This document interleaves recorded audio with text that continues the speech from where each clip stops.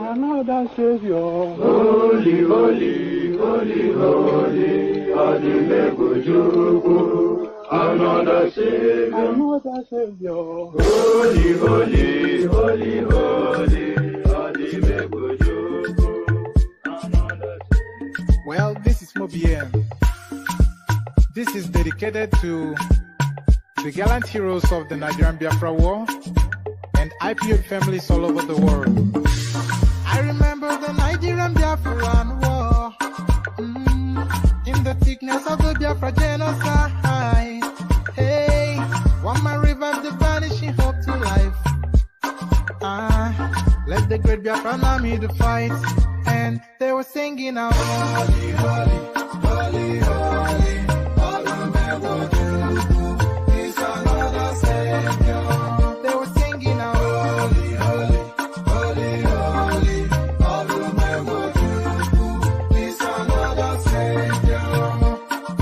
Holy, holy, holy, holy, all the men will do is another Savior. Many years after the genocide, whoa, yet another great leader has risen up now. Oh, and he's leading the Biafrans to victory. In your Madika, Yabika Kokwanam Noah. Hey, Anamekele Mazuche Mefo. One memo.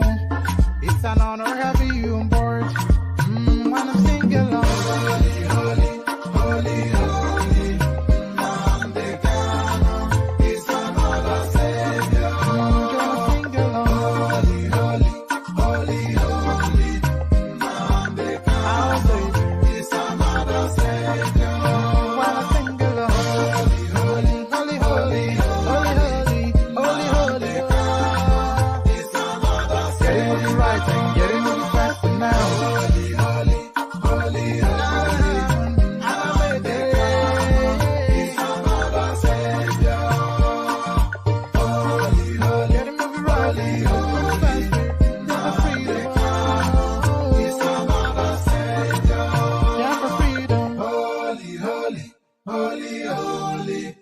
Nandekano is another Savior.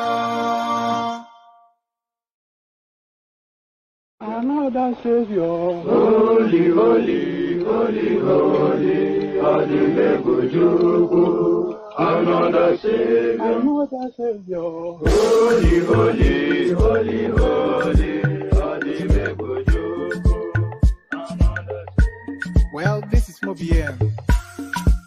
This is dedicated to the gallant heroes of the Nigerian Biafra War and IPO families all over the world.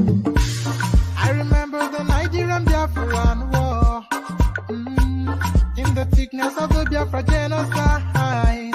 Hey, one man revived the vanishing hope to life. Let the great Biafran army to fight, and they were singing out, holy, holy, holy, holy, all the men will do is another Savior. They were singing out, holy, holy, holy, holy, all the men will do is another Savior. Holy, holy, holy, holy, all the men will do is another Savior.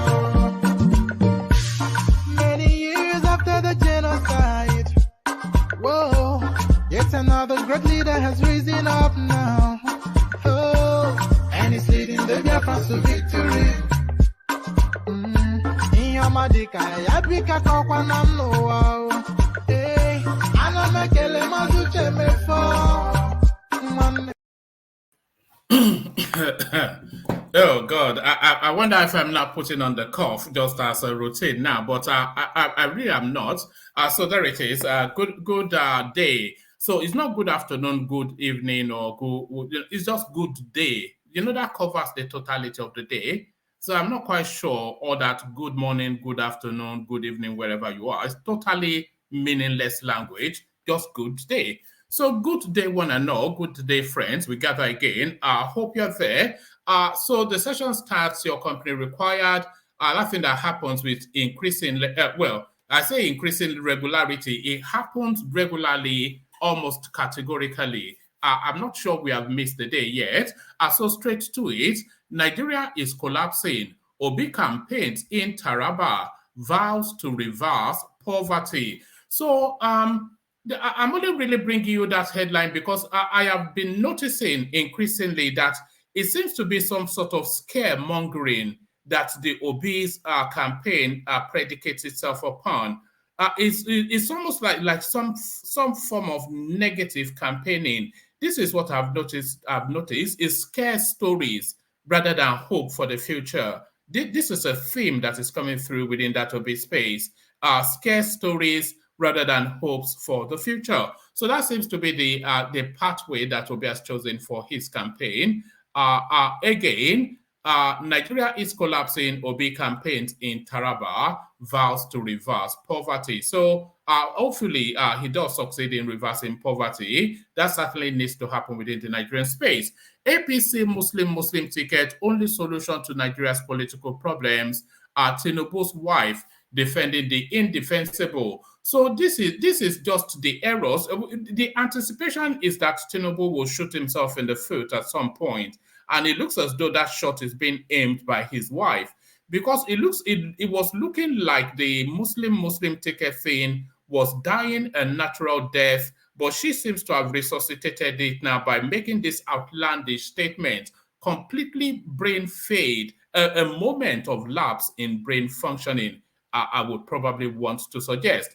APC Muslim ticket, only solution to Nigeria's political problems. The headline attributed to the wife of the chief looter of Lagos State, Remi Tinubu. So Muslim ticket will change Nigeria's political narrative in 2023. Tinubu. So still the same headline, but from a different platform. So now this is the story now that seems to be ricocheting around throughout the whole of the Nigerian media space. This story is just at the top of the chart. Nigerian musician D'banj arrested, detained over fraud allegations, connivance with government officials. So it is the Empower space that they are saying this guy has been colluding with elements within the officialdom to illegally help themselves to public funds. But what surprises, of course, a highly successful artist who you think is wealthy in his own rights and will be as distant from politics and maybe corruption, but in a private sense, certainly not political corruption. So this comes from left field. Nigerian musician D'banj arrested, detained over fraud allegations, connivance with government officials. So quite what led D'banj to that space, we'll find out shortly. So a lot of that's D'banj story. Road to 2023, we are not in alliance with PDP. So this is Kwakwanso said now that he has not yet absolutely categorically surrendered himself to Atiku Abubakar. So quite what is being said and why it is being said, all of that up for discussion, and we'll discuss it shortly. So this we'll discuss shortly as well. A lot of people, they like to say that the Buhari administration has achieved nothing, a total failure. But the Buhari administration has not achieved nothing. It has actually achieved quite a few impactful, epic, country-changing projects.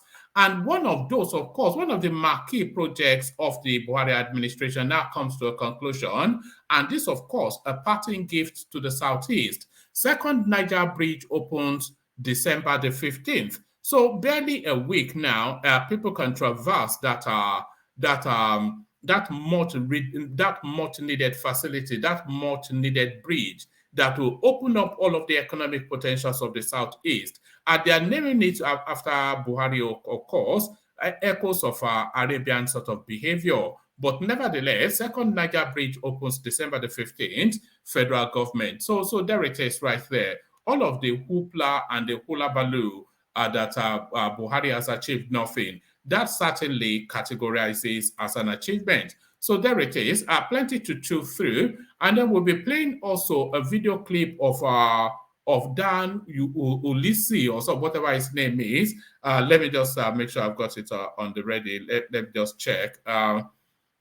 We'll also be playing a video clip of Dan Ulisi trashing Kenneth Okonkwo for reasons that he has been wayward somewhat in his language. So, cat fight in the Southeast. So, that's up for discussion as well. So, as ever, a rich potpourri, a healthy and a healthy mix of all manners, everything from show business to politics, and even the interweaving of show business and politics with the band narrative. So lean back, kick back, take it easy, relax into it.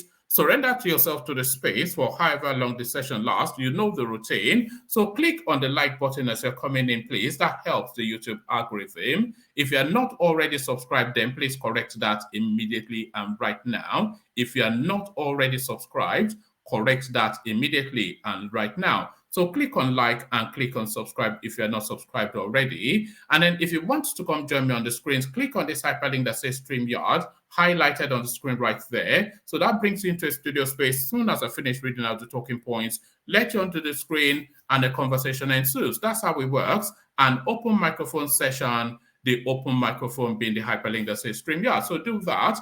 And then, of course, we've been encouraging that people tip in the direction of the platform. If you want to encourage the host in some form,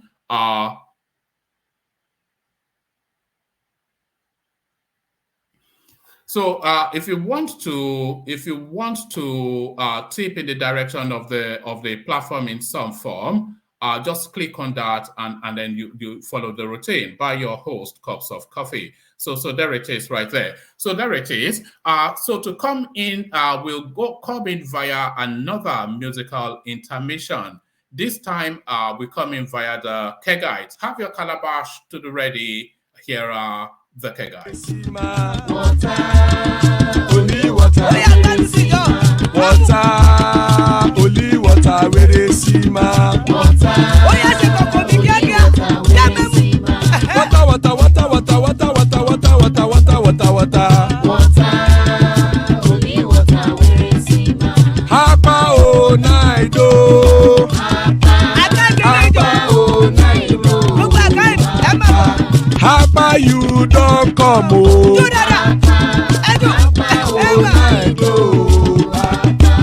Hapa o naido.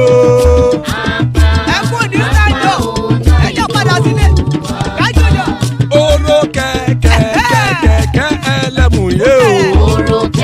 Ilé sọ́díyà kẹ̀kẹ́ ẹlẹ́mùrè o. Bobby master kẹ̀kẹ́ ẹlẹ́mùrè o. Chief Wáìlà tí kẹ̀kẹ́ ẹlẹ́mùrè o. Eruku lẹ̀lẹ̀ ẹlẹ́mùdé. Eruku lẹ̀lẹ̀ ẹgbẹ́ ẹlẹ́mùdódò jàre o. Eruku lẹ̀lẹ̀ Ghana ti dé ẹgbẹ́ bọ́dì o. Ọmọ ẹlẹ́yẹ ẹyẹ o ó dilé o. Olúyẹ̀lá ẹyẹ o ó dilé o. Petrosoname ẹyẹ o ó dilé o. Petrosodunke ẹyẹ rẹ̀ ó dilé o. Ẹlẹ́kọ̀ ọ̀run mú ìní o.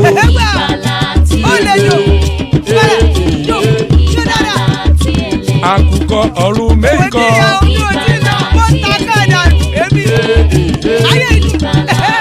Ikú kò ní ríwà gbéṣe o.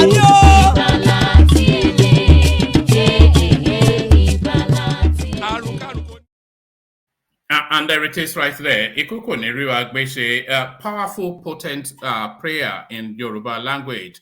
Ikuko Niriwa Agbeche, may death have nothing to do with us. So there it is. Ikuko Niriwa Agbeche. So Ikuko Niriwa Agbeche, as guys, I bring you this. Nigeria is collapsing. Obi campaigns in Taraba, vows to reverse poverty.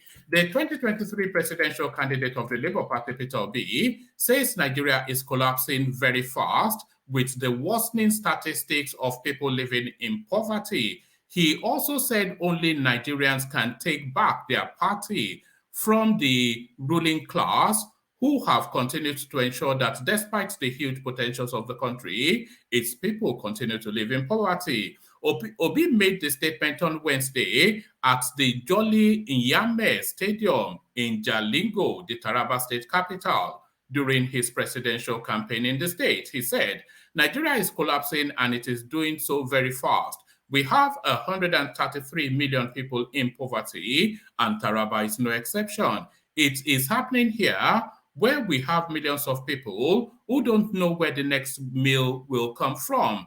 That is what I and Baba Ahmed want to reverse. Also, Obi's running mate, Dati Baba Ahmed, Nigeria is waging a war. That is a war not between tribes, not between faiths. It is a war between the good people of Nigeria and the bad governance, and that war we must win. So it's a scaremongering tactic that they are using to campaign, of course. They promise stakeholders in the state that if voted into power, they will not govern the country from Abuja, but rather from the state where the potential, both human and capital of the country are located. So there it is right there.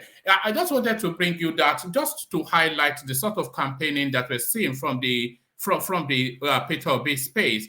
It's almost like an anti-vote. They are looking for an anti-vote. This is my summation of watching the campaign trail, and we watch the campaign trail all the way through.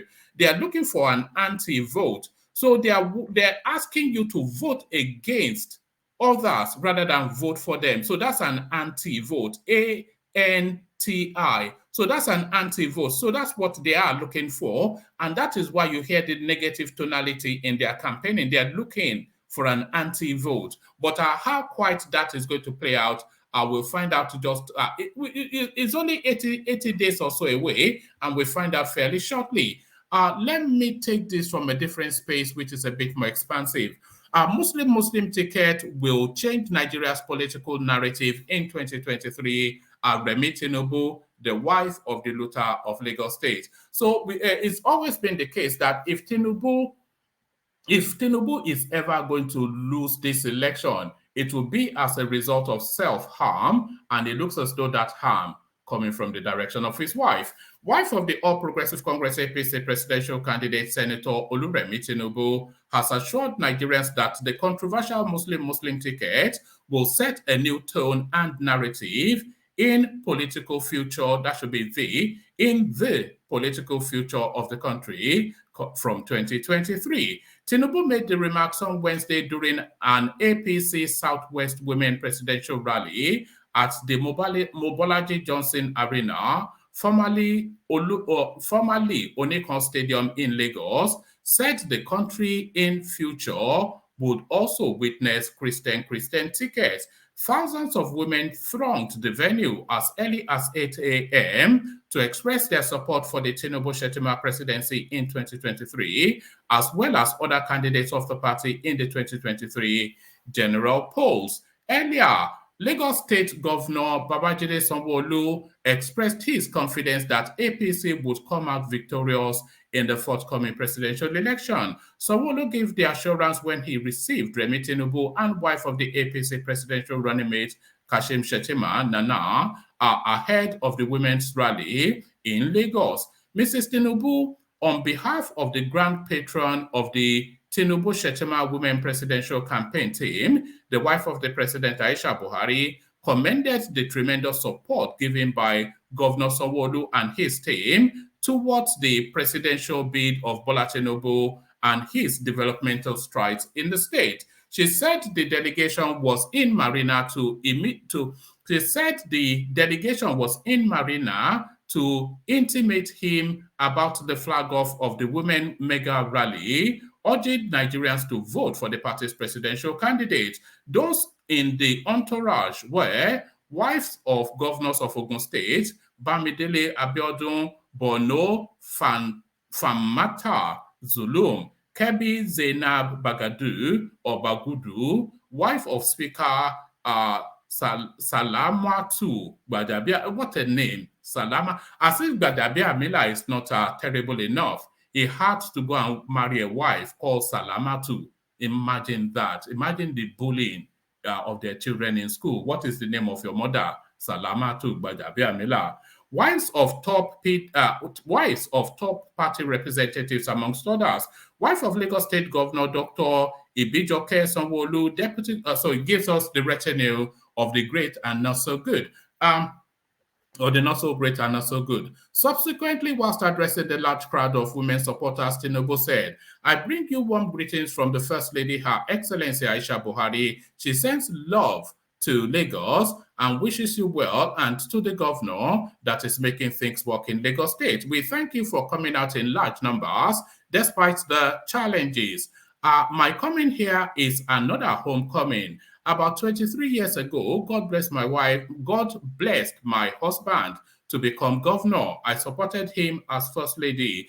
Commenting on the influence of social media on the youth, she stated, social media is good for you to seek proper information. I want to tell them today, I stand tall in my state. I want to thank the people of Lagos Central for sending me to represent them. I am the first woman to emerge as senator 3 times. This is a wonderful opportunity. Since 2007, when my husband left office, I kept working for the good of our people. God rewards good work. What is happening to us is God that is doing this. He pleases people without people paying attention, but heaven pays attention. So I just want to, okay, yes, so this is where it comes in. She added, as regards Muslim ticket, this one will set the tone for the future. So this is where she begins to go off script, because of course that thing seemed to have died a natural death, but she resuscitates it with this just off-guard comment, this ill-advised comment. She added, as regards Muslim ticket, this one will set the tone for the future, sometime in future. So that should be sometime in the future. Sometimes in future, we will have a Christian ticket. What God has done is marvelous in our land.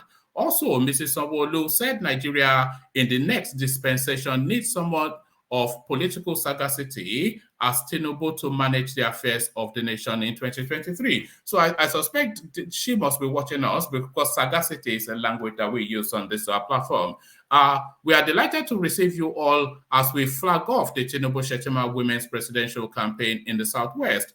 As we know, our great leader, President Buhari, has laid the right foundation for progressive governance. He has been responsive.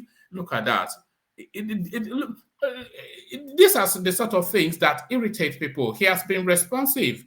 When the whole of the country was subsumed in flood, this guy flew to South Korea. When they broke into Kuje prison, this guy flew to the Middle East.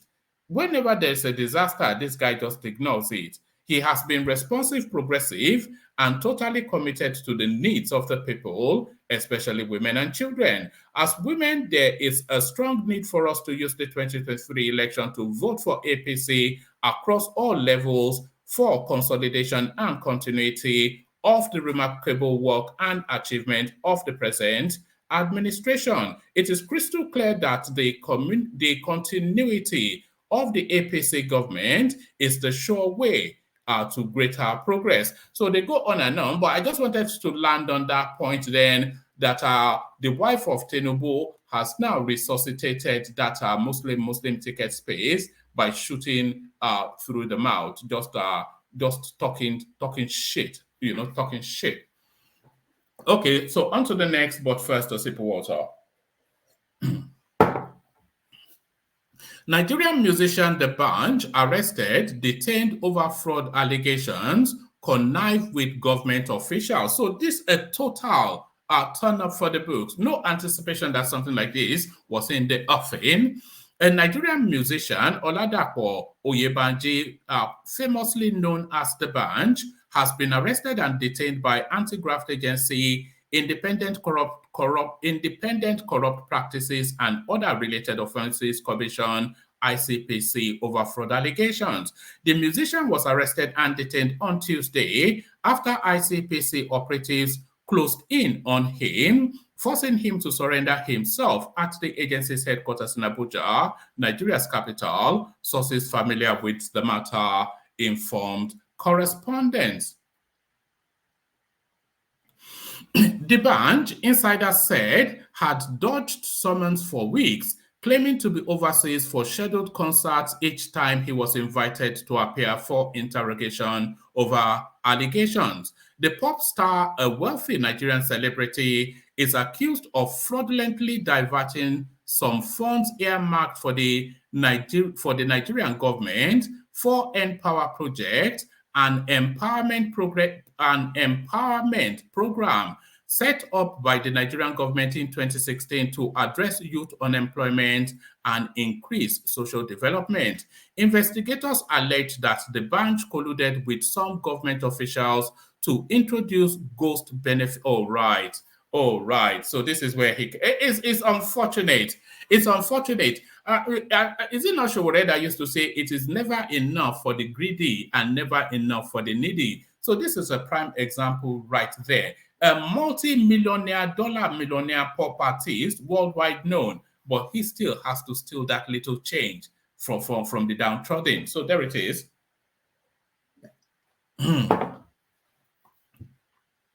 Investigators allege that the bunch colluded with some government officials to introduce ghost beneficiaries into the payroll of the scheme. The stipends paid to those beneficiaries were subsequently paid to accounts later allegedly linked to the celebrity. I mean, how low can you go? What is even the value of the Shopee money? I don't know, man. I don't know. Let's see if it gives us sufficient enough reasons for this to be the case. After the musician failed to show up for interrogation despite multiple invitation, the ICPC moved to arrest him anywhere in Nigeria and abroad, forcing him to show up at the commission's office on Tuesday. On arrival, the badge was interrogated and later detained. His plea for administrative bail was rejected by officials who said the musician could not be trusted to attend his trial if released on bail. It was learned that the ICPC might approach the court on Wednesday for an extended remand order to enable the agency complete its investigation before charging the musician to court. The spokesperson for the ICPC, Azuka Ogugwa, could not be reached for comment for this story. She said to be attending a program abroad. Nigerian singer D'banj is not new to controversy. In June 2020, he was entangled in a messy drama involving the alleged RAPE of a lady in 2018.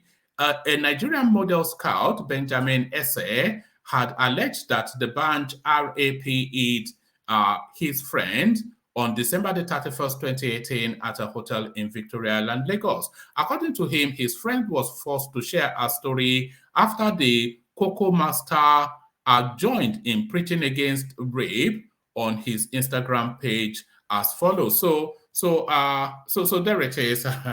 It's just unbelievable and somewhat disappointing. It's not even it's not even that it's especially caught in fraudulent acts, but really as low as stealing Shopee money. I mean, what does Shopee money? Oh yes, here is somebody tweeting. It says that this is from Sports Diva. It says the bunch that's already wealthy is arrested for Empower fraud. 30K that could have gone to so many jobless youths. The problem of this country is not just our politicians. So those are my sentiments as well. Disappointing that he will be involved in fraud at all, but really something as lowly as stealing Shopee money. I mean, for goodness sake. Let's just see. Let's see if we can get anything else from the space. Let's just una momento. Let's take it from this space. Some Twitter users have called on the Independent Corrupt Practices and Other Related Offenses Commission, ICPC, to release the names of government officials who conspired with the. So here the defense has come in. It looks as though they're now already defending him. So some Twitter users have called on the ICPC to release the names of government officials who conspired with Nigerian singer Mr. Oladipo Daniel Oyebanjo, popularly known as the Banj, to divert public funds earmarked for N-Power program. The anti-graft agency detained the Banj on Tuesday over fraud allegations involving the N-Power program. It was said about 10 persons had been invited in connection with the fraud, and that the government officials are involved. On June 8, 2016, President Buhari launched the program to address the issue of youth unemployment and empowerment and also promote social development. One of the Twitter users, Idris, on Wednesday, criticized the, my God, man, it's just, it's beyond, you have to understand that there's a reason why they call people who follow this sort of elements like the band, fans. And fans is an abbreviation of the word fanatic. So they are fanatical. If this guy goes and shoots somebody, one of his fans will still come and defend him. One of the Twitter users, Idris, on Wednesday, criticized the anti-graft agency for not disclosing the identity of government officials the same way it did with the Banj. Bro, they said the Banj and some government officials diverted some money. They mentioned the Banj's name, but did not mention any government officials. So I'm just going to leave that there. So you can already anticipate, but stealing 30K, you a multi-dollar billionaire, is just pathetic and tragic. Our road to 2023, we're not in alliance with the PDP and NPP. So Kwakwanso now telling us that he has not yet surrendered to Atiku. The new Nigeria People's Party and NPP has denied that it is aligning with the People's Democratic Party PDP in the 2023 presidential election. NNPP Secretary of Board of Trustees, Engineer Buba Galadima, was quoted to have said the party would form an alliance with the PDP to bolster the ranks of Atiku Abubakar, the PDP standard bearer. But the party's National Publicity Secretary, Agbo Major, in a statement on Wednesday, said that Rabiu Kwakwanso was in the race to win. He said, NNPP notes with concern the stories making the rounds and credited to the Secretary of Board of Trustees, Engineer Buba Galadima, that our great party may go into alliance with the People's Democratic Party PDP ahead of the 2023 general elections, and state as follows. That there is no such arrangement on ground, as our presidential candidate is in this race to win and provide purposeful leadership in line with our party's programs and manifesto. He is determined to go all the way due to his passion to serve Nigerians.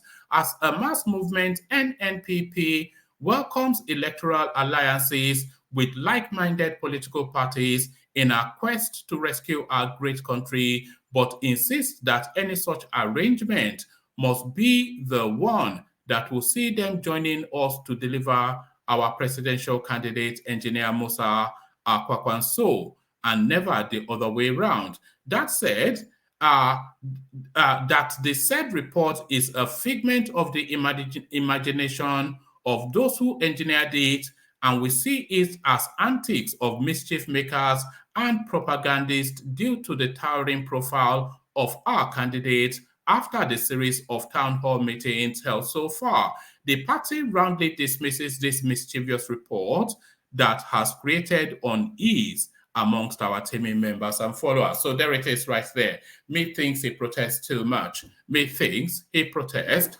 too much. So there it is. There is no smoke without fire. The Secretary of the Board of Trustees has let the cat out of the bag that Kwakwanso is actually campaigning for Atiku. But then that catches nobody off guard, of course. Our blood is thicker than water. The Northern Alliance, Aboki Forever, and all of that. So there it is. It should catch you not off guard when Kwakwanso then cascades his structures into Atiku. But what would that even mean for the presidency? How does that takes away from Tinubu, of course, but does it land does it land at Atiku, the presidency? Second Niger bridge opens December the 15th, federal government. So that's barely a week now, or just about a week. Federal Controller of Works in Delta, Mr. Jimoh Olawale, has said that the new second Niger bridge will be open on December the 15th. Speaking to newsmen on Wednesday, December the 7th, Olawale said the bridge will be opened for only 30 days. But why so? He added that the Minister of Works, Babatunde Fashola, ordered the opening of the bridge, which is not, I think that might well be for the Christmas rush. I think that's what they're doing. He added that the Minister of Works, Babatunde Fashola, ordered the opening of the bridge, which is at 95% completion to ease traffic during the Yuletide.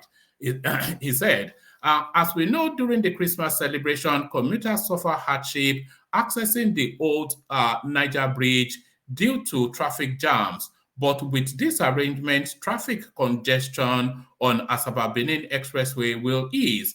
We have notified the state government on this arrangement, and we're working with, hold on, pardon me.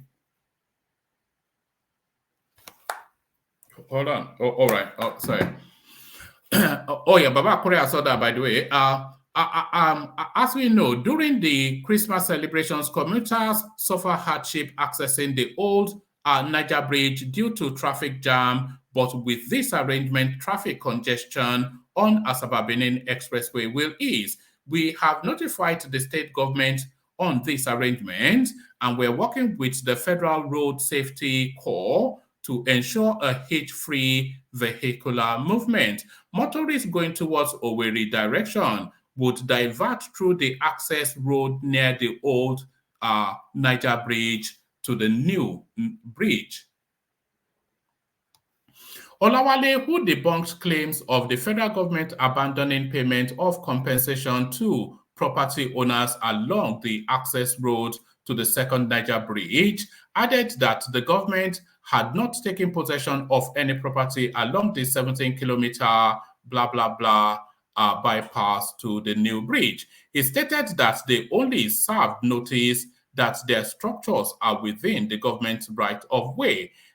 So it goes on and on, but there it is right there. So open for operation from the 15th of December, the second Niger Bridge started, completed under the Aboki from Daura's administration. So you can say a lot of things about Buhari, but you cannot say he did not do anything. That's just a factual inexactitude. Actually, a lie. To say that Buhari has not done anything is a lie. So let's round it off with the Banji's lawyer, and then we come into the room. Hopefully, there are people there to take it on. The Banj's lawyer issues statement following singer's arrest and detention. So now let's now, the excuses now come streaming in. Legal counsel to Oladapo, it was Oladipo in the last one, or it's Oladapo in this one. Legal counsel to Oladapo Oyebanji, aka The Banj, has released a statement following the singer's detention by the Independent Corrupt Practices and Other Related Offences Commission, ICPC. ICPC revealed today, December the 7th, that it had detained The Banj over its investigation into allegations of diversion of funds for the End Power program. Assistant Team Head Litigation Law Corridor Mariam Musa, in a statement on Wednesday, said the Banj and his management do not engage in business dealings unless they are legitimate, properly documented, and obtainable in law. The lawyer, however, acknowledged the ongoing ICPC investigation of alleged diversion of Empower funds. Musa added that though the Banj was officially invited by the ICPC in respect of the investigation a month ago, he sent in letters through his attorneys to the commission in respect of his schedule in South Africa and promised to visit the commission when he returned. So the statement in full, I'm not quite sure.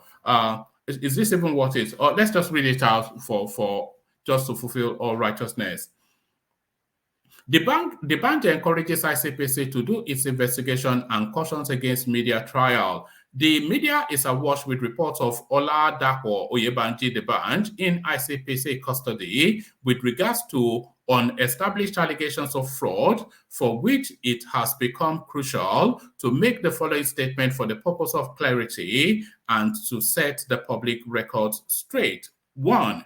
It is instructive to state foremost that the report concerning the arrest and detention of Mr. Daniel Oyebanjo is misconceived, malicious, and prejudicial to justice anywhere in the world, and we would advise that the general public be guided. Number 2, we acknowledge the fact that the ICPC is currently investigating allegations of diversion of N-Power funds, as already stated by the Commission, and we continue to hold the expectation that the Commission will stay the course of professionalism in this matter. So they've not denied it yet, but let's carry on. Only 4 more. Number 3, so maybe this is where the denial starts to kick in, or the excuses. Number 3, for the record, the bank has no such contractual or incidental relationship whatsoever with any group or persons within or outside government in relation to the disbursement, operation, access, or control of the operations of any government funds through any agency or its subsidiaries. So I'm not quite sure. They're not saying he has control of the N-Power funds. They said he illegally took advantage of it. So that's the allegation. They're not saying he's in charge of N-Power funds. They're saying he illegally accessed it. Emphatically, and as a matter of policy, the bank and its management do not engage in business dealings unless they are legitimate, properly documented, and obtainable in law. So that's just a total nonsense, of course. He doesn't do anything criminal. How many? The mother of Lawrence Anini will appear in court and tell you that he's a good boy, he did not do it. So that's just a nonsense, isn't he? He's a good boy, he did not do it. Number 5, the bank was officially invited by the ICPC in respect of the investigation a month ago. However, he sent in letters through his attorneys to the commission in respect of a schedule in South Africa and promised to visit the commission when he returned. Number 6, on Monday, the 5th of December, 2022, the bank freely and of his law-abiding accord went to the commission at about 2 p.m. immediately he arrived in Abuja. The officers of the commission advised that he returned the following day, as it was late for any interview on the said Monday. Number 7, the badge returned to the commission the following day, being Tuesday, the 6th of December 2022, as earlier agreed, and voluntarily submitted himself to the commission to make their inquiries and investigation. Number 8, the branch has encouraged the commission to carry out its investigation thoroughly. He's encouraged the commission to is in detention drinking Gary. So that's what's happened. The total nonsense, of course. So here they are, the A team. Babati, I see you. The mighty Ajale Koko, I see you. Dapo joins us from Lagos, and Baba Akure is there as well. So good to have you all, gentlemen. Good to see you all. Let's kick it off with Babati. Are you ready to go, Babati? Oh, give me a second. Let me pass the mic to the next person. Just give me 1 second, please. All right. Okay. Let me go on then. Let me go to that point. That point. You ready to go? All right. That point. Okay. I'm back. I'm ready to go. Go. Okay. Thomas joins us as well. So Dapo and Thomas both in Nigeria. So either one. Let's go with Dapo. So Dapo, the bank story is completely caught me off guard. I never thought anything like this. What's going on there? Well, I'm good evening, everybody. I'm just hearing for the first time here on this platform. It's news to me, I made a comment on it while you were reading it that I don't feel it's right to. I didn't even know that some people will pass the same comment to. It's not right to accept that is a culprit until proven guilty. the fact that he's been arrested, in my own view, does not convict him. I mean, it still has to be. No. It shows a worrying indication towards him being complicit somewhat. He was arrested and then detained. So Well, he didn't doesn't go. He didn't go there to help the police with their investigation. He went there and they detained him. They won't detain him. it still doesn't. It still doesn't mean that he's already a convict. It still has to be recharged to court or something. In my view, Yes, but I cannot think that this is just some vague. There has to be some veracity to it. It cannot just be some abstract. No. I don't think it's right. You can't say that. Let's hear his own side of the story. In my own side of it. Yes, you have to now. Unlike we have a saying in Yoruba. You have to hear his side. The ICPC has stated their own, okay, fine. He's done that. Let's hear his own side. And I think his people has already come out that they shouldn't give him social media trial. So, they shouldn't give him. So yeah. Was he detained or let go? He was detained. But that's the thing. He was detained. That means they have something on him then. Of course, now somebody that high a profile. Somebody of that higher profile. All the same. It's still. I believe that he should still be given his day in court. He will have his day in court, and he will go to that court from Kiri. And for all you care, look at Babachi Lawal of late. They said he did the 200,000 grass cutting. I know there might be some, some undercurrents, to cover the thing. But at least when he had his day in court, he was declared a free man. No.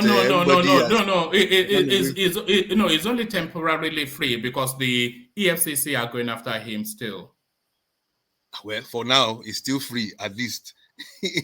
For now, he's still free. But I don't know whether you get my drift. I think it's just good to hear both sides of the story. But it's good to hear. Of course, that's always the case, and you shouldn't rush to judgment. But it's so abstract. They have not caught some politician. They have not caught some known Instagram 419 guy like Hush Puppy. This is an international superstar, a multi-dollar millionaire. So it's so out of the realms of what is feasible. Yeah, that it's too far out there for it not to have something. I get you one man. I get you one man. You see, I'm sorry. I'm not a fan of his. Yeah. And it's not because I share the same name with him. No, I'm not a fan of it. Okay. For your platform. For your platform, for the sake of this platform, I don't think because you have to be balanced, kind of. We do. We do.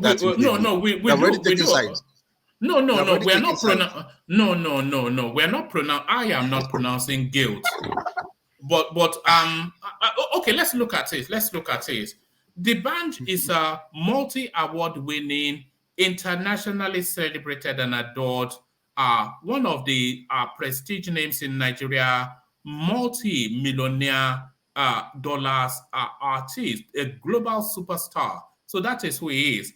So they are saying that he's corruptly taking advantage of the End Power program, and they've invited him for investigations and they've detained him. The more reason why you should be cautious, because somebody that commands that kind of pedigree, what should really attract him, or what's that attractive about Empower money? So one should be very, very. That's my view. I mean, how much is every whole Empower money? Yes, I'm reading somewhere. Do you see where I'm coming from, Babati? That they had sent they've asked him to come to their office numerous times and ignored their invitation. So it wasn't like they just picked him up all of a sudden. So it's been, so that means they've had him on their radar for a while. And don't discount that. And number two, the bunch has been running foul. You remember 2 years ago when they picked him up for allegedly raping somebody and the case just went away. So it's been, I don't know what's going on with him. So like he's been doing some funny stuff lately. But this case, when it comes to empowerment, tells me something. There are many more people that are involved. I profile people involved in the case, and if the case is properly prosecuted, then it has my role in this case because that is government funds. That means he knows somebody in government that is helping him out with that. So that's really what I want to know. I am not. I think they are trying to hide corruption under his name. I don't think it's right. Like laundry money, Abby. Somebody Yes, money. because they're thinking his name is too big for them to go after him, and the money is so small. So Dapo, it's impossible not to conclude that there is some veracity at least to it. It's too far fetched for without it not to hearing his own side of the story. No, of course not. We're not pronouncing. Okay, woman, but how deep are you willing to go down the rabbit hole? That's okay. Yeah, let's go. I'm saying that these things are not new to that area. See, those so-called artists, even our kings, they're involved in all this laundering of funds. So if you really want to go down there, we have a long list of people that we're going to pick up. It's not impossible. I'm not discarding it. It's not impossible, but it's not for us to accept from the beginning that it's not without hearing his own side of the story. That's not impossible. Do you know what one man might be skeptical is because you know how they pick up these high profile individuals and the case just disappears. You know, that's what the thing is. Like, even though we don't know what's going on, nobody actually follows up on the case, and it just we don't speak about them anymore. So that's why what man is coming from. I think it's better. I think it's better. He's convicted in the court of law. All right, that's the usual go-to in the Nigerian thing. By the way, when somebody is caught, we always say, "Oh, but it's not been everywhere in the world." Everywhere in the world. But the Nigerian do they? Oh, sorry, Babate. Do you know that? Do you know that? Go on, let me reply him. If you live in America, maybe you live in a different country. You see, in America here, we always pray that one thing. I prefer the local police and state police to catch me or arrest me because I have a chance. In America here, if the FBI picks you up, you have no chance. Do you know why?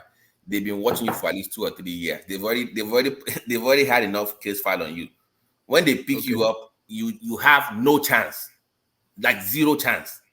So, but in Nigeria, it's not the case. That's what I'm saying. Like, Nigerian policemen are so lazy; they rarely do investigations. Because because if you notice, half of the cases that get dismissed in Nigeria against corruption, it's not because that person was not found guilty. It's because the prosecutor did not file a case very well, or it's always mistrial in most cases. If you go and look it up, it's not because they were not guilty of that case. It's because of mistrial, because our so-called EFCC are incompetent. So that's where I'm kind of worried about this case. Even if it's guilty, the more reason why one has to be careful, because I mean, if you go through the court of law and it's released of the allegations, I mean, it doesn't speak well of this platform, in my view. All right. Well, the story is out there, and we cover balanced journalism. All right. Balanced journalism. No, that's fine. No, that's fine. That's fine. The story is out there, and we cover our stories. But let me move you from that space. Let me move you to Tinubu's wife, telling us now that the Muslim ticket is the new template. It says APC's Muslim ticket, the only solution to Nigeria's political problems. This is Remi Tinubu doing everything she can to sabotage her husband's campaign. What are you making of that? I don't believe she's sabotaging her husband's campaign, because she went further to say in the near future we would have a Christian ticket. She said I believe that she's just saying that, look, I mean, it's not all about religion after all. I mean, if the husband eventually becomes a president and they are eventually proven wrong that the Muslim ticket is not that bad at all, if they are able to, I mean, have a good performance in their tenure, I mean, then Nigerians will not really attach much importance to religion at the end of the day. And she went further down to say, well, in future we'll have a Christian ticket and we'll be comfortable with it, in my view. So I don't really. I think she should be that. She should be too matured for that kind of goof. Do you not think she should have just stayed away from that topic in totality? I agree with you. I agree Yes, with you. I agree with because you. She should have stayed. She should have stayed because some people will, like you, like we are trying to. I mean, read minutes to it on this platform. There'll be a lot of people too, trying to. So it's better you should have just left the sleeping dog to lie down, like in its own corner. is it a moment of lapse in judgment? Should this woman be allowed to speak in public at all?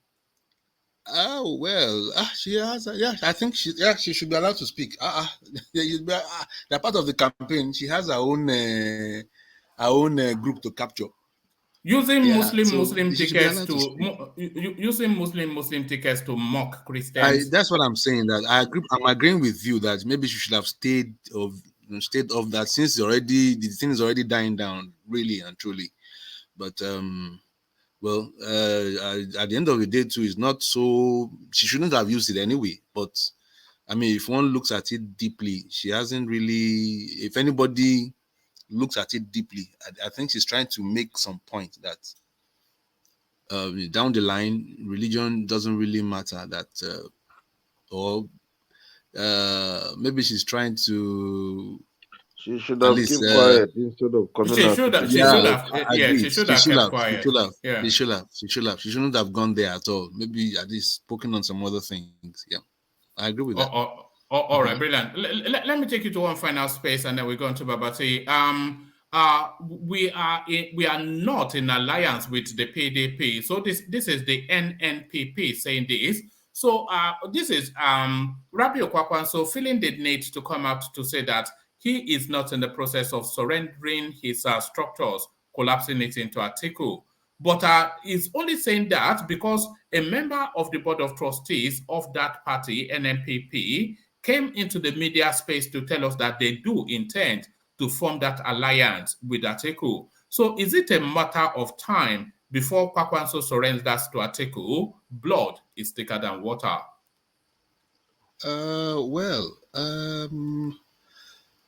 Concerning NNPP, eventually I learned some like a week back. I learned that they're going to collapse their party too. Together with a big party down the line. But it's not with Atiku that I heard. I heard with Tinubu. But the veracity, I'm not too sure. I'm not too sure of the veracity because I mean, when the person told me, the person is in Ibadan. And I think he heads one of their stuff in Ibadan there. He said they are working for. Eventually, they're working for APC. That Kwakwanso himself will eventually collapse his campaign, whatever, for Tinubu. That's what I heard. But how true, I don't know. I can't. I've not verified it. I've not heard it from somebody else. But that's what I heard anyway. All right, brilliant. Thank you. Stay with us. Let's go on from you to Babati. On the way to Babati. I have some. I have some comments on you want to voice or something. No, you're now breaking off. Sorry, repeat that. You have what? I said I have some comments on the program. I don't know whether maybe it's right. I passed some comments in the private chat. Maybe you can read it. All right, I'll have a look. And I'll have a look. If you feel that you want to talk about it, let me know. All right. The second one. All right, I'll have a look. But let's go to Babati and hear his commentaries about Tinubu's wife. On the way to Babati, let's acknowledge Desmond's super sticker. So thank you, Desmond, for that. So Tinubu's wife just shooting from the hip and talking shit. Should this woman, the husband talks nonsense and the woman and the wife talks shit? In the words of the great Egba philosopher and brilliant mind, Wale Soyinka, a proud Egba person. I'm not bragging, I'm just saying, but they come from that area of the world. So, like one man. It would describe Remi Tinubu as a mere political appendage. The same way he described Goodluck's wife. sometimes I wonder who the campaign managers of these people are. Like who is? I would like to find out who is the campaign manager of Tinubu, because they have to get a hold of the wife. If you're not going to benefit the campaign in a positive manner, then it's better you don't speak at all. So your husband is already making all these gaffes, and we cannot afford to have you also making the same gaffes, or even something more that would be very consequential to the campaign. So they have to rein her in. She has to be scripted, right? I think she's already done 2 times in the Senate, right? If I'm not right. Actually, she's claiming she has done 3 since 2007 till date. So what is the time limit? I thought it was just twice. No. I think like in America, you can be there for as long as you are being returned by in Nigeria, do they have time limits for Senate? I think it's twice. No. I don't think so. No, there's no time limit. There's no time. Yeah, I didn't know that. So for the House there is, right? But not the Senate. No, neither. No, it's only for the presidency and the governors. Yes. Oh, I did not know that. So we cannot even compare her to Goodluck's wife, because at least she has some political experience. Like, I haven't been in office, I've run a campaign, so she should at least know better when she opens her mouth to speak. Because now your husband is the one running. So I think the campaign manager, they have to sit her down. The team has to sit her down. They have to put people around her so that they can have a word scripted. That way, she does not make all these gaps that might cost her husband the office. Because if she keeps going at this rate, then I don't think that would do well for the husband at this point. But like Olishin guy would say, she's a mere political appendage. But hopefully she does not do that much damage as just an appendage woman. All right, brilliant. Because I streamed the articles. I think I streamed the articles campaign in Osun State, and the wife was quite excellent on the rostrum. So you'd expect equal measure from Remi Tinubu, but she's more of an agbero. The only memories that people have of her is her slapping people and just being a loud. Oh, yeah. I'm sorry, one man. Can I interject, please? Yeah, come in. I think we have to mind our language here. No, don't worry. No, Dapo, hold on. No. All right, sorry, Dapo. Don't micromanage. Don't worry. We are grown-up adults. Man, why? I don't know, man. It's gonna just damage maybe it's a pastor. Maybe Dapo is a pastor. Look at. Well, I'm just worried for the platform. No, don't worry. We can self-audit. Don't worry now. Oh. As you are building, I think you should be building a brand. In my view, no, don't worry. Dapo. Thank you. What I said, I said, don't worry. Appendage. No. What let me reply him. What is the role? In our constitution, there's no role for the appendage of the person in office. So when you guys said, when he referred to Goodluck's wife as a mere political appendage, what he was saying that you have no political power or authority over anybody in office. So that's why they use the phrase political appendage. It's not disparaging the person or who they are. It's just a statement of fact. So I don't get where it depends on who is listening. No. I don't. Dapo, that's enough. Sorry, don't micromanage people's.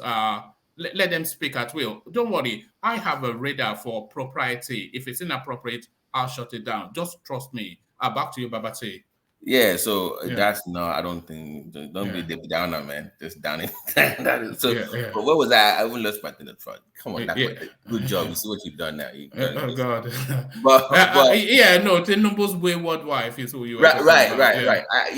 Now, see, in a more cynical way, I'm actually looking forward to her being the first lady, because I want to compare and contrast her to Goodluck's wife. Who will be the one? Is she likely to be the worst yet? Element of Agberoism in that woman. Yeah. I mean, they come from that Lagos. Sorry, Babati, please, can I just interject? All right, thank you. Good evening, one man. Good evening. Sorry to interject. I take exception to the way you described Remi Tinubu, because it's like you don't really know this woman, and My I've seen God. a couple of times that you bash her unfairly.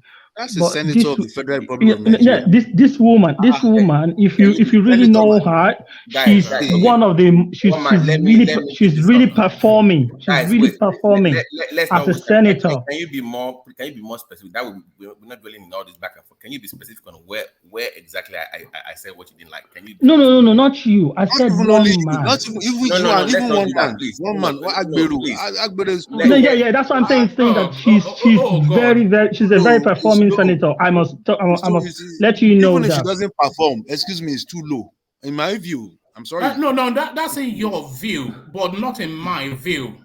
So, sorry, No. no, I'm not hold saying. on. All right. Let me just address this so we can move on. I don't want people's utterances micromanaged, because we have different thresholds of but you just have to allow me to arbitrate propriety and just let it flow. If you want to micromanage every single word that people say here, it will be like a hellish experience. So let people flow. If propriety is crossed, then I will call it to order. So you just have to place trust in me. So back to the Agbero incoming First Lady, Babati. Yeah. Oh man, yeah. I mean, goodness me. I mean, come on. You see, this platform here, like when I finish Big talking, Agbero. then you come and just make your own submission and you rebuttal what we've said, not to tell us not to say that. Oh, that's not. I don't think it doesn't work that way on this platform. People have the right to say what they want to say. You come up and make your own defense of the great Remi Tinubu, then we will tackle you appropriately. But I'm actually looking forward to. I'm actually looking forward to them actually defending her, so I can actually go after them tonight. So if they dare do that, is she potentially going to be the worst yet? Yeah, because she reminds me. Woman, she reminds me of a more witty, a more desperate version of the guy that died. What's his name? Yeah, that dude's wife. That was, yes, I remember her. Yeah, she was low key. Yeah.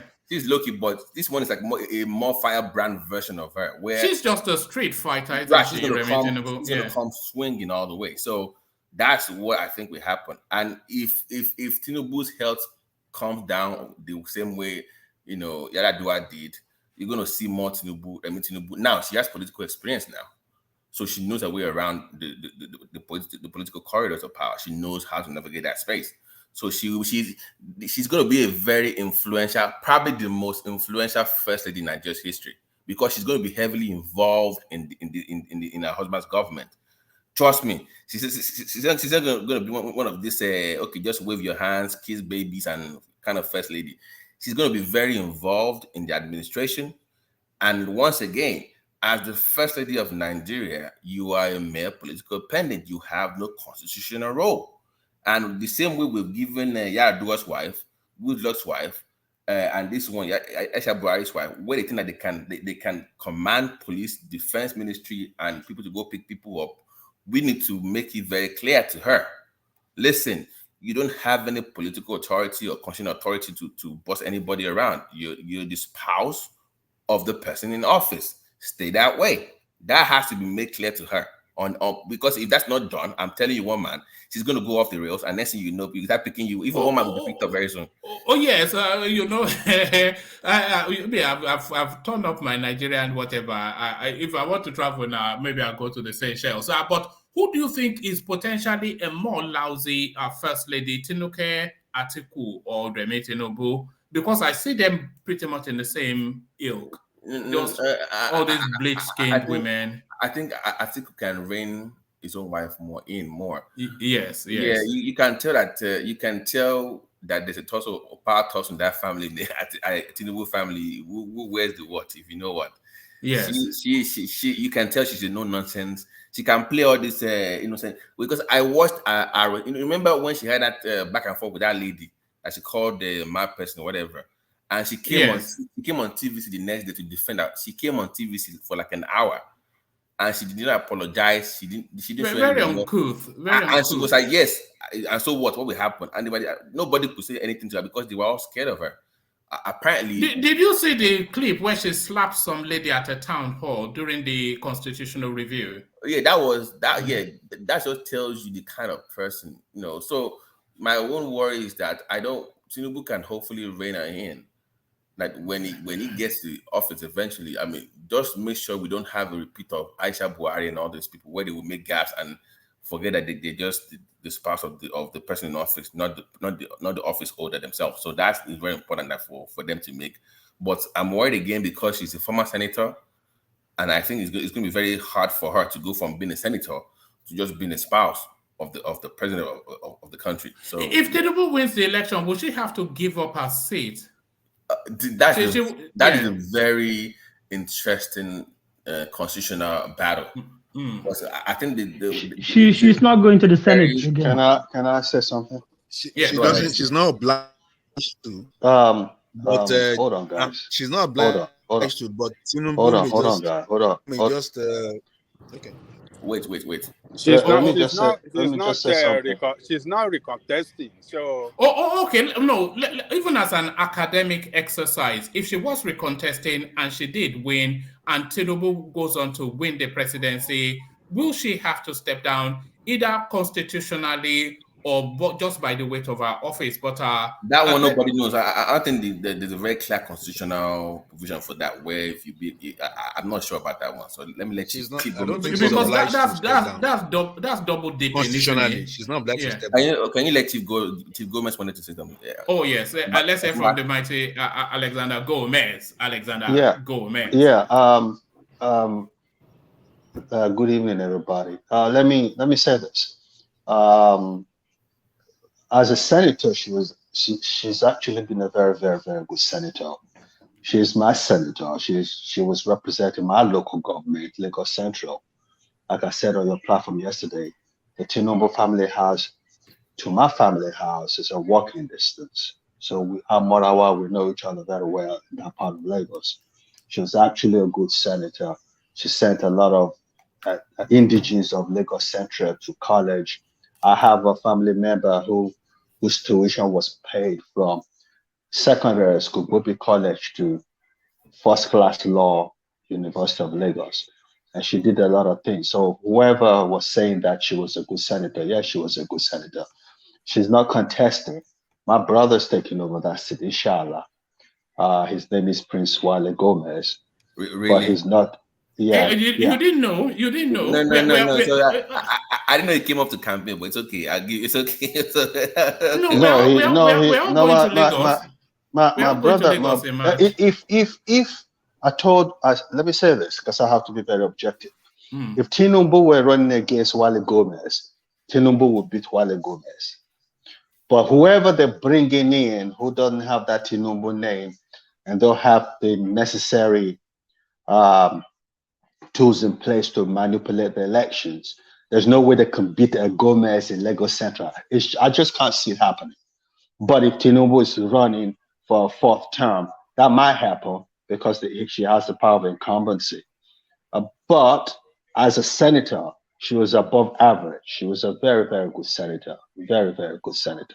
She's a very domineering person because she's essentially a Shakiri woman. And Shakiri women are the most dominating women in Nigeria by a country mile. I have one or two Robo women in my family. I have a lot of no, she's a Shakiri woman. I stand to be corrected.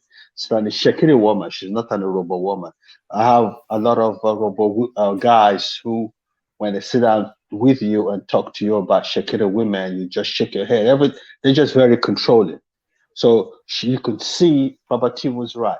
You could see she wears the pants in the family. She's going to be a very, very powerful first lady. She probably would think that she's the head of state or president of Nigeria.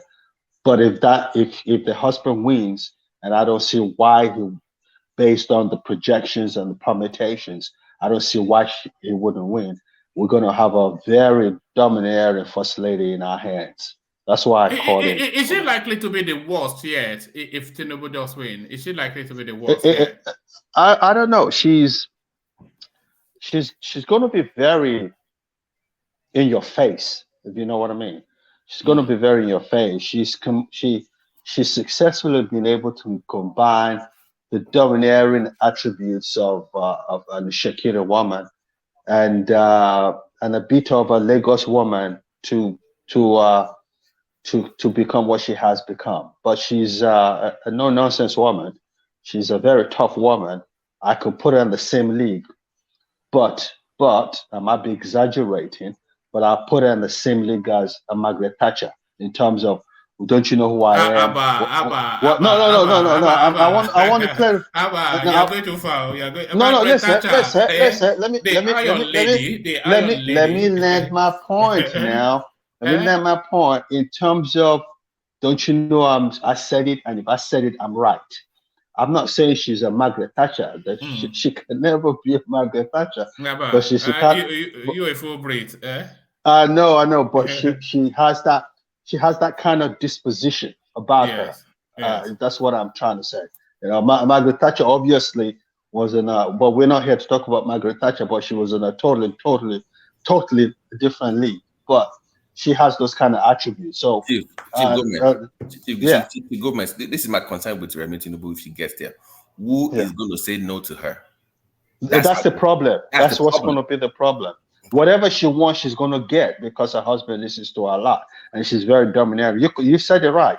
You can tell that she wears the pants. You can tell that she guards. I know she does a lot of guidance to help her husband navigate the problem he's found himself recently with his cognitive skills and all that. So we're going to have a very powerful first lady in our hands, and I don't think she's going to be very popular. No. I don't think she's going to be very popular. It's going to be a hellish experience with her. Hellish experience. So that's why I called in. Yeah.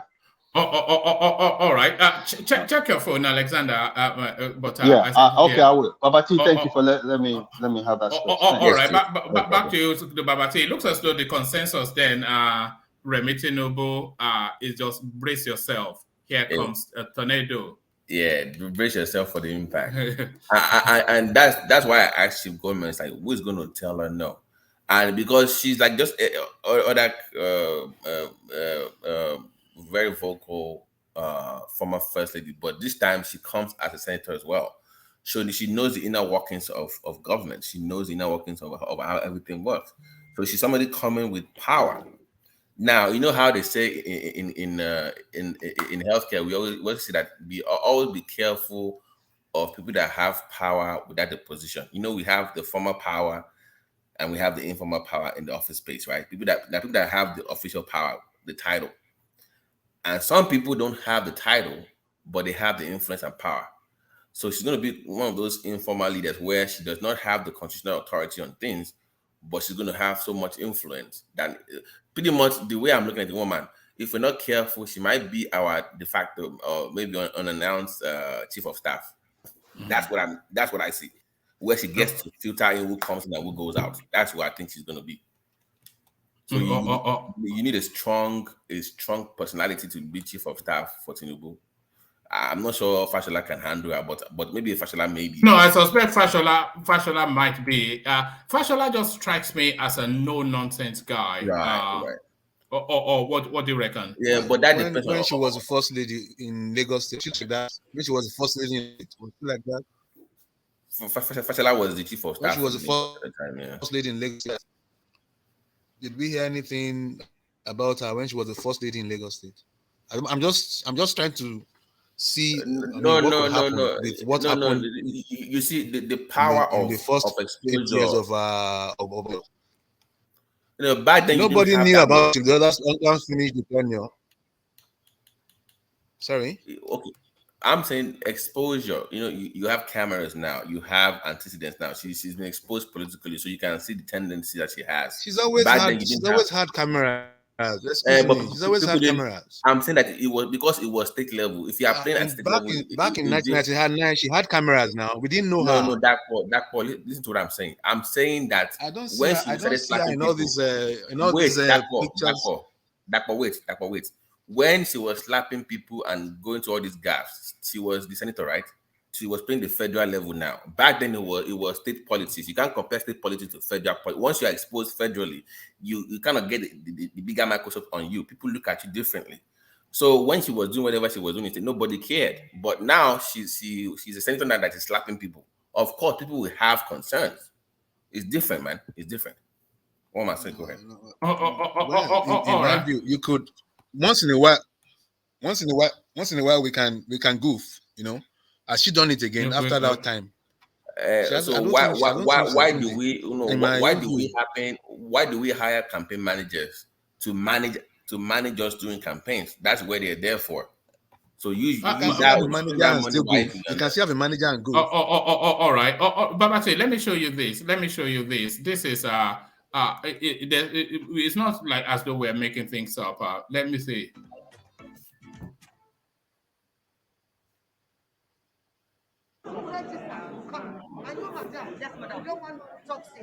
I'm not the talk of I beg your pardon. I beg your pardon, my senator, you're my representative. I'm not the respect. Mama, please. How can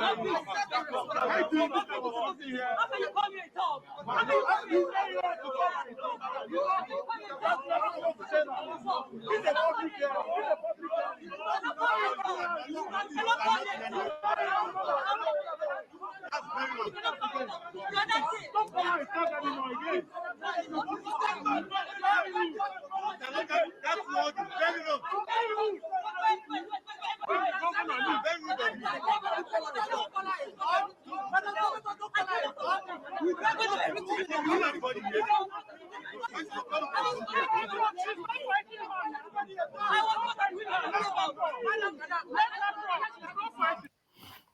Okay, I've paused it before she lands the slap before is it Agbero, Woman, I can imagine an MP in your country referring to a Brit as a thug in public.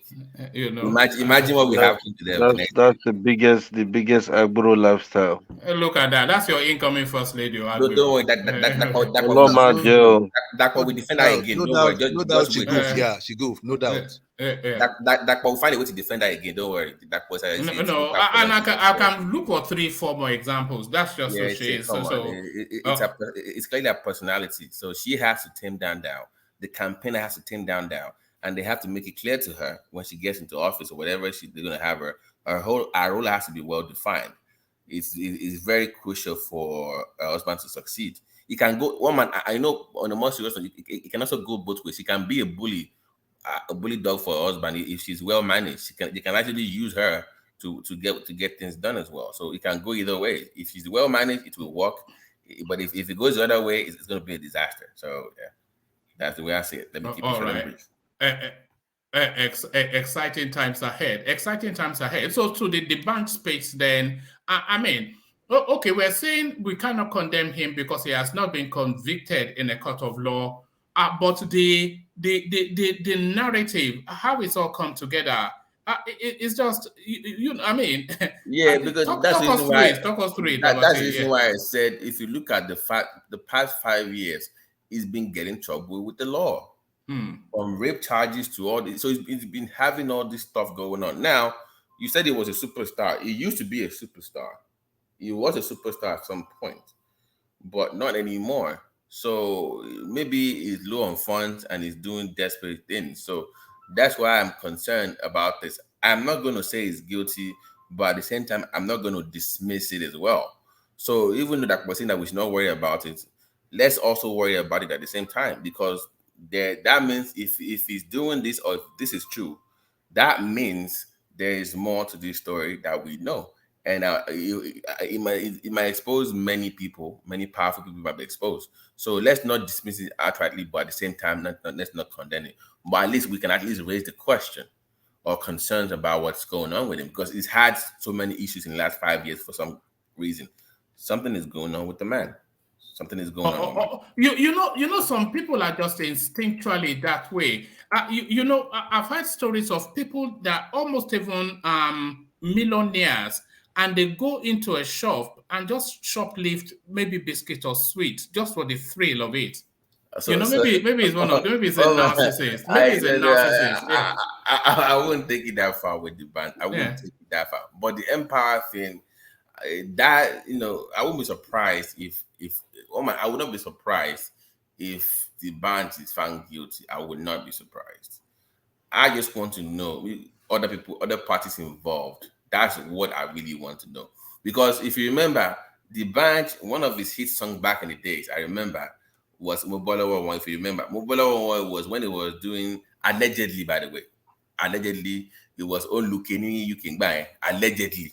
So also Aleno Ezepe. So I won't say, because that was what the song was based on. And his homeboy said, okay, that's what it was. That was back then. So this had, like I said, it's had this history of doing funny things from way back. Then I'm kind of concerned it might be true. Then if it's true, I want to know who else is involved in that. Is it like just a one man mopo thing, or does he have other people in the industry involved in this kind of nonsense? That's what I really want to pay attention to. So beyond one man, let's see how down this thing goes and let's deal with it. But we cannot also dismiss it as well. We cannot just wait and say, oh, because it's the band and we love his music, then we should not talk about it. Come on, we can talk about these issues, one man, please.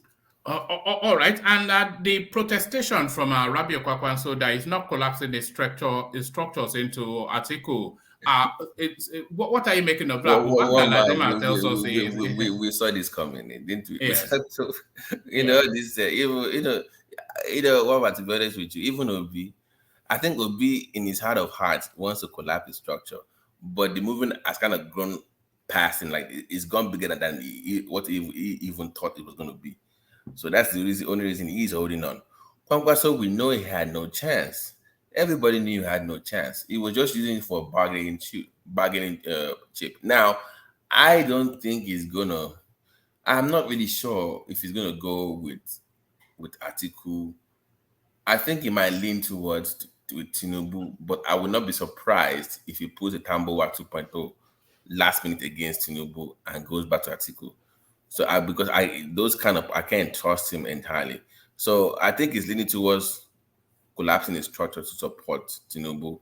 And if that happens, I'm hoping that they give him the Minister of Defense, because I love the work he did from 03 to 07 as the Minister of Defense, even though it was his first time in that with no experience. I love what he did in that administration. So would that not be a backward step, though? Been there, done that. I'm just saying, like, for me, I think, because he's from the north, he's a very influential person, so I think he'll be more respected when he speaks. So but whenever they bargain, I'm just worried that he might pull a Tambowa 2.0 on Tinubu, where he agrees to support him, and at the dying minute, when nobody knows, in the middle of the night, just the way they did Wiki, Tinubu might also be played as well. So that's what my only concern is. But I'm not surprised that reality is setting in. This man has no traction. Is he even running any campaign in the South, Kwankwaso? Because I think he had a moment in Lagos that came and went without any notice. Did anybody show up? One man and his dog. One man and his dog, One man and his dog. So he has no traction in the entire South. He's competing here with people in the Central. He has a very strong presence in the West. He's competing with Atiku and the VP of Tinubu in the East. So he knows he cannot win. So the best thing he can do is to bargain with whatever traction he has. I think I think it's going to be kind of monetary in nature, the kind of bargain does. I don't think it's going to be the kind of office post. No.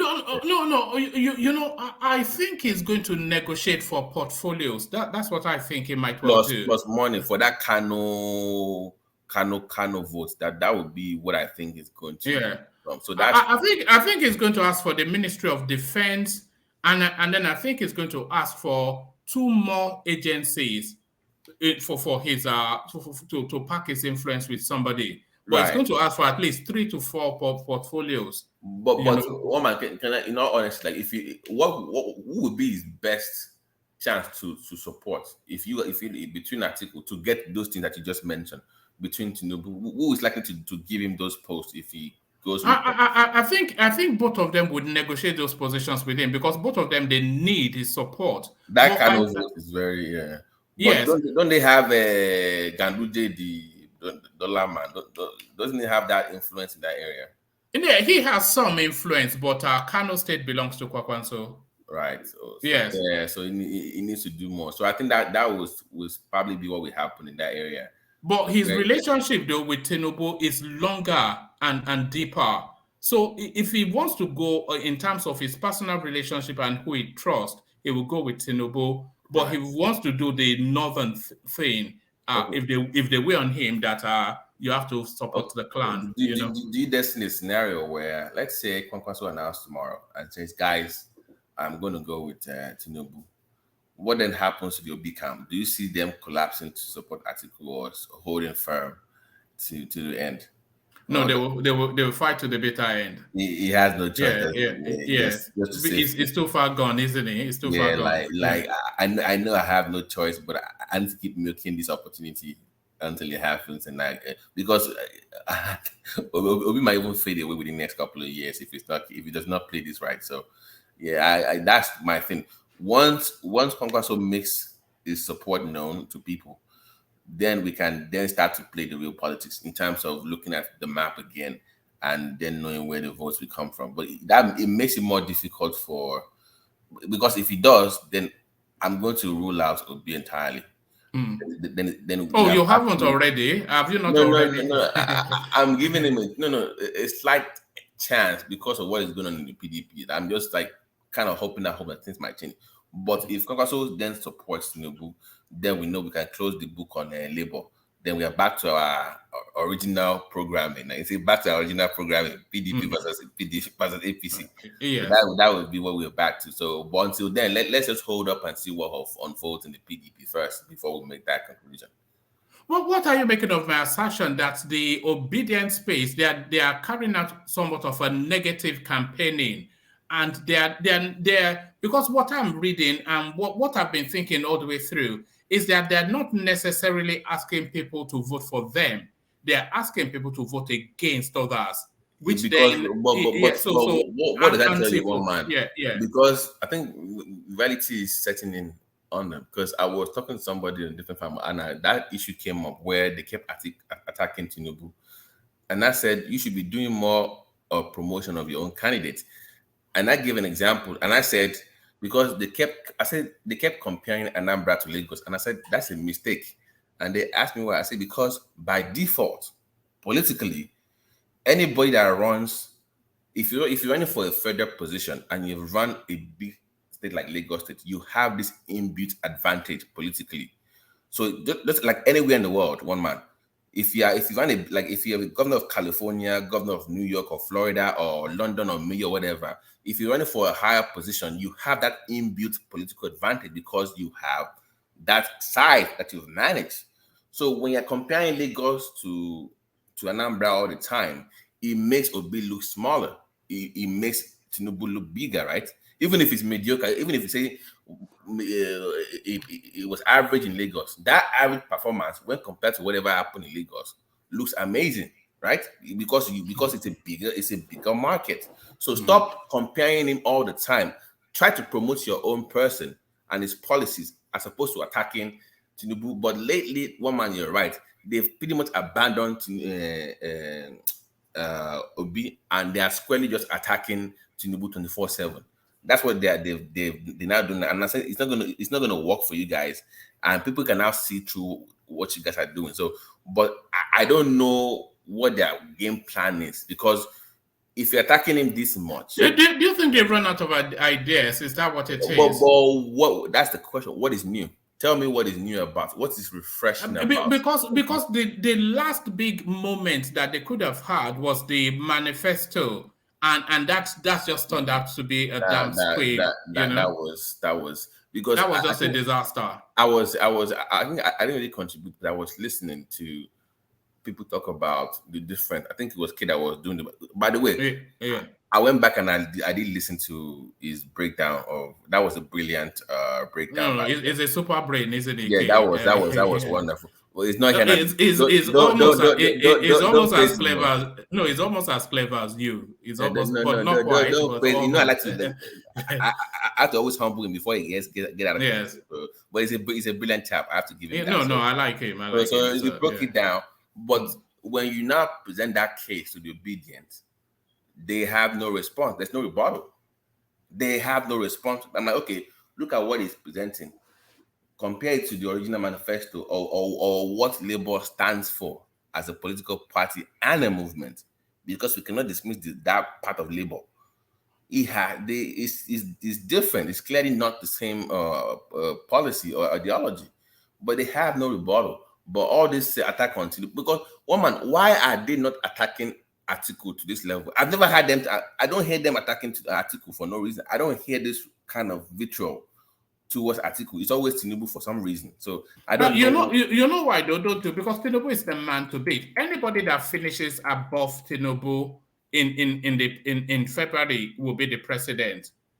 You know, anybody that finishes above him will be the president. But what was your take on that in BBC interview? Because they also said that was actually, I thought it was superb. But one man, I have to say, towards the end of my submission here, I was not too pleased with this platform and everybody else that came here, because I was not part of the debate during the whatever house whatever town hall meeting, and how you guys were praising Tinubu when when he was delegating questions to people. What the hell was that? Oh, did you object to that? Did you object to that? Someone saying it's superb. That was terrible.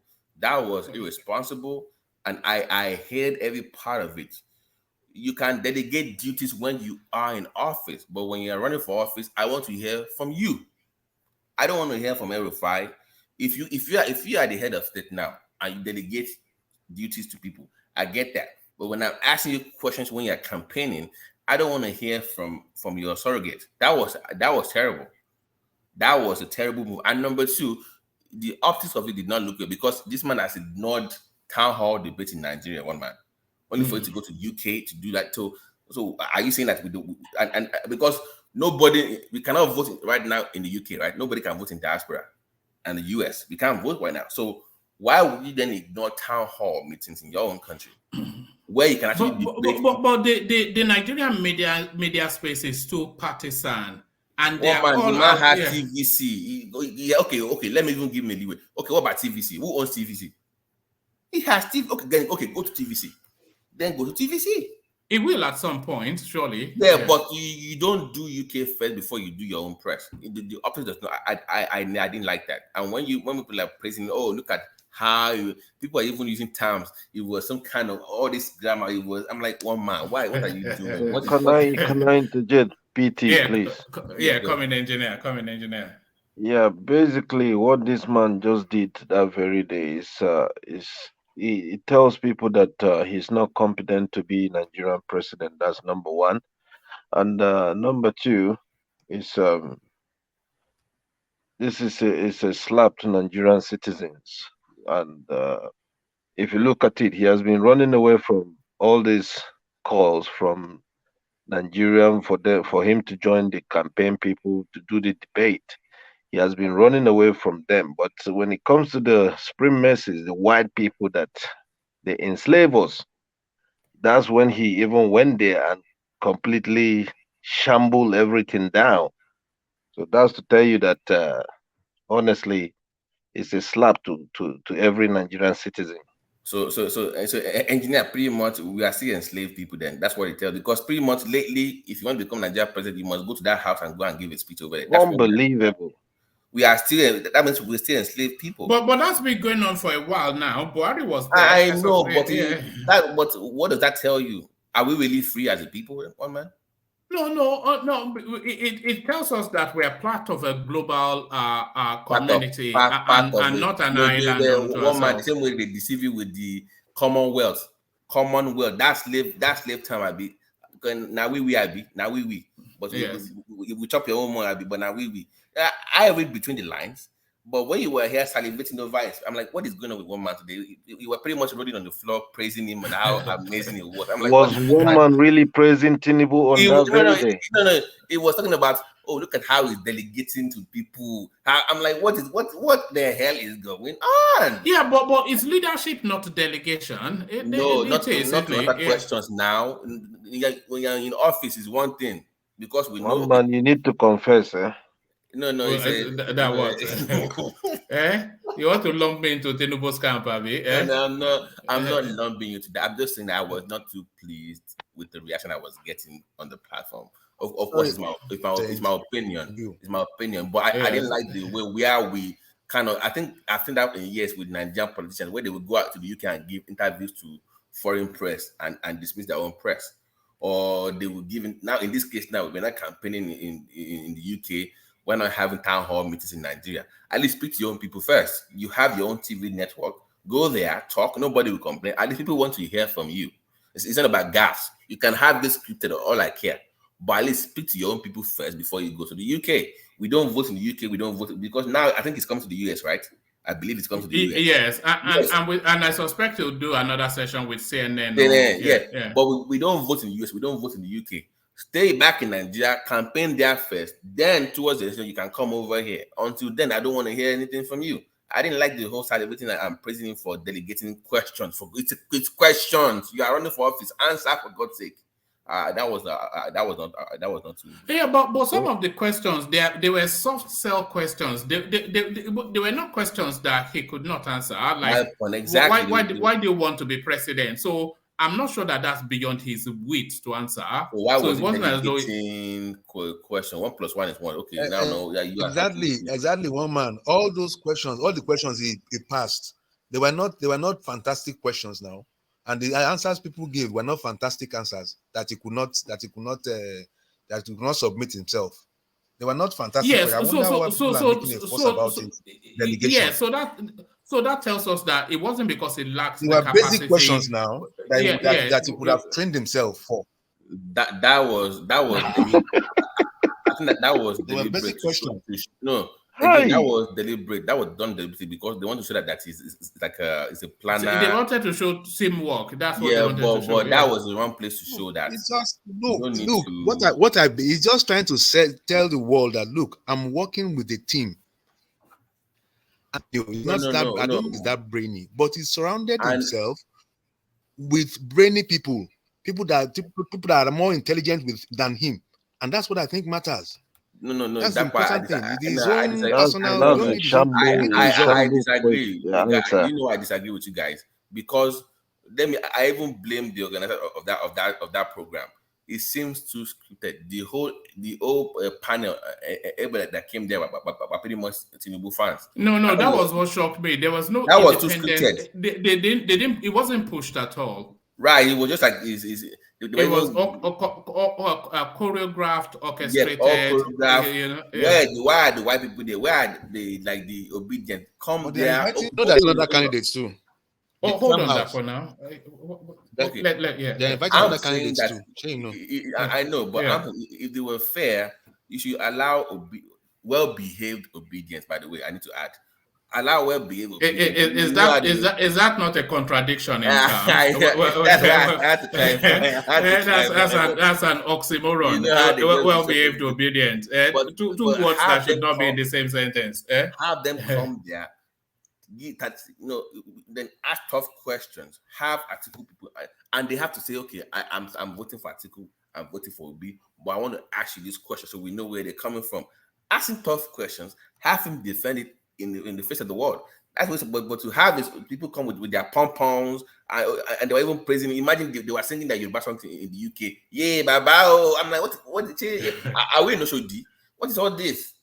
It became something like Agbero kind of thing. It was a show of shame, one man. It was a show of shame. Did you see Reno Omokri's attempt at a protest where he was drowned out by one man? Let me ask you, Reno, is it tripolar, quadrupolar? I don't know. One moment is for Tinubu, next week is for Atiku. What is his politics? Actually, I don't know what his politics is. I think he imagines himself as some sort of intellectual, which his public utterances does not buttress. Pseudo intellectual. I don't get his politics because I think it was for Atiku at some point. Then he defended Tinubu at some point. Then he praised to be at one point. I don't know where, even praised to at one point. I don't know where he is. So it's all over the place for me to even make any comment on his display of whatever he was trying to show. But I think it was something like a it was seeking for attention seeking kind of thing. I don't think it was relevant to anything. So I wouldn't even talk about Reno or mockery, but because you have called him some kind of girly, I won't use the word that you try to infer. Does it not cut that jib? Does it not? I don't know. I don't know. I don't know. I mean,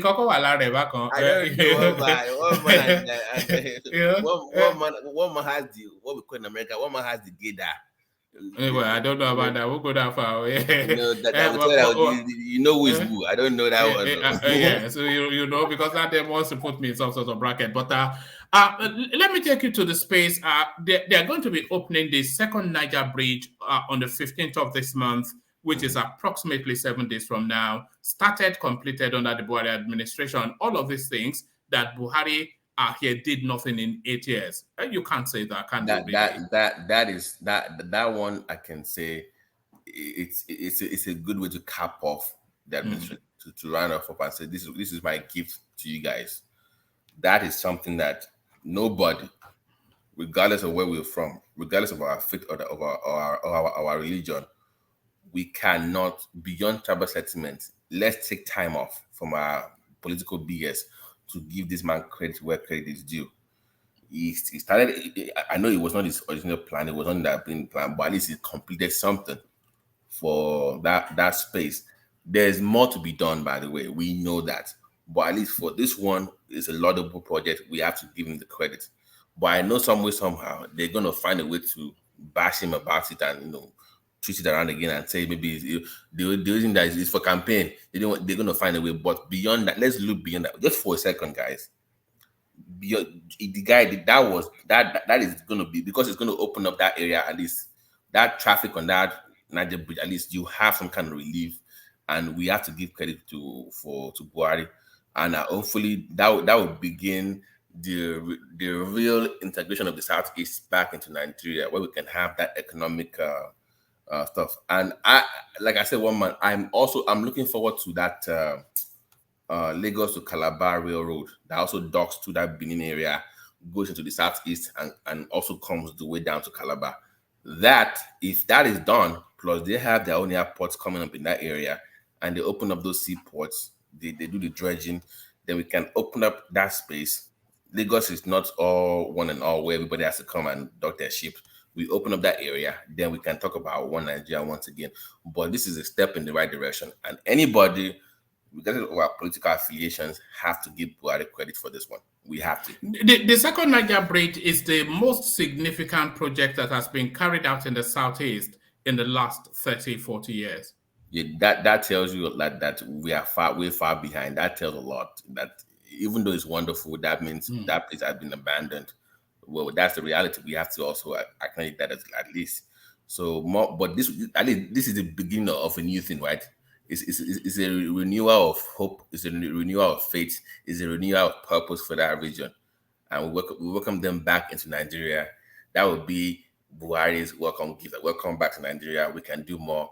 Let's work together. So hopefully one man they embrace him. Hopefully, yes. They won't hell will freeze over first before this. Hell will freeze over first. You know what's funny? Let's say the man makes it more interesting. He now somehow, maybe he's a very jovial person. He now releases Nnamdi Kanu before he goes and opens that before he opens up the Nigeria pages. Oh man, but we can't. That's a good one. That's a good one. Let's give him credit where credit is due, man. I still loathe the man. I still despise him. But it's completing the Lagos Ibadan Expressway. It completed the Lagos Ibadan rail service. It's completed the second Niger Bridge. It's completed a vast swathe of road network in the Southeast. It's built the Atope rail track. It's countless.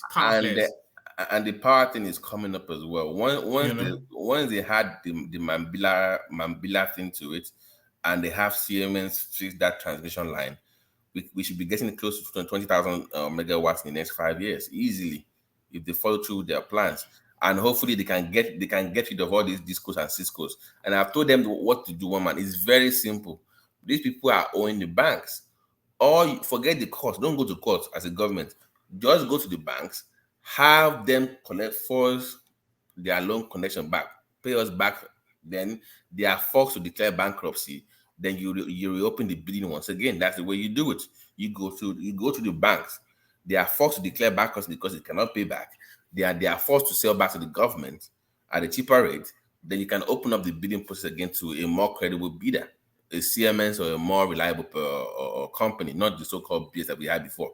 So get rid of all these Cisco, Disco, Gencos, and Kencos. That would be the best way to also do that as well. So, but I think that they are making the right step in the right direction, one man. But let's give credit where credit is due. All right, brilliant. Well said. So brilliant. So let's go on from you, Babati, to Thomas. But don't praise. It's coming to US, so don't because I'll be watching the platform very closely when it has it, because he's going to stream it again. You know what the whole thing about that Tinubu's interaction at Chatham House was that all of their anticipation was that was going to be the final moment when he's going to stumble and fall. But he did not stumble or fall. He put up a decent to actually credible performance. He stood up and gave a 20-minute speech. They asked him 10 questions. He answered 4, and he farmed out 6 to his surrogates. Right. But the whole thing, it was well choreographed, well delivered, and error-free. And I think that is what got people angry. I think the knockout blow was that BBC interview. That kind of just knocked everything. Yes. That was a nail in the coffin. Because they were even attacking the obedience. They were attacking that guy that did the interview. Yes, he had to cry out. He had to cry out. That guy. It was on Twitter now saying that they come after you. I'm like, Benny, you need to these people. I think he was not used to the obedient online. It's like, what is going on? And the funny thing is, the interviewer was an Igbo man. He's an Igbo. Yeah, yes, he's an Igbo man. Born in Nigeria or UK. Probably, or maybe not. But he's a British Nigerian. I didn't know. I thought it was black. I didn't know it was. Yes. But they still went after him. So that tells you what they are dealing with. So hopefully when it comes to the US, one man can be more objective with his praise of Tinubu. No, you turn up and then come and give us an appraisal of his performance. Where is he gonna? Is it New York or I don't know where? Almost probably he'll just. Yeah, I think he's coming there really for media appearances. Okay. I think Yes, sure. Babati. Yes, sir. Do you know? I was I think sitting at home then. I think two of my mates, they called me that. Can you believe one man is busy happy that Tinubu did well? I was like, he did well now. Did he not do well? I was like, for real? I'm telling you, go and watch. Yeah, they reported one man to me. I was just laughing. Go and watch. Maybe your algorithm, because you have the behind. You can know how well a video travels. Yes. You go and watch how well that video went on. So you will know what I'm talking about. People were like, "What is going on? What is going on?" Even I was driving, like, "What is one man talking about?" I could not see you, but I could hear what you guys were saying. Yeah, it got a lot of traction. We're multi-stream on different platforms. Right. It got a lot of traction on Facebook. That's what I'm saying. Thousands and thousands and thousands. By far, our biggest. Close to 10,000 actually on Facebook. I have to go and check again, but so just look at how that thing traveled very well, because I look at how the numbers went up when you were speaking about Tinubu, so you know what I'm talking about. Well, but anyways, thank you for having me. Let me pass it on to the next person. All right, brilliant. So that's Babati, of course, a prince, not a pauper. So that's Babati. Let's go on from you, Babati, to Thomas, who joins us from still Nigeria. We don't know, but Thomas, are you ready to go, Thomas? Yes, please. Oh, look at that. Oh, God. Oh, my God. My goodness. They go agree.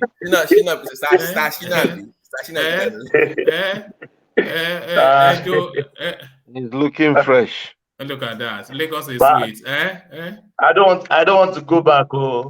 Nigeria is sweet, man. It's enjoyable, one man. Nigeria is enjoyable. If you have your cash, you will enjoy Nigeria. Yes. If you wanted to go to Nigeria for 2 weeks, How much would £1,000 leave you a good life for 2 weeks? Then you just get out and come back to your baked beans. It depends. I'm spending 3 weeks. There about him. What's your average spend? What's your average spend a day? Can you tell us? My hotel room, 50K per night, 3 weeks with the family. So it's not that bad.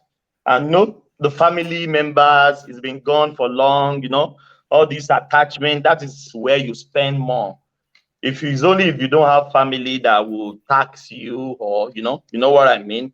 If you are by yourself and your family, you will spend less. But it's just only family members, and things are very expensive to fill your car. At least I've bought more than almost 300,000.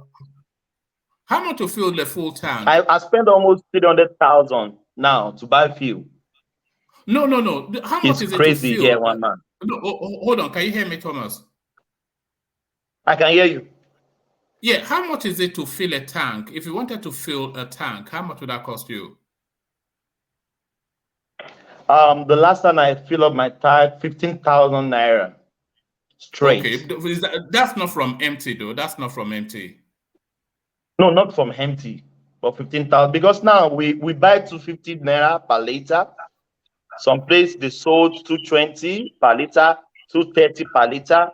It's only NNPC. That's still less than $1. But you can't say that. You can't compare Nigerian economy to no, but where you are. That is gallon now. We say in gallon. It's different. Even in gallon, it's less than $1. Thomas, it's less than $1. If you go out to eat, a family of the average family in Nigeria, mom, dad, 3 children, how much would that cost you? Let's say you just go to ShopRite, whatever it is, wherever, or let's even say an upmarket booker for the suit wearers. If you go to the corporate Amala space, a family of 5, how much would you spend? Each adult, 5K. If you want to eat good food. What does that get adult. You? What does 5K get you? A 3 wrap of Inyon, Pando Yam, Amala, or thereabouts. Maybe 1 ogufe. What that is goat meat. Couple of momo. That's all these assorted meat. Then that's it. 5,000 is gone. 5,000. At least, yes. Each person. No drink. Yes, we drink. Yeah, we drinks. Yeah, we drink with your drink, not alcohol though, just soft drinks. Yeah, 5,000 naira. But that's not terrible. That's not terrible. That's not terrible. That is not terrible. It's not terrible for you and I that we are. That's £5 thereabout. It's not. One man, don't always convert this money. 5,000 in Nigeria to get 5,000 in Nigeria, it's not a chicken change. What are you saying? Yeah, but they won't convert it. Don't ever convert. But Thomas, there are some booker also where you could spend 1,000. Just like people like you won't go there, and you will still get almost the momo. No, I won't go there. Yeah, you still pay 1,500. With an extra portion of cholera, you get cholera. No, not necessarily so. Exactly. It's cholera killing everybody. With a side dish of cholera. With a side dish of the cholera comes from you know, in Lagos, depending where you eat, that determines your price. If you are living in Ireland, you can use 5,000. You know that not being snobbish, somebody like Thomas, he can no longer eat in a certain sort of places because his body would react to it. Yes, it will. His body will react to it now. You cannot just go to Mama Silifa now. But they are really trying in Lagos, Ikeja, or Kwebi Halen. There are very good food out there. You know, it's just like a buka, but very, you know, very sophisticated AC for AC, full AC. You know, you pay for the AC now. You pay for the seat. You pay for good environment. It's not about the food, but the environment, and you feel safe. You feel the food is good. You feel the food is neat. So that's what you are paying for, not really the food itself. It's very good, one man. Come for holiday, one man. Nigeria is sweet. I don't want to go back. Can a family live on 5,000 a day? A family, just that family we described. Let's say mom, dad, 2 children. Can they live on 5,000 naira a day? Never. Are you talking of Lagos? One class of family? No. How much are you talking of Lagos, one man? No, in Lagos. How much is a derrica of Gary?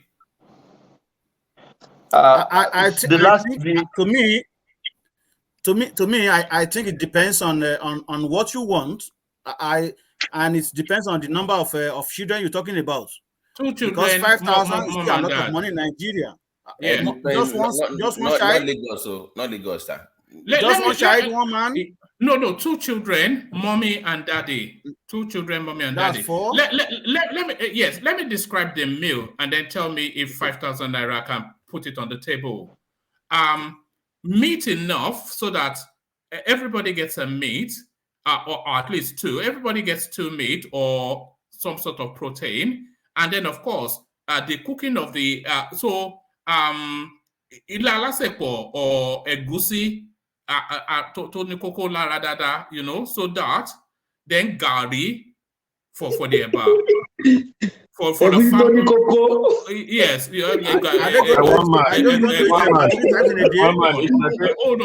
hold on. Can 5,000 naira present that on the table? A family of 4.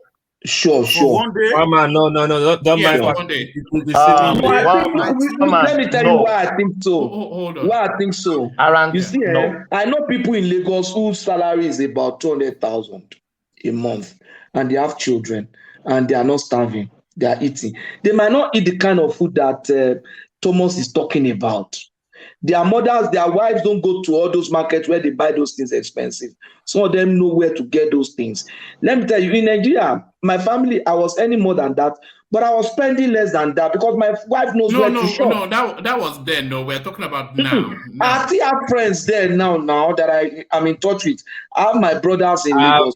I have a brother that earns less than what you are talking about. 200,000. And they live well. All right, hold on. Thomas is in situation now. Baba Kure just came back. So this guy stays high now. Now at least it speaks to people on the streets now. So Thomas can and Baba Kure, you tell me from Akure as well. But Thomas, can that meal that I've just described be presented? Meat and all of the eroja to make a fori roll with egusi and you know, all of the maybe not over embellished though, not a lemmemeje, but you know what I mean now. So can 5,000 naira cook with meat or fish and a 4 soup and then gari to satisfy a family of 4? One man in Lagos, no. But I can say maybe. No, one man. Ogufe that I bought this evening, goat meat, is 1,500 naira. One meat. You, Thomas? No, cooked one in the cafeteria. 1,500. Yes. Are you eating in Sheraton? Are you eating in Sheraton? 1,500 naira. Are you eating in Sheraton? The cost of that shop goes into that meat. The cost of the person serving meat goes into the meat. Thomas is right. Blessed.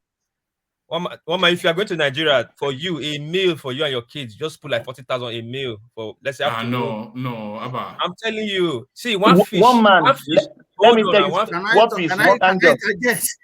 Let me finish. Yeah, go on, Thomas. Talk us straight, and then Baba Kure. Yeah. Yes. Because let me finish. Sorry. Let me tell you why I'm asking. when I send money to people, sometimes I don't know if I'm being offensive or too generous. So that's why I'm asking. I don't know if I'm offending them or I'm being too generous. But I'll talk us through that here, Thomas. Yes. One man, I took my sister, one of her kids, my wife, myself. We are four in numbers. We spent 68,000 naira in a seat. Where did in you go? Abeokuta. In Abeokuta? A Chinese Yes, in Chinese restaurant. Why would you No, go to let me. Chinese restaurant? Why did you go to Wait. Itoko? Why did you go to Itoko Wait. and eat Where? ofada? No. Let me. It's about status. Guys, I'm not. Okay, you Let went me to finish now. continental. You probably went to continental suit. Let me ask all right. Finish. Let him finish. Let him finish. Thomas, But the only question yeah. is, why would you go all the way from Australia when you have Chinese restaurants to go and eat Chinese in Nigeria? Why don't you go to Bomo Central? No. One man. Yeah. Your family is there. You want to treat them nice. Right. What I mean? Thomas, Yes, that is why. Can I Let ask me you? finish Can I ask you a now. question, Thomas? Can I ask you a Yes. question, please, Thomas? Just Yes. a moment, please. So, is this your first time of going back to Nigeria since you left Nigeria? No. Okay. No, Go ahead. not the first time. I will reserve that until when I want to talk. All right. Let me ask Thomas a question. No. Yeah. It was in my hometown. One man. It was in my hometown. So I want to ask him where he went. Give him more. All right. Where was that Chinese restaurant? Where is that? Yes, at Ibarra. Close to the new bridge. That is the business district. Now close to the. You are waiting continental suit near now. And I big boys near.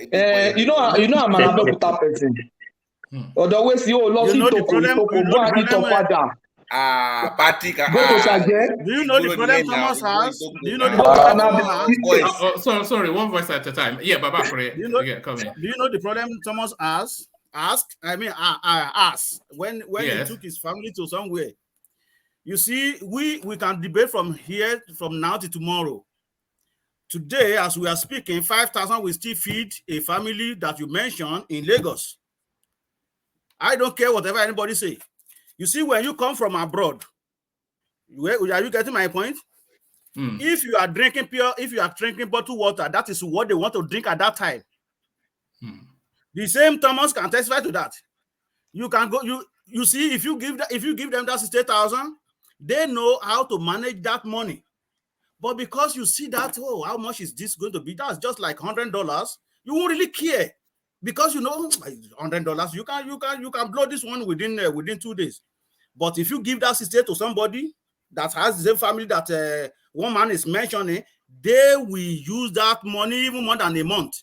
But because you just came now, you took them to restaurants, every single thing, even if you are home, you can testify to that. If you buy bottled water, they are not going to drink tap water at that time. It's the same bottled water you are drinking, that is what they want to drink. But if you've muted yourself, Baba Kure. You've muted yourself. If you give them that money, they will utilize it. If 5,000 cannot feed somebody, family of maybe young children, maybe four. Family of four. Two kids, let's say five, let's say between 5 and 8 years, the age group of that child, of those children, and the father and mother. If they cannot manage 5,000 in Lagos, then we should have been picking cops on the streets of Lagos by now. That is what I can assure you. Because even in that Lagos you're talking about, they have people that is making just like 15,000 or 20,000 per month. So tell me now, if they cannot feed themselves with 5,000, we will be picking up cops on the streets of Lagos. Because you came from abroad. Baba Kure. But you know, buying of food, it has levels as well. That is like you. But one man like me now. One man base it on basic, just at least on average. It's not you are stretching it too far. See, how you call it? Is it hands of Gary or bowl of Gary? You see the same price in Lagos, anywhere in Lagos. Yam The smallest yam you buy in Lagos is 900 naira. A tuber, the smallest one, will be like it doesn't up to your 5 fingers. A fish in Lagos, because Lagos is a river area, you can get fish for like 600. But in Benin, fish is 1,000, 1,002. So don't say this you are saying. Yeah, Don't yeah, but no, hold on, but hold on, Baba has the point. hold on. Then 5,000 naira can cook you yam and eggs. That's what you just is said. your egg going to eat? You don't buy pepper. You know how much for tomatoes? 3 tomatoes. Yes, now, okay. If you are saying a tuber of yam, hold on now. If you are saying a tuber of yam, it's about 900 to 1,500. So you have 3,005 left. You buy, they sell vegetable oil in sachets. You can buy a sachet of that, and then you buy about 5 pieces of tomato, maybe some, the question is, and then a bit of fish. Ask how big is the yam?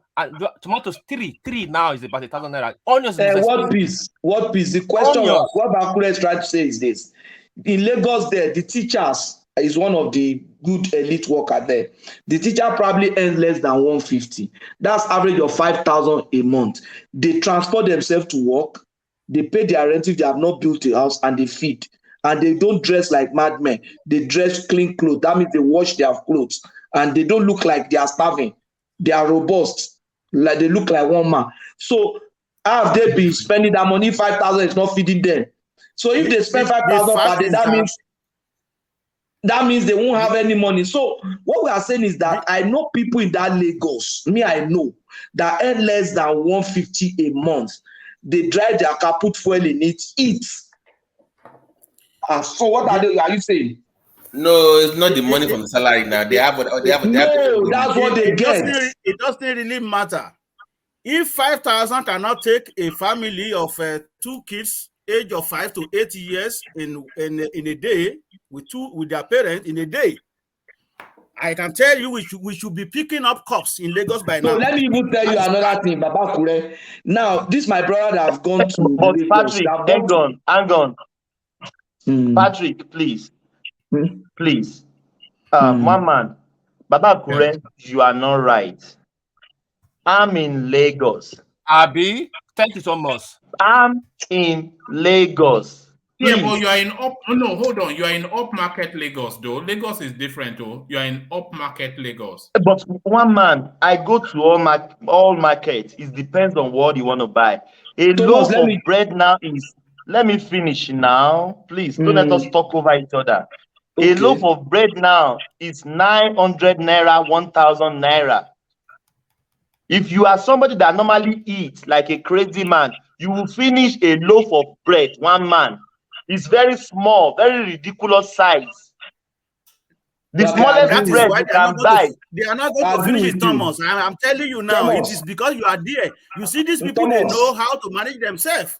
They know where to buy their you are there now. You are spending 60,000 per meal.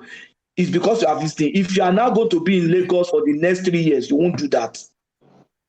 If assuming that your job just changed you, assuming your job just moved you to Lagos with your family and your income is still the same, you are not going to. Sorry, Thomas, don't do that again, by the way. Just for the respect of the people, don't be going around spending 66,000. Wow, man, somebody is telling the truth. Somebody is telling the truth. No, hold on. I'm not disputing it, but I'm saying it's not a good look when people are starving and you're spending 66,000 on one meal. Let me say this. One man, these people I'm taking out, they are not wretched. It depends on the level of people you move around with. You want to treat them nice, isn't it? Yes. One man, one morning, I feel like eating ewagoin. You know that ewagoin. We went to a small shop, very neat. We bought ewagoin, 200 naira, momo, 500 naira, and we 2 person, we spent 3,000 and bread and I still eat that kind of food if it is very neat.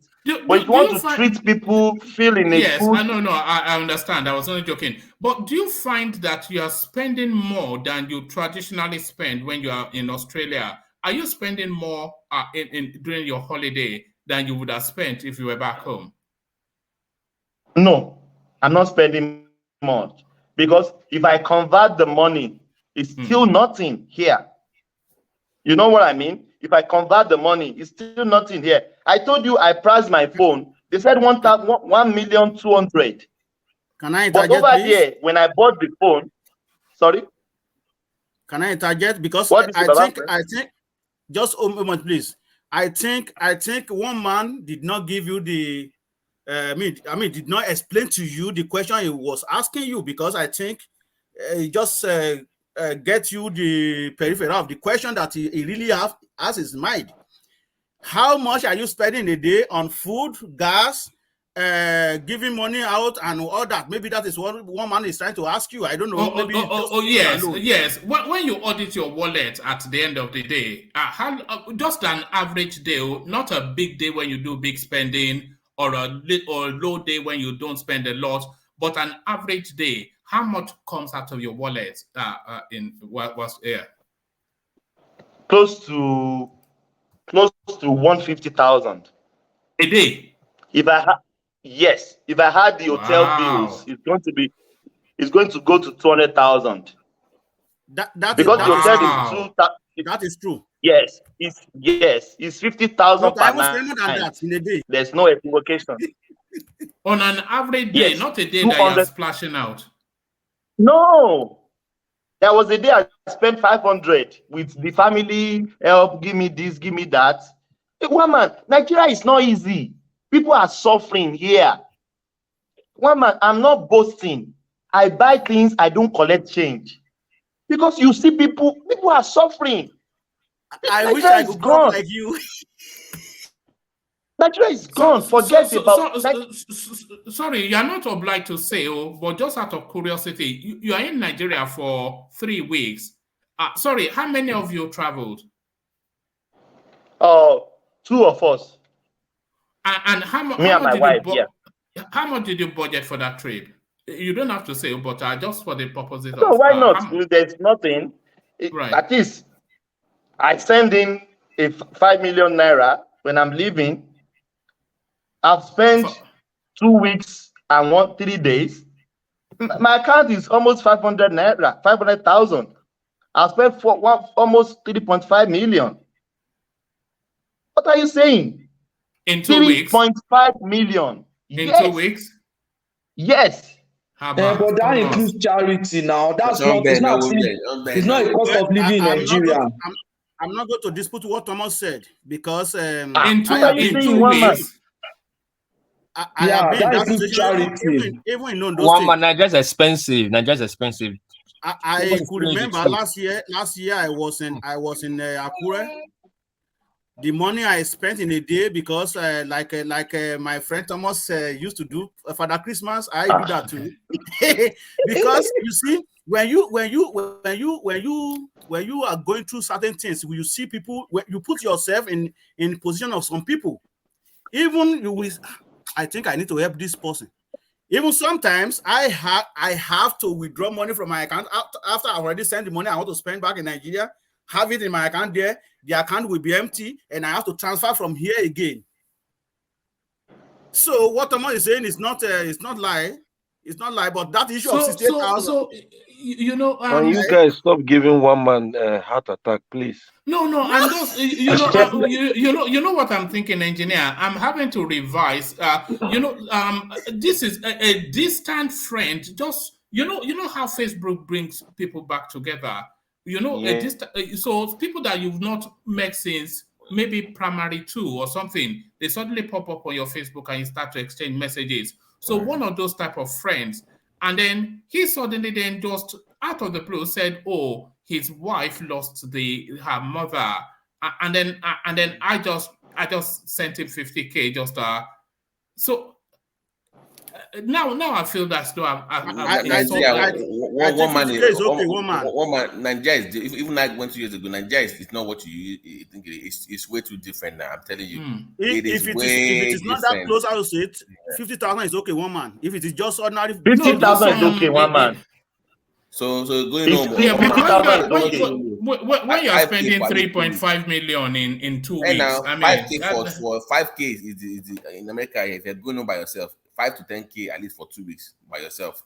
That is dollars. I'm not kidding you. Seriously, just one person. No, it's expensive. One Man. man, I drove to a filling station with my sister. We fill up our gas. We fill up 150 liter for the generator and 120 liter for the generator, 70 liters. My car, my sister car, I pay 45,000 naira in a filling station. Can I ask you a question, Fuel Thomas? is 250,000, 250 naira per liter.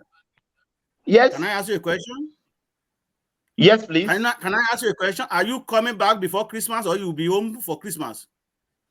No, I'm going back before Christmas. Oh, where you escape? Because I want to say, if you are home by yes, Christmas, that's what I deliberately do that. You better go and borrow money. Thomas. No. Thomas, let me ask you, Thomas. Thomas, did you ever consider Airbnb? I know it's very popular in Nigeria. The Airbnb rent. Yes, we consider that, but because we don't want to cook, that is the problem. If you got an Airbnb, the advantage of getting Airbnb is for you to cook your food. But I've been cooking all the way. I don't want to cook. I just want to eat outside food throughout. So that is why I didn't put Airbnb into consideration. So if you really want to cook, want to make your food yourself. I'm saying, is it cheaper though? The rate I'm asking, the rate of Airbnb, is it cheaper? Yes, it's cheaper. It's cheaper. Yes, it's cheaper. But the hotel room, you have compliments of breakfast. Oh yeah, I was going to ask. Meals are so one meal is included in that. Okay. Yes, a breakfast. Then you can sort yourself with lunch and dinner. But you have compliments of breakfast for every day. Then if you are two in the room, it's only one person that is entitled to food. We will buy the second meal. You understand what I mean? So one room, one person, complimentary breakfast. Then you will buy the second meal. Thomas, if you have told me, sorry, Thomas, you have told me you're going to Nigeria for hotel. I don't know where you're staying in Lagos there, but my friend have a very big chain of hotel. Would have got a very big discount. Oh, in Ikeja Island, but you have to go. Ikeja Island. If you want to change your room, if you want to change, I can send you the hotels. You go and check first. If you like it, then I'll just make a call. But put it in the private chat, please. Put it in the private chat. Okay, I'll give my number. I'll call if they still have permission for Christmas. If they have, I'll just give War peace. Look at how you guys put one man. He's busy calculating money there. Huh? You can see I mean, no. I was actually, I was going to send money to Nigeria now, because when somebody was mentioning Christmas, it then suddenly dawned on me that within the next 2 weeks, the naira will appreciate because people will be pumping money in all these Christmas travelers. So I was just going to say now. But that's saying now. Okay, yeah. I don't know, Thomas. Are you staying in a suit or you're staying? Are you staying in a suit or a suit now? A suit, yeah, that's a suit. A suit now. Okay, I could have. If you have got it cheaper. But what you have to consider is your security. No, my friend will tell in an hotel that is secured. My friend will tell is top 10. You even know you pass through it. If you're in Ikeja Jari, you see this guy's hotel. He has like 4 around Ikeja Jari. He's a big hotel, big ones. It's my child friend. It's not smiling, one man. Now things are very expensive. Things are very expensive. Things are very expensive. Thomas, please very expensive, one man. Babati, can you hear me? Yes, sir. Yes, boss. Sorry, that number I'll give it to you. Just in the private. Okay. Thomas, can I tell my girlfriend? How about the phone service? How is the rate of the phone connection and internet that you're using right now? What is the rate? The internet is superb. Yes, this internet is superb. I don't know why people complain. I've said it earlier on before. I think some days ago. It's only if you are not boxed up. If you are really boxed up, the internet is very superb. I have a Wi-Fi, mobile Wi-Fi. You can get the mobile Wi-Fi. is very superb. It's much better than the internet on the phone. So I have mobile Wi-Fi. I carry all the way everywhere. So the internet, you can see as I'm speaking now, the network is good. And the hotels too, they have their Wi-Fi, which is very excellent as well. So the Wi-Fi is good in Nigeria. How much is subscription? It depends on your gig. 5,000 for 20 gig, and you buy the modem for 8,000 naira. That is MTN. So okay, and we use that 20 gig in a week. So it's still good. It's not that bad. Yeah. So Nigeria is enjoying. I don't want to go back. So I feel like extending my stay, but that Christmas, I want to escape Christmas. I'm gone because all right. They will empty your wallet. Yeah. All right. You know, Has he met this guy, one man? Who? Has Thomas met this our man from Nigeria? What's his name? Uptown. Yeah. Have you met anybody from the platform? Yeah. Did you speak with him? At all. Did you phone him? No, I didn't have his number. Oh, okay. Well, I have his number. I'll ask him if he's happy for me to pass it over, and then I'll pass it over. Yes, of course. But, why not? You know. I enjoy your baby. One man. Hey, baby girls now. Look at that. Are you sure you are? Thomas, you are married. Thomas, you are married. Oh my God. Thomas. No. We just go out to see what one man. Do they still line the streets? all those Allen Avenue girls. Yeah. They still line the streets. God, Jesus Christ of Nigeria. Oh my God. We just came in some hours ago. Oh, Nigeria is gone. Nigeria is gone. Ladies, don't even marry in Nigeria. Nigerian girls are now. Oh, you are demarketing our babe. So this is an international platform. I will tell you the facts now. This is what I saw. Is it that they are not fine? They are just there. It's 15,000. Long nights, short hours, 5,000. Hold on. Don't be. How come you know the price, Thomas? How come you know the price? One man. Now. That's my point. One man. One man. I'm a truthful person. I will tell you why. My brother is here. He's a Lagosian. Yes. He said, "My brother, let's go. And we packed. And he was asking them. He said, let's just joke with them. The lady said 15,000 all the night. Then short hours, 5,000. I was just smiling. I dig my hand in my pocket at giving him that 15K. That just go home. No. You can't be doing this. Don't worry. She'll just take your money and wait for the next guy. That's a million prize. Hold on, Wapis. Thomas, was this a fine girl and a young girl, or what quality of woman are we talking about? Good quality. Around 15K. What age bracket? It can't be a good quality and be on the road. Let me finish now. Let him describe. Around what age bracket? 18 to 22. 18? Oh my God. Yes. Wow. That's 18 to 22. Why are you making one man ginger now? Let me do my glass. I nearly cried. What might they go very soon? What might they go? No.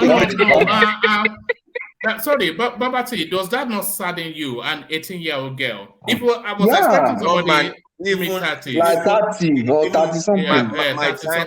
My time in Nigeria, even secondary school girls, they were selling petrol. They were even marketing themselves for 10K. Oh my God! So forget university. Because 18 years is actually secondary school. True. Maybe SS3 or something. So when you go to the club at night, that time, if you see, because I was hanging out with all. Oh my God, Babati, I told my junior brother.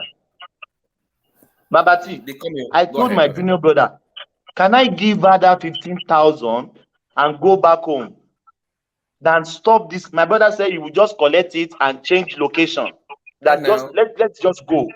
It's just one man. I nearly cried. I scared tears for this country. They bring them in buses like to the sports club for the big men.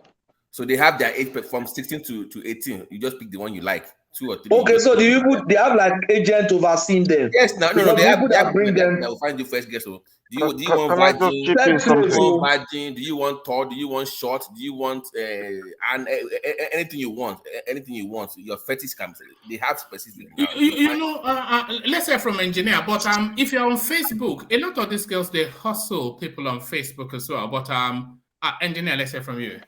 Yeah, just a quick one, man. You know, War Peace, he mentioned some areas with their different prices. I'm just wondering how come War Peace knows much about areas with their prices. I know. Don't worry about that. In Lagos, that's why he knows what I'm talking about. In Lagos, in Ireland, Oga engineer in Ireland, if the minimum you get in Ireland is 50K, and that one is not too big. 50K. That is 50K. 50K. Island is 50K. 100. That's what they told me. 500. Island straight. You tell you don't say have that for you. If you don't pay, yes, you walk away. My brother said Island is 50K upward. Yeah, 50K upward. She will come with a car. 2014 Nissan Camry or You whatever. don't do War Peace. You're putting too much smile in one man's face. How do you know? The car, he knows the car itself. What's going on? Then again, let me give you that code. In Ireland, all your bank official accountant, your bank accountant, like your how will I say it? Your account officer, all is ready to go down. It's for 50K, 100K. You don't even go to the road. Your bank officer, is first in the line. In Ireland, though, it's 100K, 50K. Your bank officer accountant. All right. You know, I've never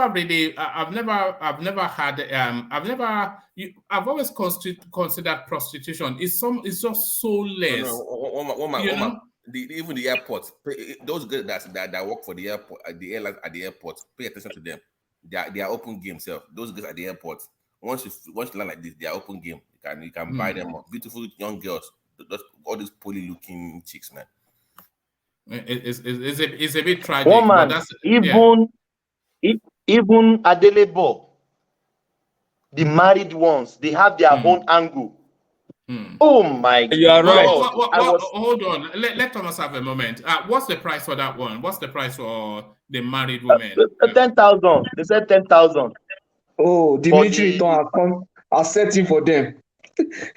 They are not good product again.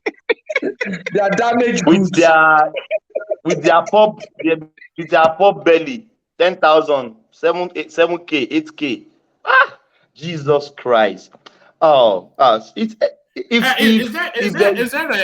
on, Thomas? Is there a special bracket for you from abroad? Is there a from abroad price for people like yourself? No. You don't disclose that. You won't do that. Now that's dangerous. Now they can kidnap you. You don't do that. So no. They know you're from abroad now, so they put up their price. They know now. Do they not know you're from abroad, Thomas? No. I don't take anyone. No. My wife is here, so why will I do that? My brother just said, "Let's go out. Let's see." I said, "No." I said, "I see they." No. Sorry, Thomas. My question is, do people easily identify that you're from abroad? Are you easy to support that? Yeah. Of course, your skin, your charisma, how you talk. You know, you can't hide it now. They know. Some people even say, "Brother, your skin is different from us." I said, "Why do you say that?" He said, with charisma, with the car you drive, they will know that something is different. Putting fear in one man's body. And do they price you accordingly? They price you an extra jara because you're maybe restaurant, not necessarily which price, one man. What are you saying? No. You go to buy things. I wasn't talking about the girls anymore. I'm just saying in general. Do people hike up? No. They don't hike up their price because they won't. No, they won't. They won't. It's normal price for everybody. It's just if you want to do a good gesture, if there's 200 naira change, 100 naira change, you just say leave it. Anytime you leave change, they know that this person is different from us. Because why will you collect change? You just give them the change. Even that change is too dirty. You can't even Nigeria. It's just Nigeria. Yeah, now that was good. That was going to be my next question. Is the Naira note still as jam infested and turned up as I remember? The Naira note. It's ridiculous. Even they will hand you some change, you just say just leave it. It's very ridiculous. Now you can't even collect the change because no. Even the new You don't want notes. to. Have you started No, there's spending no the new new note. notes? I haven't seen the new note. I haven't I seen the think new note. it's coming out on the 15th, but you would have left. But Okay. how easy is it to live a cashless life in Lagos if you don't want to spend cash and you just want to pay electronically? How easy is it to do that in Lagos? Excellent, one man. Excellent. Now this cashless policy it's very good in Lagos, even in Ibadan, Abeokuta, everywhere. But the problem is network. Network. That's what they will shout. Network, network. But what they are doing now is they will give you their account number. I transfer the money to the account.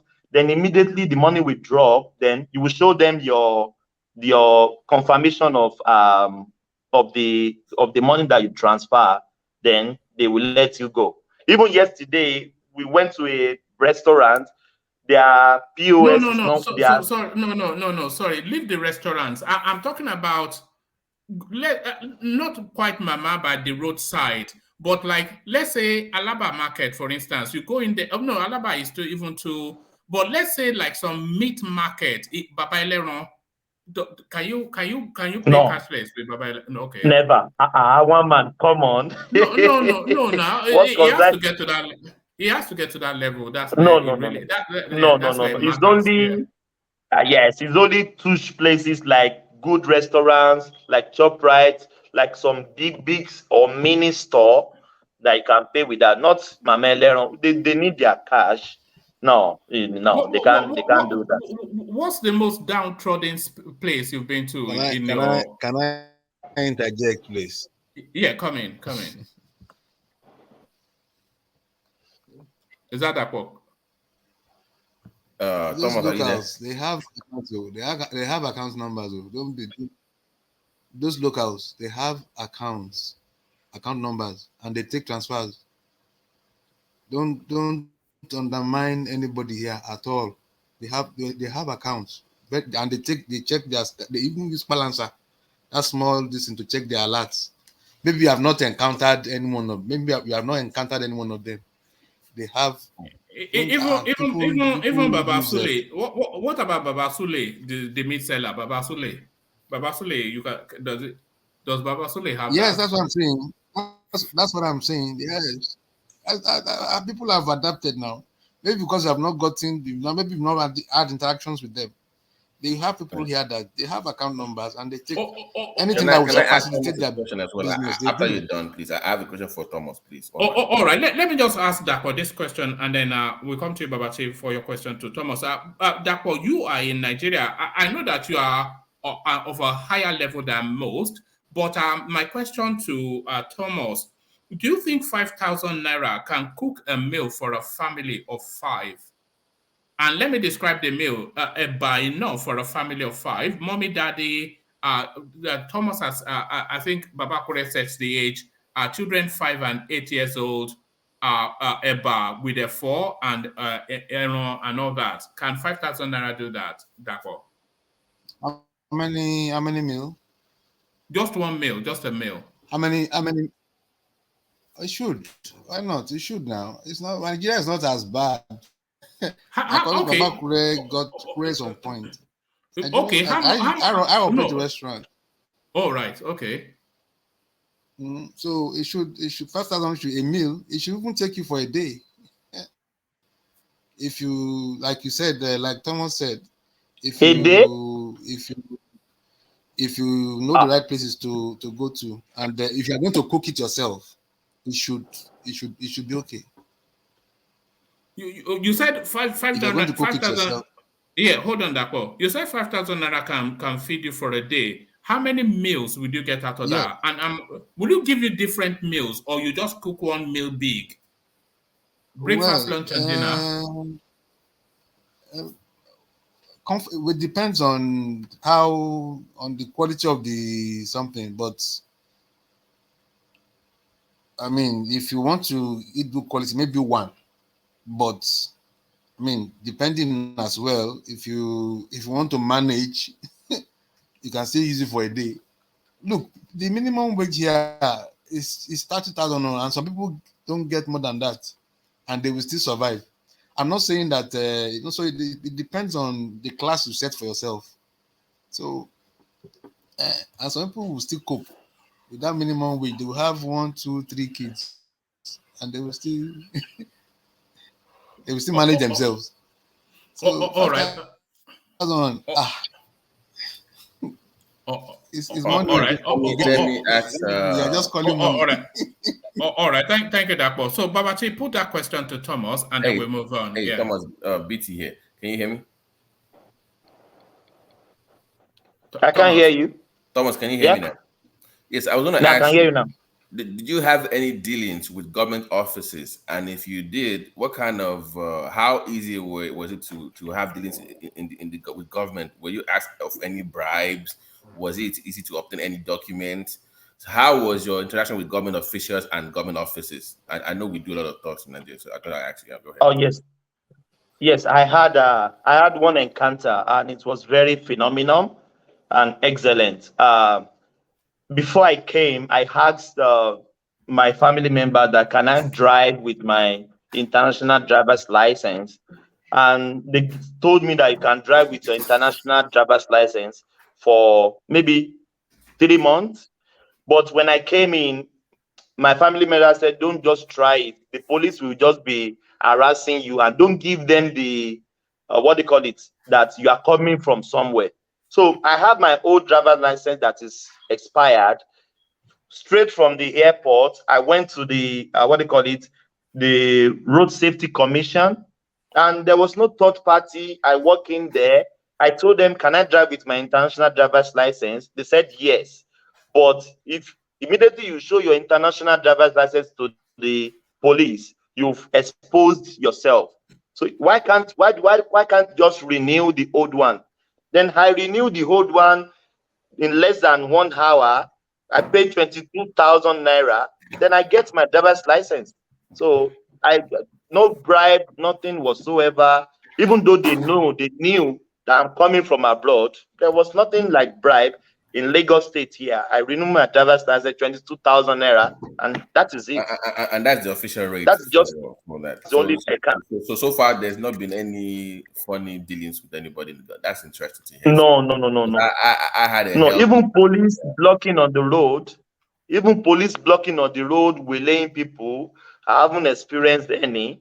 I'm back in Lagos. From Lagos to Ibadan, Abeokuta to Lagos to Ajah to Ibadan to Abeokuta. Now back in Lagos. Police did not disturb me. No, nothing whatsoever. I've had a good trip all through. So that's my experience, but I don't know about others. So it's been a good experience so far. I can share my own experience too. Yeah, go on, Baba Korea. Anyway, with that, I'm going to start with driver's license. When I was there last year, anytime I travel to Nigeria, I usually use my driver's license from here. And sometimes police doesn't even know the name of my province, but they just see that CAN on top of the ID, but underneath it you will see New Brunswick. So they don't really. They will be asking me, "So where is this driver's license for?" Then when I tell them, they say, "Oh, okay." There was a time I was coming from Akure to Ikere to Ado Ekiti. Then when I got to Ikere, then there was certain police officer on the road. They stopped me and they said, "Okay, where's your driver's license?" And I gave it to them. I was inside the vehicle. Then one of them said, "Okay, so where is this driver's license from?" I said, "From Canada." And they said, "Okay, why am I using it to why didn't I get driver license from Nigeria? And I told him that okay, well, I can use this driver license for at least 90 days if you must know. Okay. Then he said, okay, well, then I put it to him. I said, are you arresting me now? He said, no, but you have to find us something. I said, okay, if I want to find you something, then you are arresting me. Is that right? Then the man burst to laugh. He said, well, we are suffering. Well, it is not easy. We have to buy our uniform and this and that and blah, blah, blah, blah. And I said, okay, because like me, if you are saying that, okay, it is much that I have to give you something, then I'm not going to do it. Then I gave them, I think 5,000. It was 3 of them. Then I said, when I was driving by, I saw one up front, and I said to him, I said, I already gave your friend 5,000, so that he will spend it alone. I gave it to all of you. So you go and meet him because he has the money already. I gave it to all of you to go and buy something, right? Then last year, I was on Express to Ibadan. Then I met what's the name of this Maja a road safety cop. Then one of them also is a very young guy, and he stopped me on the road. And I'll be passing that place with my vehicle. Though my vehicle is from here, I use a Chevrolet when I was there, so it's like one in town anyway. Did you fly it in? Did you export it? I ship it from here. So so I think he saw that vehicle coming up, and because I was back and forth on that road, then he stopped me. Then he so sir, where's your driver's license? I said, I just brought it out and I gave it to him. And he said, where's your particular? And my vehicle was registered in Lagos. Then he said, where's your particular? And then I brought it out, I gave it to him. And I said, do you see that the name on this the document of this vehicle is the same as what you have on driver's license? Then he looked at it and said, yes. But you cannot use this one to drive. I said, are you telling me that I cannot use this driver's license to drive? Then he took the driver's license. He went to his superior. I was inside my vehicle. I didn't even get out. Then his senior officer came and he said, no, I was looking at him from the mirror. So his senior officer, no, go and return it back. Go and return it back. So when the senior officer now came and they brought documents and they said, well, we are very sorry, sir. I think this guy don't really know what is going on. And I said, well, and I said to the man, I said, I think you understand that I can use this driver line to drive for at least 90 days before I change it over. And he said, yes. Okay. I said, okay, that's fine. I can go now. They say I can go. So not and there was one office I went to in Akure because I was doing when you want to get because you want to do anything relating to house in Ondo State. Now you have to get some tax form. You have to pay some money before you can even erect any building.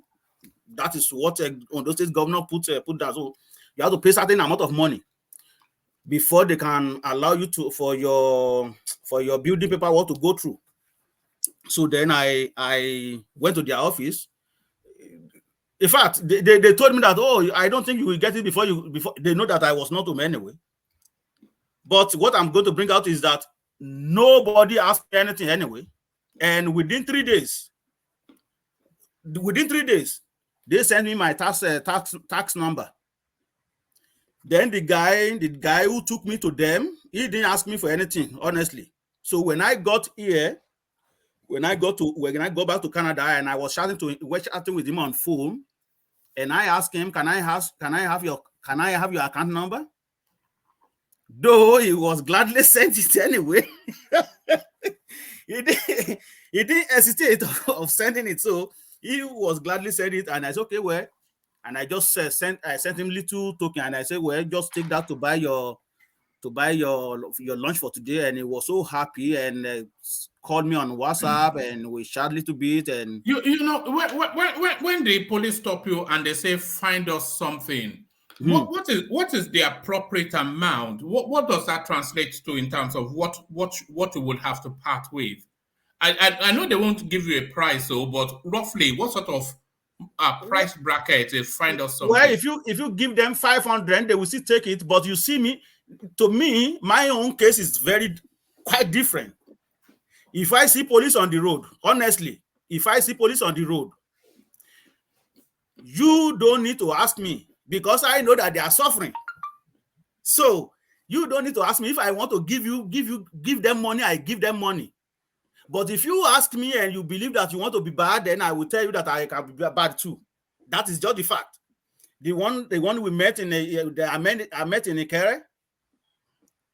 He said, "Oh, hey, uncle, can you find out something to?" I said, "Well, are you arresting me now? Are you collecting this money so that you won't arrest me?" He said, "No. I'm not doing that. It's just that just to get something to eat." I said, "Well, I'm sorry, I don't have money to give you guys." I said, "Oh, please, sir, we have to buy our own uniform. We have to, the same usual stories. Start cooking up. I mean, start trying to brainwash me anyway, or try to put me." Okay. If that is the case, if you want to buy something for you guys, if you are not, because you believe that maybe you want to arrest me, because if you believe that is what you are getting money for, I'm not going to give it to you. He said, no, just to buy something, we've been here this morning, and we want you to buy us something. I said, okay, well, no problem. I'm going to give you guys, not you alone anyway, you and your friends. I'm giving you this money, and make sure that you tell them. Then when I got up, I met one of them up, because the one will be on this side and the one be. I said to him, I just gave your friend so a month. I gave it to all of you to go and find something to eat, not him alone, so that there will be no story. Maybe if they shoot themselves that very day because of that, I don't know. Because that could happen when somebody is trying to change one another anyway.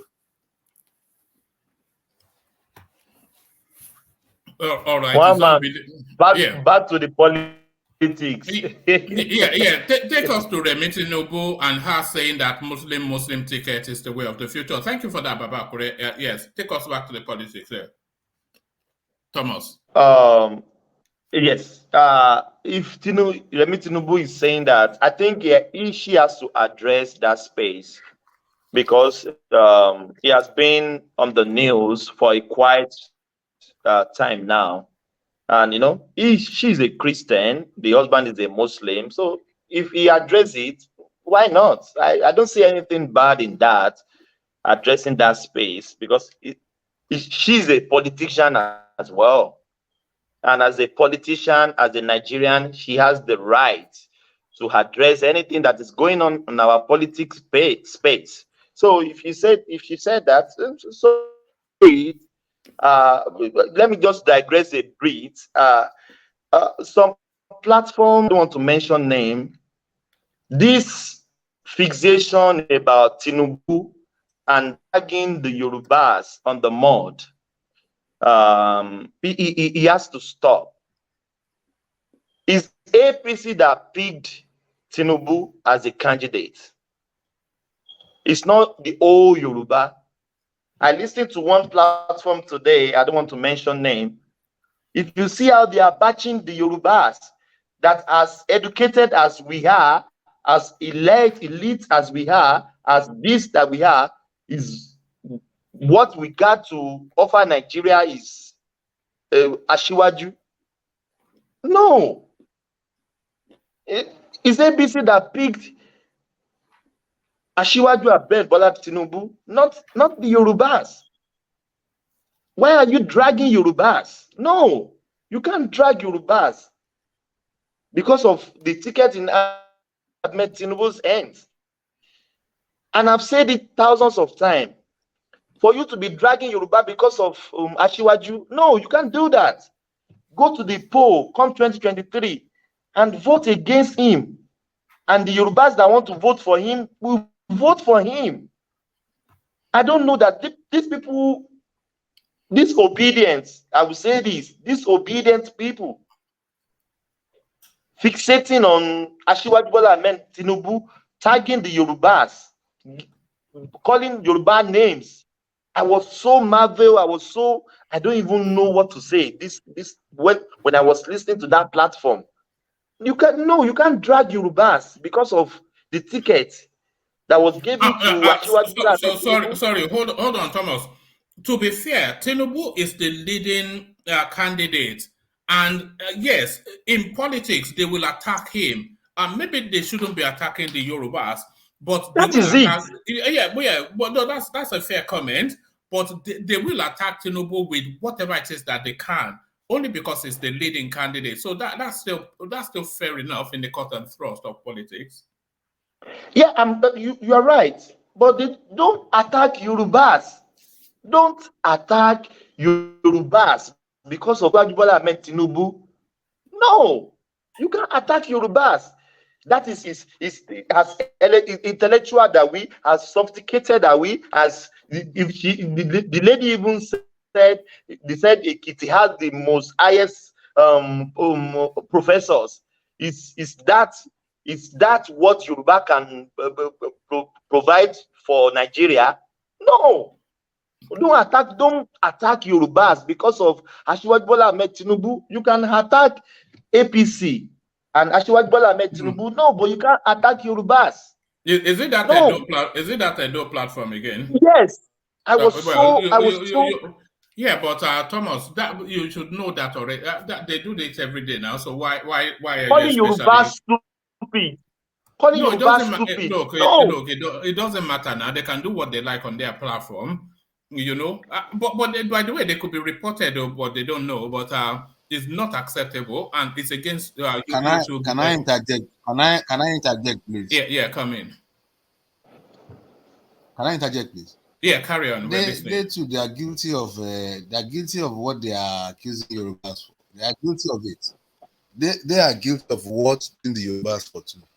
The Igbos, most of them supporting Obi and all that. Most of them are supporting based on tribal reasons. They are not sort of the issues, the facts on ground. They are not supporting because of the facts on ground. In my own view, because I don't what the obedient refer to his achievements from in his states. I mean, look at the video one man played in the morning in this beginning of this something. Asiwaju was stating the things he has done in the Lagos state. Obi didn't do that. He was saying the things he was going to do in the future. Look at the followership Asiwaju has. Which other politician has it in this country? Baba Olowo cannot boast of it. That kind of followership, both north and south. It's not easy to say follow me. It's not easy. It's not easy. Even he himself that's why he has a lot of challenge. Look at even his boys that he has brought up. Some of them will challenge him. At the Aregbesolas, you know. You look at the one Osinbajo did lately. So it's not easy. It's not easy. Yeah, I want to. I don't know. I'm not his fan, but at the same time, the guy we can't just push him aside. The guy is a relevant force in our politics, and that is how it's going to be for a long time. The guy cannot be erased from our history. Hold on, Thomas. To be fair, the platform that Thomas is talking about is not a southeastern platform. It's from the south. It's predominantly for Edo indigenes, and what they used to do traditionally is to talk about matters that relate to them.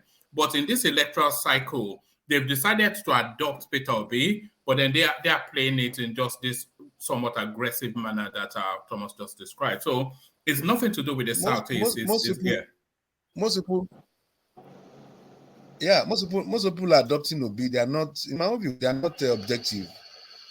They're not objective at all. That's my view.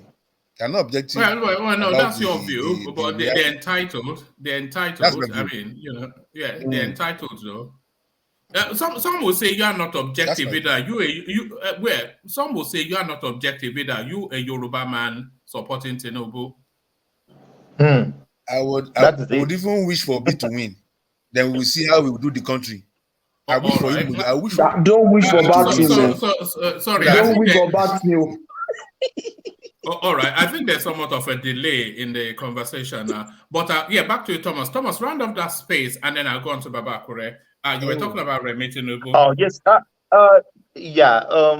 Remi she's a senator. She has the right to make comments about anything in our politics, in anything, anyhow. Just with all this attack, all this that is what we bring Tinubu to the presidency come 2023. Because I don't see anybody that will beat Asiwaju Bola Ahmed Tinubu. I've never seen it. I've traveled southwest. It's Asiwaju all the way. It's Asiwaju all the way. I wish everybody good luck, obedience, the articulated, the batifiers, the Kwankwasaias. I wish everybody good luck, but come 2023, the race is very robust for Asiwaju Bola Ahmed Tinubu. Even though I'm not his fan, but it's very robust for him. With what I'm listing here in Lagos, background here, forget about Obi. Forget about Obi. Yeah, no, but Lagos is not a good place to test the popularity of Tinubu to be the president now. Lagos will tell you that Tinubu will win now. Yes, all right, you are right. That's what I know. I haven't traveled to the east. Go to Anambra. Go to Anambra and ask them if Tinubu will win, and then they'll tell you a different story. But the same Anambra people, they will tell us that Tinubu will not win in Lagos State, and Peter Obi will win in Anambra State. Don't we hear that often on this platform? Yeah, but that's the ebb and flow of it. Asiwaju Bola Ahmed Tinubu. Yeah, Asiwaju Bola Ahmed Tinubu will not win in the southwest, but Peter Obi will win in the southeast. But Peter Obi will come and win in the southwest. That's all. Fingers crossed. 2023 is around the corner. Just 2.5 months thereabouts. We shall see with the winner. Thank you, woman. May God bless you. Even in that southeast. Sorry to cut in, please. Even in that southeast, the people will be shocked that Tinubu will have inroads in that southeast. Ebonyi, Imo, Cross River, they will be shocked. I'm not saying he may not win, but they will be shocked that the result is going to deliver. Yeah, what does that mean? Give percentages to it. I mean, you are not expecting anything. The required sorry, give percentages to it. No, what are you saying will happen? I am sure it's going to have the required 25% in Ebonyi. In those states. Yes, there's a good chance I will. Imo and Cross River is going to have the required 25%. Sorry? No. Yeah, no. I said I can say that because we saw his rally in Ebonyi and it was quite successful. And Imo State is Uzodinma, who we think will deliver for him. That's not thinking is going to win it. Ebonyi? It will win an Imo State. It may win. It may be surprised. What are you talking about? It can win. What are you talking about now? Let's see how it goes. You said 25% and it was okay. It's not going to win Ebonyi State when their own son is. What are you talking about now? What? Okay. But Baba Akure rescue us. Baba Akure rescue us. I think. Not that long. All right, Baba Akure, take us to Remi Tinubu. Take us to Remi Tinubu and take it from there. All right, thank you very much, woman, for having me tonight, and thank you, everybody that is listening to us. To me, I think Remi Tinubu is not to compare with, rather than what you call her Agbero style. It doesn't really matter. I may not really want to vote for them, but the truth must be told. I listened to Uncle Alexander here when he said she did a lot of things, she does this, she did that, all kind of things. Well, that's fine, but sometimes some people who do something, they just use that to bull people. As you can see on the video, how can a senator calling somebody dog? or even trying to scuffle or try to fight somebody in public. If somebody is trying to embarrass you, you just leave that scene and just go on your way and just leave them, and then you deal with them in court, rather than want to have physical fight with them, even if a female like you, calling them dog. So to me, you can be doing a certain thing, but to me, it's not really. I don't see it to be genuine. That is me anyway. If you are doing genuine things, they shouldn't see you in that manner. However, how many people benefited from that gesture in Lagos State? How many? So we have to look at the percentage of number living in our constituency, to the number of those people that really extended goodwill to. But to me, I see her to just be the second, maybe Margaret Thatcher of Nigeria when the time comes. That is if she becomes a first lady of Nigeria. That is my take on that. But the idea of her saying that Muslim ticket is the best thing for the country. It's not. Thank you very much for reminding me about that. It's not the best thing for the country, right? It's not the best thing. I'm a practicing Christian, but it's not the best thing. You know the reason? We wouldn't have any problem, right? Anybody can be hearing me. I don't care. That is my own opinion. You see, when you're talking about Yoruba, we kind of like go along with one another. When you're talking about the issue of Muslim, if Yoruba is ruling itself, you see, Muslim, we won't have problem with it, honestly, because we go along with one another. But when the issue of northern part of Nigeria, there is no way we will be mentioning north and south. Don't let me deceiving ourselves. How many northern Muslims we allow Christian to? It will never happen. Exactly. That is the fact. That's why I'm saying there is no way the issue of north and south will still come to play. But if it is only in the south, particularly Yoruba side, we won't have any problem. But the issue when it comes to the issue of north and south, we will be having this problem. So it is not going to be a good idea for Nigeria, because some other part will not allow that to happen. If they will allow that to happen, why do they not choose one Christian as vice president in another part of Nigeria? If that is how they really value Christian. I know some people will be saying, oh, well, the governor of some states, they are Muslim, or they are Christian, or whatever. But we are talking about national issue, not issue of state that is just a remote area, not Lagos, not Ondo State, not Ekiti. We are talking of Nigeria. We're talking of national. So, since we have already built our political landscape on Muslim and Christian and stuff like that, I think it should continue like that. That is you see, it is just like it brings back past memory, because like somebody rightly said on this platform, I think the issue of Christian and Muslim, it is dying down little bit. But now this statement now will already resurrect it. So that it was misguided, wasn't it? It was misguided. She should just have left that space alone. But no, it doesn't matter. You see, it might not be so. When you are too powerful, you think you can do. It will still happen. How they guide you? It's not an issue of misguided or whatever. When you are too powerful and you believe that you are on top of the world, you can do anything, and nobody is going to challenge you. You say anything you want anytime, and nobody will arrest you for that too. That's the fact. All right. So that is my take on that, woman. And Baba, correct to the band space.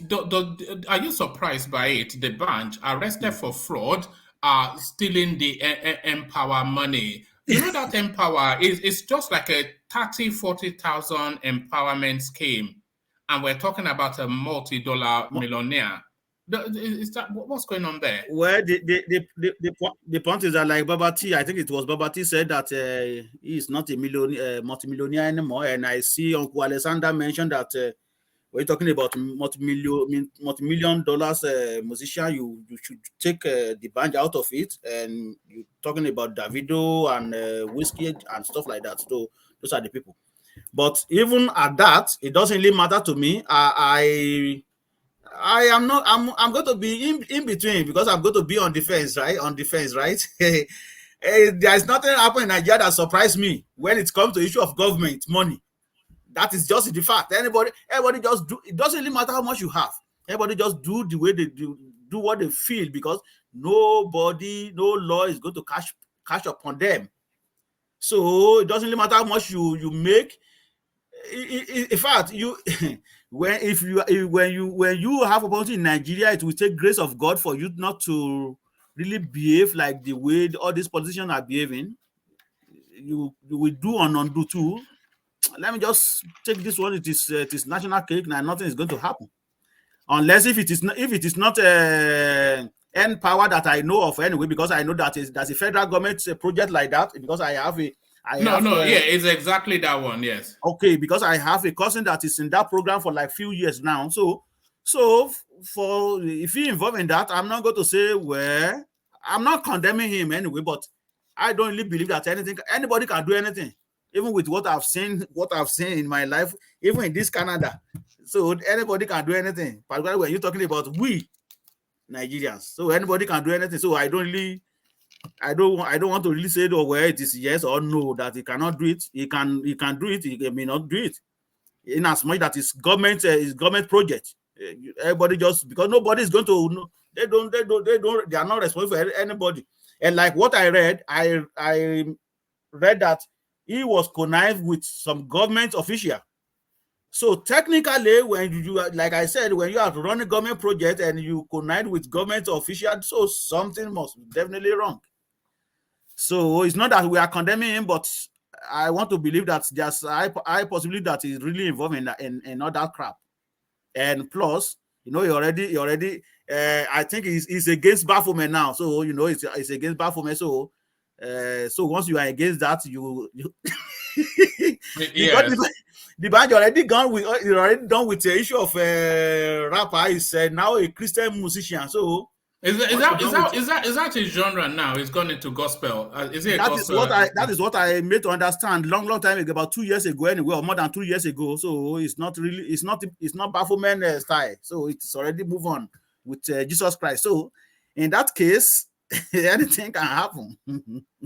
Are you absolving him of any wrongdoing going that route, Babakure? Are you saying which route? No, which route? You said he abandoned the world, quote unquote, is now something for the Lord now. Are you saying that his past is now haunting him? It could be. It could be, because when you wine and dine with Satan, then we have to take something back when the time comes. No, seriously. So when he lost his child, was that Baphomet sacrifice? Oh, did he lose his child? I don't know. Yeah, he didn't know. He lost his son. No. Yes, his son died in the pool. One man, the same way Davido's son died in the pool.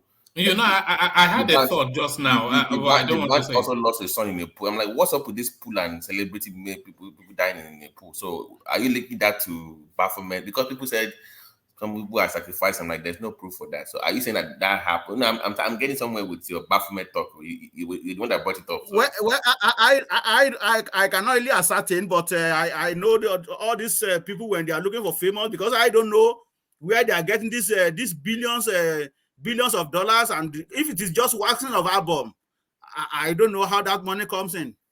So something is changing hand, buddy. Take one from our Rubo. What are you saying? Well, I'm not saying anything. I didn't say it, though. I didn't say, oh man. You said it now. You said it. No. I'm not saying, because I don't know how somebody are getting this billions of dollars. I don't know how that come out. Yeah, because if it is just this of going on stage and just put mic and raise and remove your pants. That is what. Remove your pants.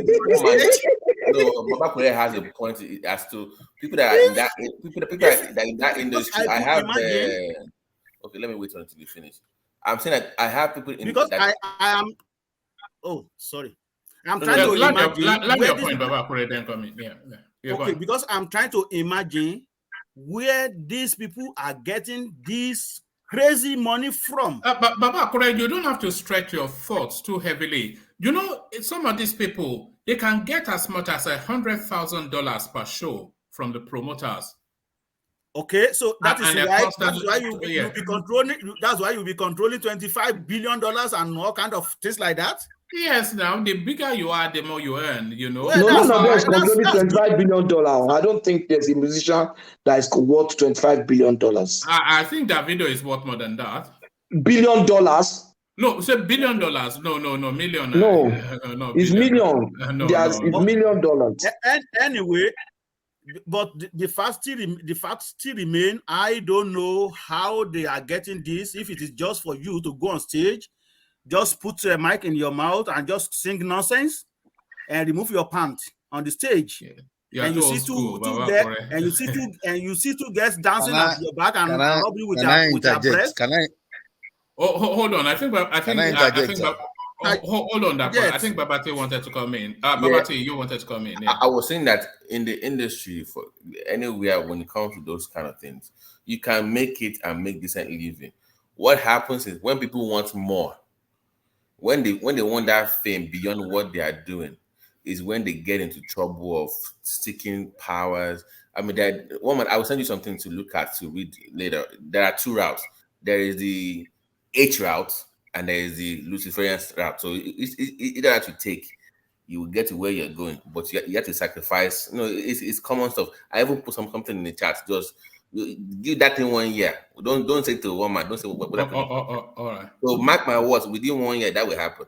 You just watch. It's a pattern. It happens. So it's a known thing that you can make it in the industry, but people want to get to that. You have a star level and you have superstar.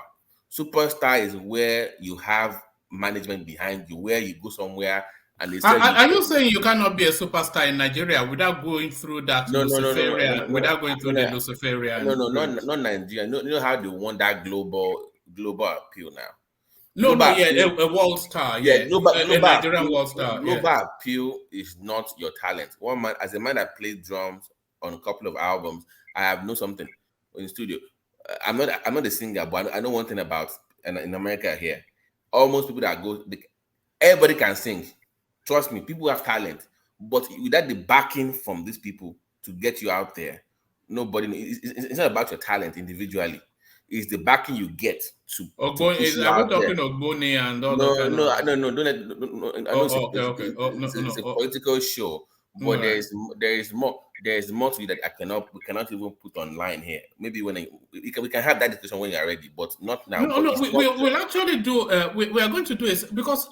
Sorry, Babati, but tell me if it's a good idea or not. Because I sometimes I wonder if we're just too heavy labored. Buhari is a fool. Maybe we should. I wanted to do something on occultism, a session on occultism. Okay, so let me mention two things for the music industry. Do you think that can sustain a session? Yeah, but we have to go knee deep. So symbolism has to come in. So I would say look at the butterfly and the leopard. These are sexual deviations. Anytime you see a superstar coming up, you will see gestures of a butterfly. That means of rebirth. You will see that, and you will see the leopard. That is sexual. You see them just like a leopard skin, and so we can go into symbolism and discuss that in details. If you are ready to do that, there are many things we can discuss about that. So if you are ready to go, I'm willing to do that with you in detail, and we can share videos, share pictures and evidence so people can see it. Before you do that, give us 3 opportunity to do 3 days of fasting and prayer before we participate. No, it's African religion, isn't it? Even your most religious superstar in America is in the occult and is well known. So it's not. There's no way you can be a born again singer and in Nigeria, not in America alone. Patrick, wait. You are a gospel singer. Believe in Christ, but you go to the Grammys every year. Do you see that contradiction? You go to where? The Grammys. You go to the Grammys every year, but you're a gospel singer. No, that's a contradiction. So we're always winning Grammys for gospel music every year. You know that name already. Let me mention the name already. You already know.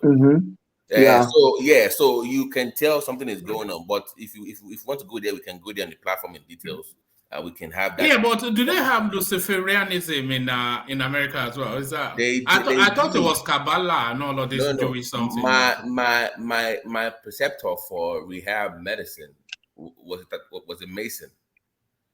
It was a Mason, and we had this discussion, and he told me one thing that shook me. One man, he said, "Do you remember that Tower of Babel?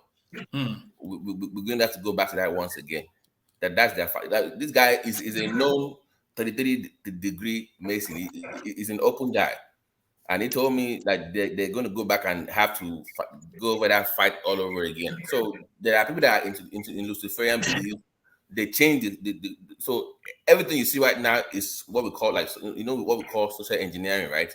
They want to change the culture as low as that be. So there are things that we can discuss in details one month about the society, about the culture itself, about education, about culture, about movies, about sports, about everything. They are all my neighbor. Who's that? My God, guys, man, you must keep yourself muted now. It's just just the courtesy of it. My neighbor to this, my former neighbor to this, where my hand is to my left. Right. Do you know how I still tell my right from my left at my age? Right. I have a mole on my right. And that's how I tell my right from my left. So my neighbor to my left, he used to be a Mason, and he was inviting me to come and join. And I was tempted, but my wife said no, because I just thought it was like to the lounge, right? Yeah, to the lodge. He wanted to take me to his lodge. They have to bring you in. You don't just show up. They bring you in. So he's a senior there. He's a senior. Right. Yeah. So people think it's all in the movies. It's all a joke. I'm like, this is not a joke. These are things like I know, for instance, now. Let me just use in the political space in Nigeria. Let me use Ogun State. There is no way you can achieve anything at that level in Ogun State. You cannot become anything commissioner or senator. Quote me here. Nobody can become senator or House of Rep. You must be a member of a fraternity, and that is fact. So even in Nigeria, it's done. It's nothing new. So I don't know why people are acting all surprised. You must join something. Nobody just go there and say, God is good all the time, and I'm a senator. That is the reason why nobody investigates anybody, because they are part of the same clan. They are the same Egbe. But you know what I'm talking about. They're part of the same group. You can't investigate your own clan member now. So that's the way it is. So it's across the global space. It's not. But now you are seeing more of all this Burner and every whiskey singing. Beautiful. Then let them keep singing. I'm marrying very soon. My worry. Just keep watching. All right. Baba, back to you. You started off telling us about Burna Boy and his fraudulent ways, and we've ended up in the Freemason. But Baba, yes, not Burna Boy. We are talking of the bunch. Oh yeah, the band. Oh, I don't know the difference, but one of them anyway. Yes.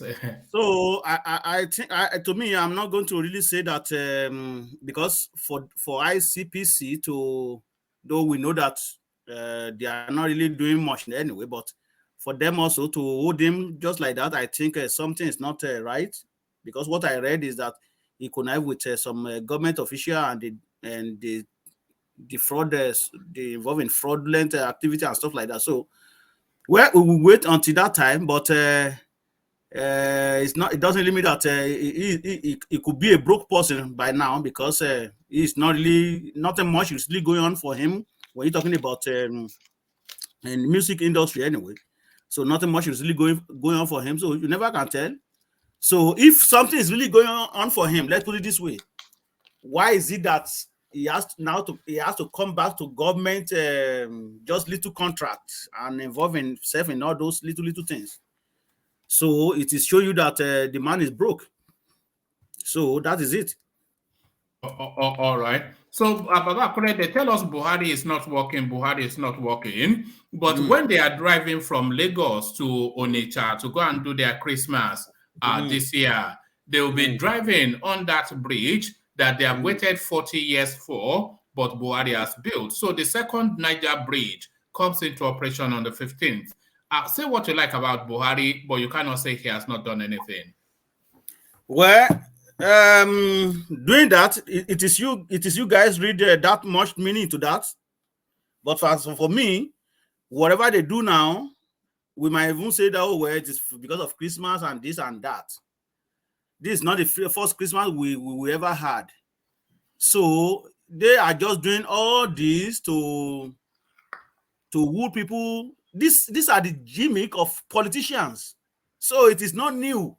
When they are trying to get out of power and they want their party to come back to the power, they will do everything in their capacity to woo you, to brainwash you and believe that, oh, well, before we are doing this bridge, we're almost done, and we will continue from there. I can tell you the road from Akure to Ekiti, going farm, if you are going to farm, the farm road is even better than federal road that lead from Akure to Ado Ekiti. They awarded that contract to what's the name of this man from Dantata. They said they want to dualize the road and they want to make it 2 lanes. They left the deplorable one, they left it undone. Then they go to the bush and they are trying to cut the second lane from the bush. Left the one that is supposed to make motorable, they left it undone. Now they awarded the contract to another company now. Some company will take it from Akure, and then some company will take it from Ekiti. Then they will meet and somewhere in Iju. Why are they doing this? Because they want the vote of people. I'm not praising any Buhari or whoever. That is their duty to make sure that they do what is right for people. Whatever they are doing is not No. It is their duty to do what is right. And Buhari building the second Niger bridge, that is the job that he signed up to do. But it is this narrative that people keep saying he has not done anything. That is not correct, because he's done a lot. If you look at the value of what they are giving us to with the loan that we have and the foreign debt we have, compare it with what they have done to us, you will know that it is nothing. I'm not sure you can say that, Baba. Correct? Well, I'm saying that. No, because if we look at the Southwest alone and the Southeast, they've done quite a lot of. A lot of people have come to tell us that they've completely reshaped the road network in the Southeast to crown it off with the second Niger bridge.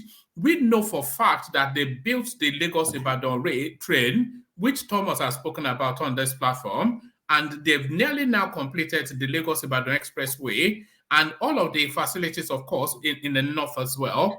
So all of these borrowings, I mean, you can account for at least some of them. But that's what I'm saying. I'm not saying that they didn't really use little out of the money that they borrowed. They use little, maybe 1% of it to do little things, and then somebody said they already finished the road from Lagos State to Ibadan, right? Who said that? Well, Thomas said it's virtually finished. He drove on it.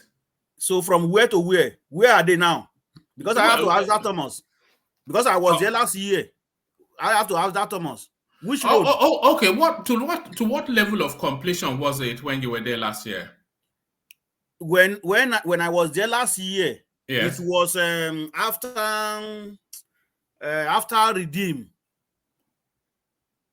After Redeem, when I was there last year, or even up to last year December, December 27. It was up to that side.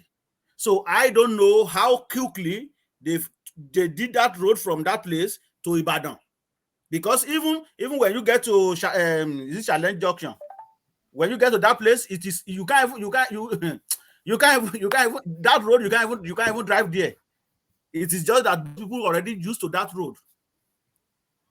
Anybody can support, anybody can say what they want to say here, but when I get there, I will see for myself. When you're talking about Ore Road, can I interject? Just a moment, please. When you're talking about Ore Road, for that one, they are trying. They did little thing, and this is not and they've been doing that for how many years now?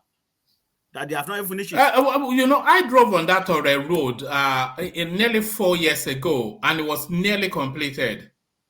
When very I was smooth, year, very it was one of the best roads that I've seen in Nigeria. It has not been completed even when I was there last year. So, but we are talking of Lagos to Ibadan now. I don't know how they can finish that quickly. All right. Thomas has come back. So Thomas, you were saying that they've done really 90% of Lagos Ibadan. Almost 90%. Where? I drove there twice.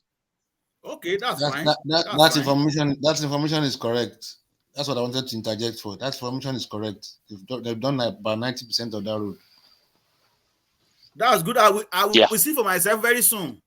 So I will be able to grade them by myself. So we cannot continue to say that this guy he didn't do anything. He has done a lot. He has done a lot. PDP government for 16 years. PDP government was on that road. Dapo, hold on. Dapo, when you want to come in, say, can I interject or something? Because otherwise, somebody will be saying something and then your voice just layers on top of them. But let Baba Kure just have a moment. So, Baba Kure, back to you. So, anybody can say anything they want, but I will see for myself to believe what people are saying. Because when what's the name of this guy? This guy living in US that used to be a military man. I forgot his name. It's not really coming here anymore. Baker Ortiz. Is it Baker? No. Mike. Something. Mike. Yeah. The way he described that, everything was rosy. Then when I got there now, and I said, can you tell me the road that you're talking about? Because I was there too. And he said, he didn't say that it was that. Okay. I will get there by myself soon. Then I will see what everybody is talking about. Then I'll be able to grade them by myself. That is it. I see that. There's another guy. Yes, he lives in Ibadan. It will always nearly completed. Just wait. It has been like that for 3-4 years now. But they have not completed it. The fact still remains that the money these people borrow, right? We should get more value to what they borrowed than what they are giving us. So I'm not praising any of them. In as much that 85% of this money is in their pocket. But they are also Baba Kure, they're also saying in places like Lagos, electricity is becoming somewhat predictable. That you get electricity almost for half of the day. So they are reporting that as well. Well, but you should remember too, that is Lagos, because I can still tell you they are doing all this to win people's vote. That is politician for you, particularly in Nigeria.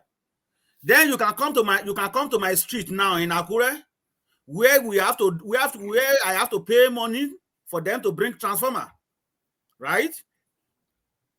How about that too? Because I pay my own money yesterday. 3 days ago. That is how we contribute money for them to bring transformer. After pay for my own pay for my own pole, bought about 6 or 7 poles, buy my own wire that runs on that pole up to my own house, pay woman. I'm not going to praise any of these people.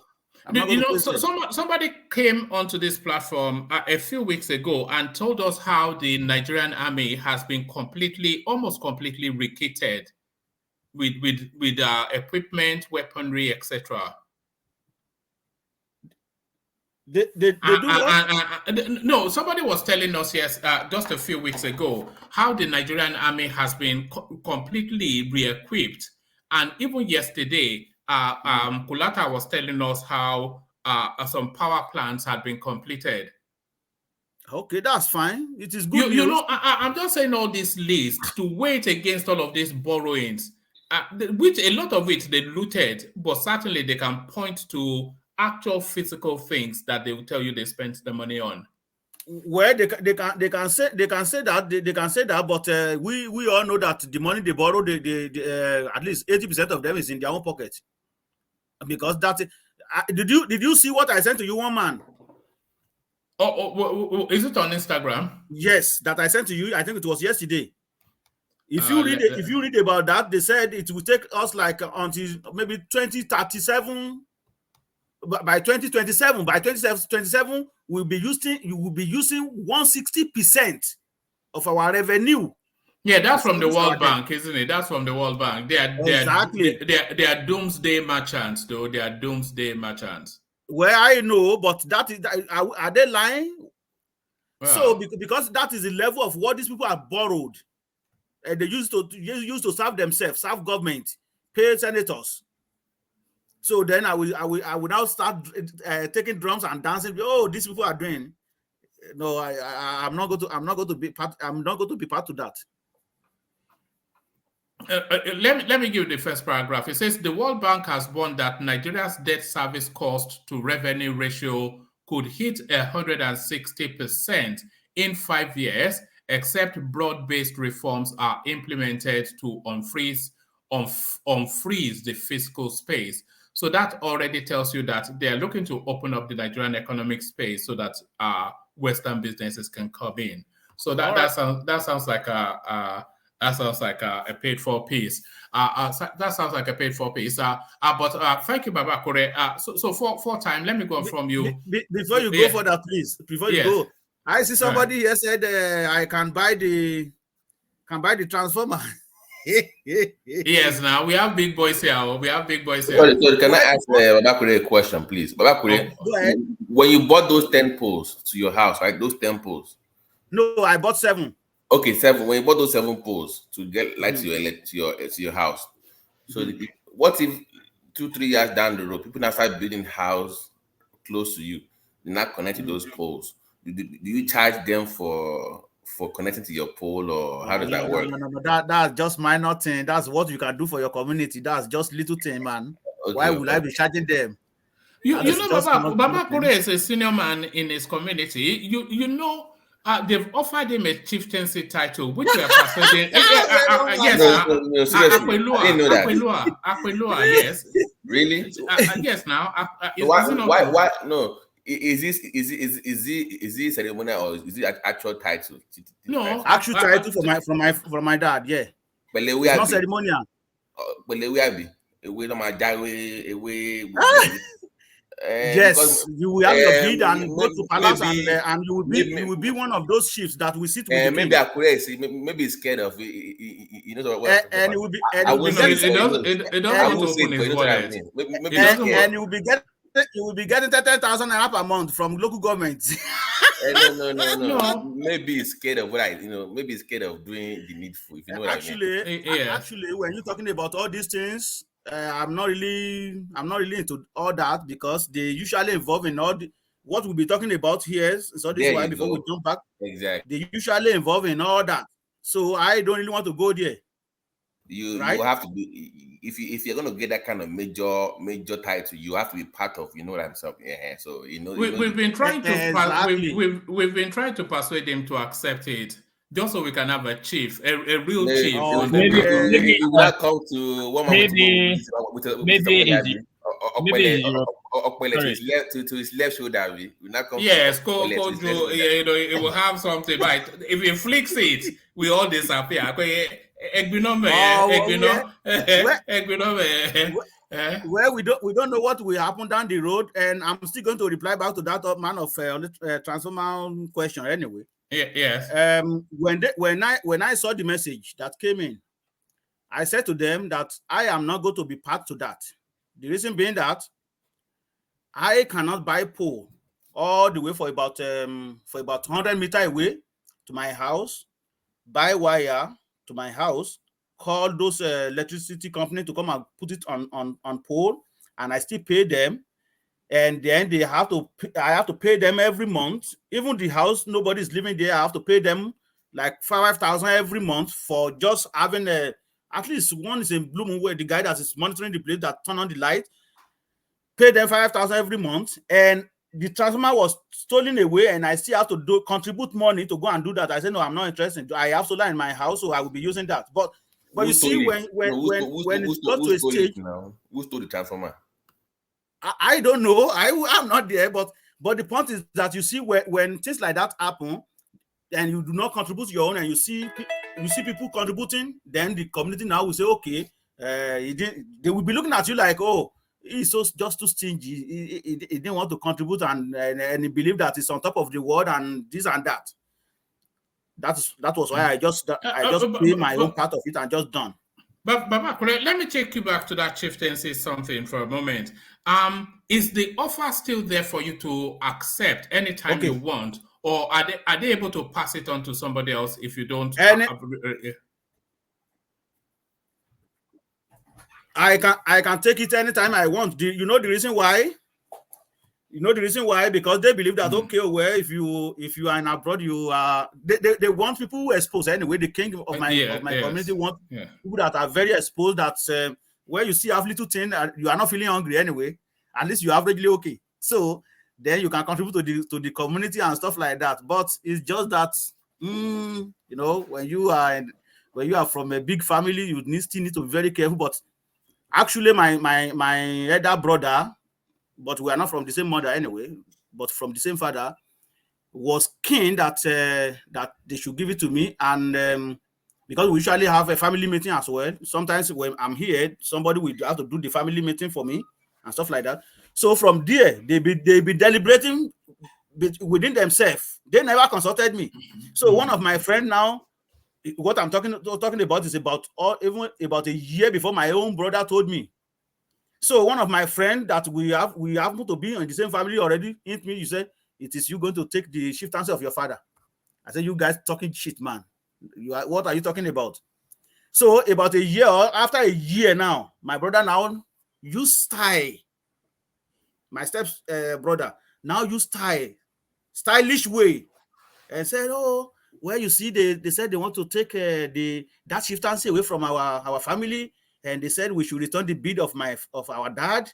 So they want somebody that that will take the chieftaincy. And I said, okay, well, I still have one elder brother that is in between me and you. Why don't you give to that person?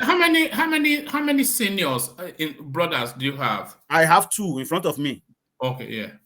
So then the man now said, oh no, you know, they want somebody who can who is supposed and have at least little change and stuff. I said, but you can do it. You are a principal, you are a vice principal of school. I know, you know, I'm still taking care of my kids. So I think you are the best person. I said, just stay there, not me.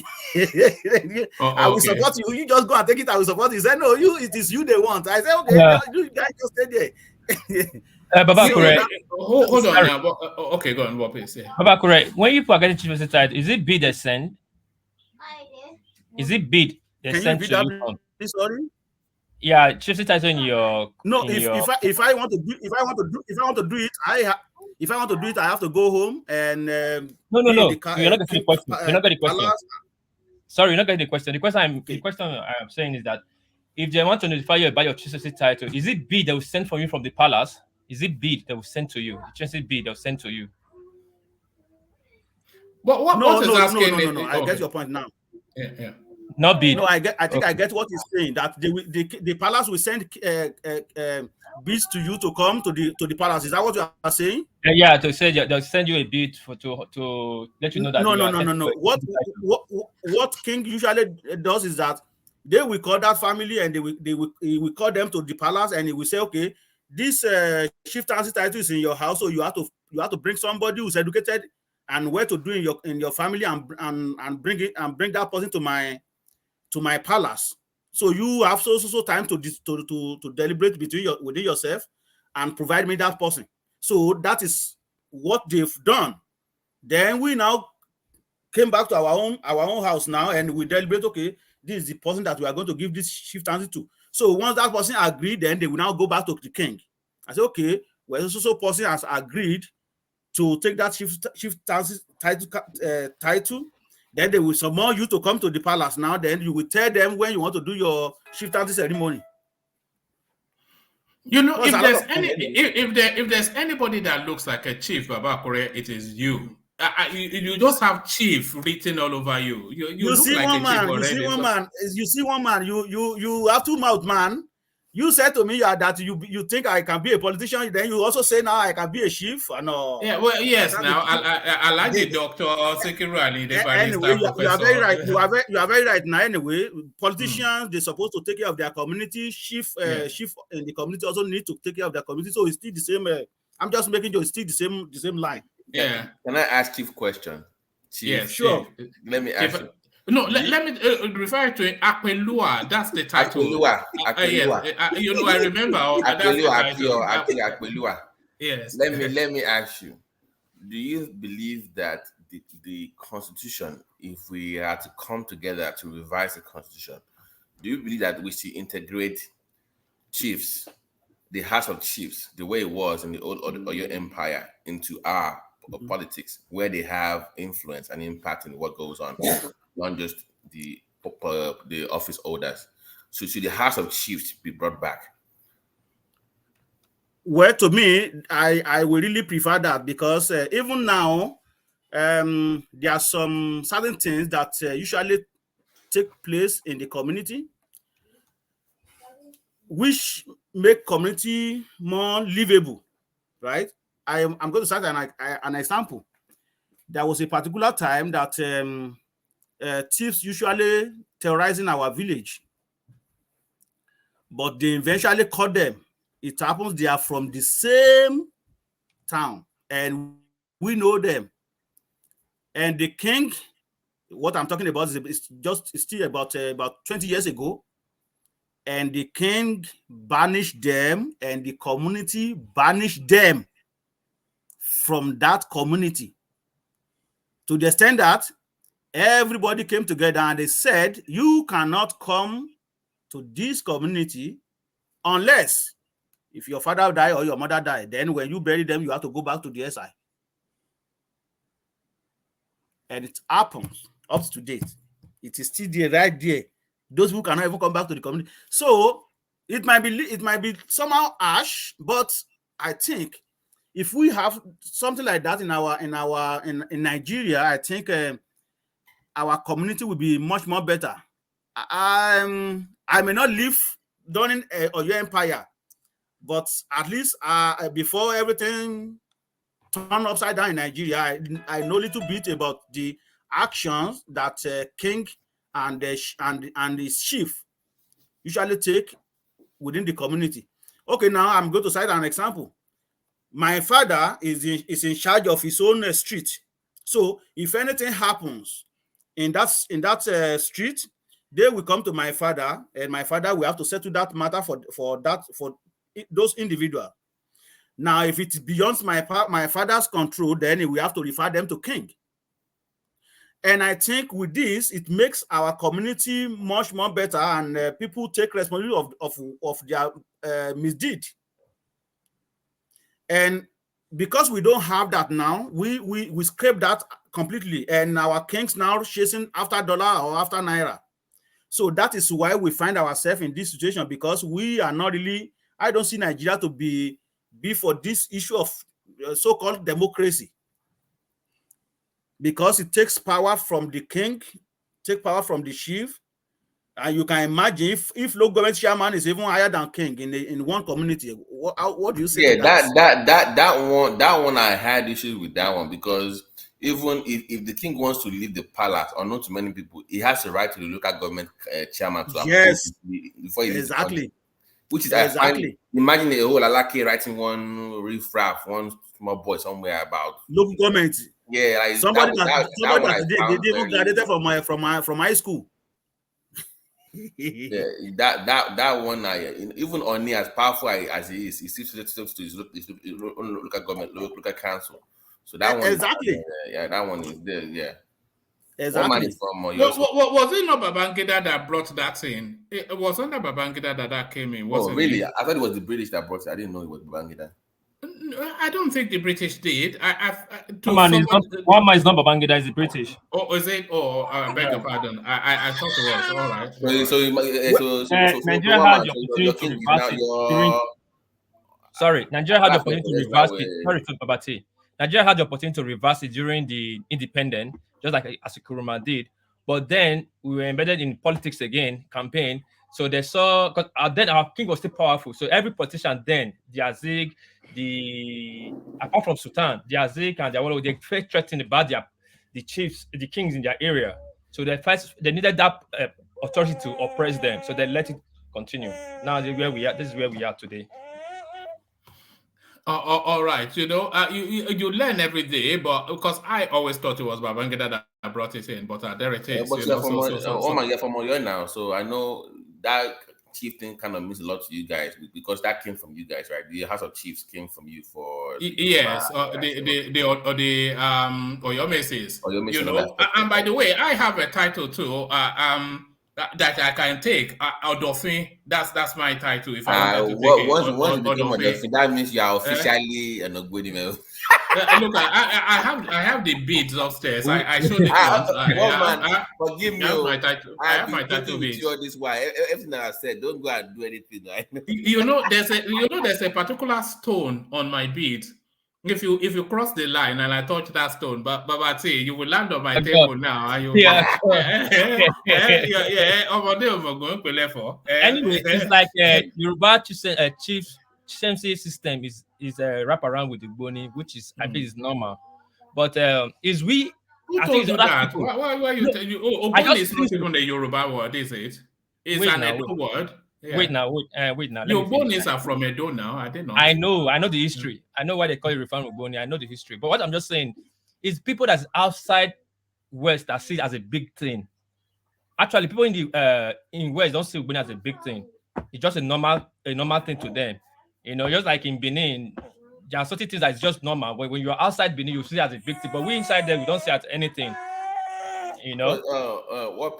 What piece does I know we spoke about the local government having that much power in the constitution, but I know the Benin king is very powerful, so I don't know how much that kind of dynamics work in that area in Edo.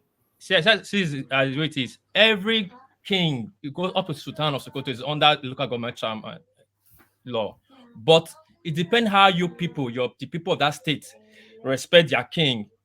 That's the only thing that gives power more than the local government. Because even like do you know that Obaseki is not a name? The name Obaseki, it's not a name. Is it a title? It's a title. So if Oba brings strip Obaseki that name, he'll be nameless.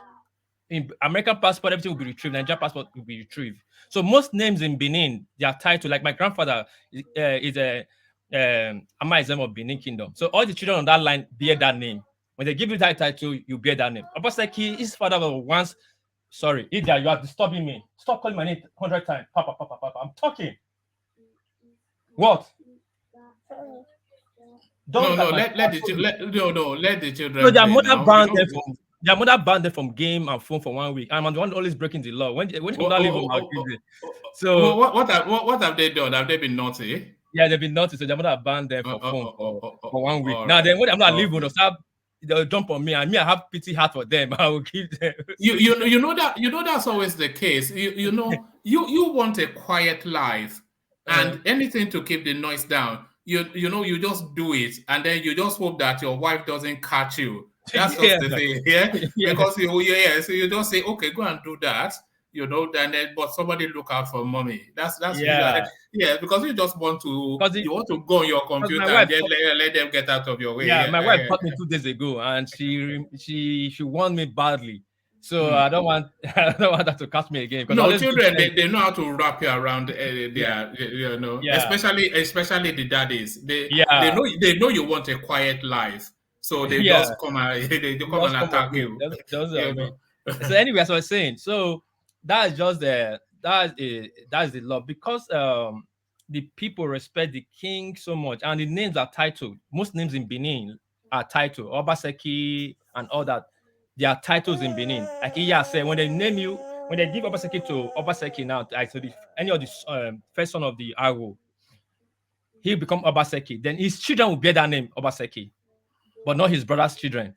So that means Obaseki now, you see now, his father was once an Obaseki. That's why he bear Obaseki. So if Oba Benin strip that title from that family will be nameless. So that's why there are certain respect. There things to balance the power in Benin from the government and the monarch. That's why sometimes the government does not overshoot. The government does not overshoot. We always remind them where you're coming from. You understand?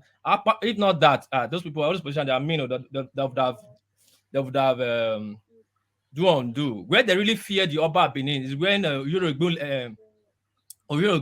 the last Mistral administrator, that was 1999 before he handed over, 1998.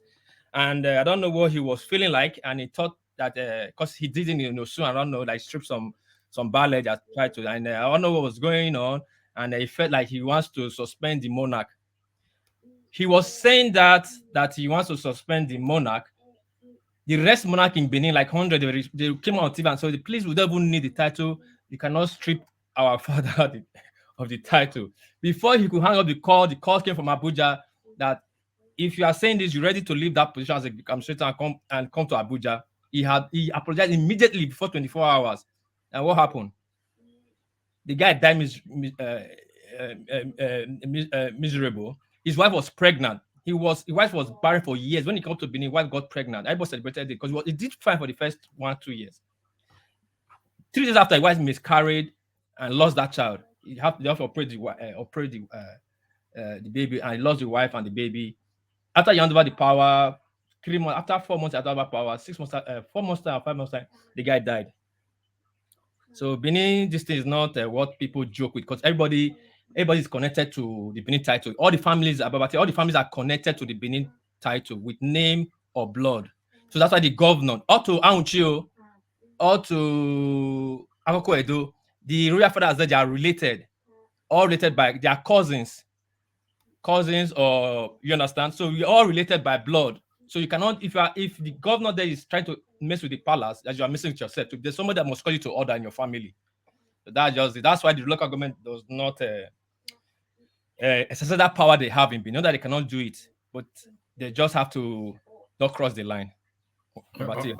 All right, brilliant. So Eunice Williams, she's watching us on Facebook.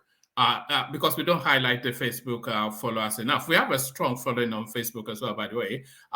So Eunice Williams on Facebook, I have been watching from the beginning. Nice and educative speech from you guys. I really enjoy it all. Good night. So that's Eunice then, delighting in the stories from Baba Kore. So Baba Kore, all the babes, they always like to see you. You see, those are the sort of people that harass me when you don't turn up. Baba Kore, all your women around the world. Baba Kore, I hope your wife is, she's not talking about me. She's talking about the platform. No, she's not talking about me. She's talking about the platform. She's not talking about me. She's talking about the platform. No, woman. She's talking about the platform that's is enjoying what we are discussing here. Yeah. Not me alone. All right, that's brilliant. So thank you, Baba Akure. So we've not heard a word from Ajan Lekoko, so I suspect that Ajan Lekoko may be busy with other things, but let's see if we have him. Ajan Lekoko, we've not heard from you.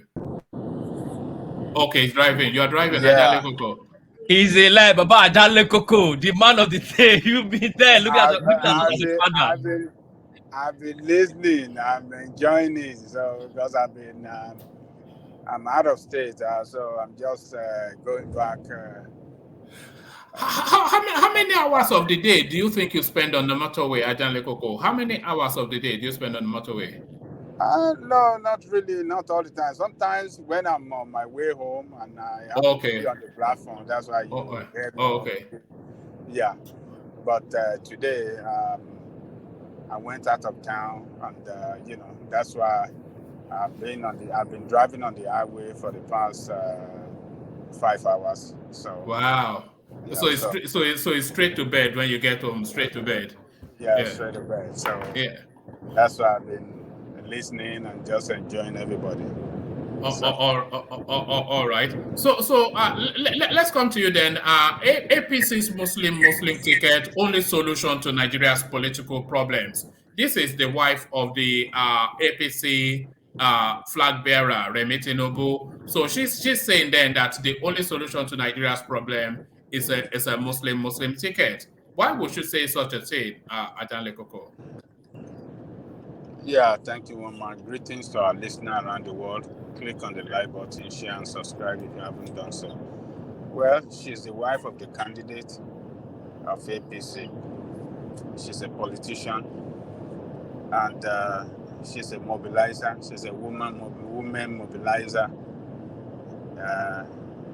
As of today, she's the leader of all women in APC.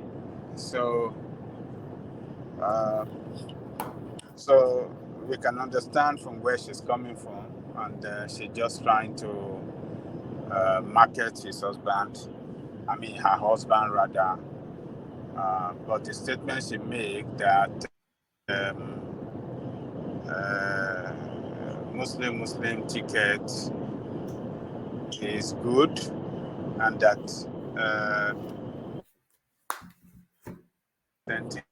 ticket, I think she shouldn't have made that statement. It's unguided statement. It's a statement that is not helping the situation. It's further. It's a statement that shows arrogancy. It's a statement that shows no sign of consideration for the Christians at all, particularly those that are against the Muslim ticket. She should have said it better. She shouldn't have even said it at all. She should have just said, vote for my husband. She did well in Lagos. She's not a religious bigot. He's a man that loves family. Just say a lot of good things about your husband. Don't even go to that Muslim ticket. And, that's the way she say it. And if people ask her a question about Muslims, she can say, well, my husband is not an extremist. He's a Muslim. I'm a Christian. We've been living together for so many years. We have children that some are Christian, some are Muslim. And just market the husband positively and just give a statement of assurance, so the people that demand will not use his administration to discriminate against Christians, but the statement she made was that statement was it's not good enough, and maybe the campaign team can sit her down and just talk to her not to make such ridiculous statement, because the husband have a lot of baggages around him. He should not had. She shouldn't had more to it. So that's the way I see it. All right, brilliant.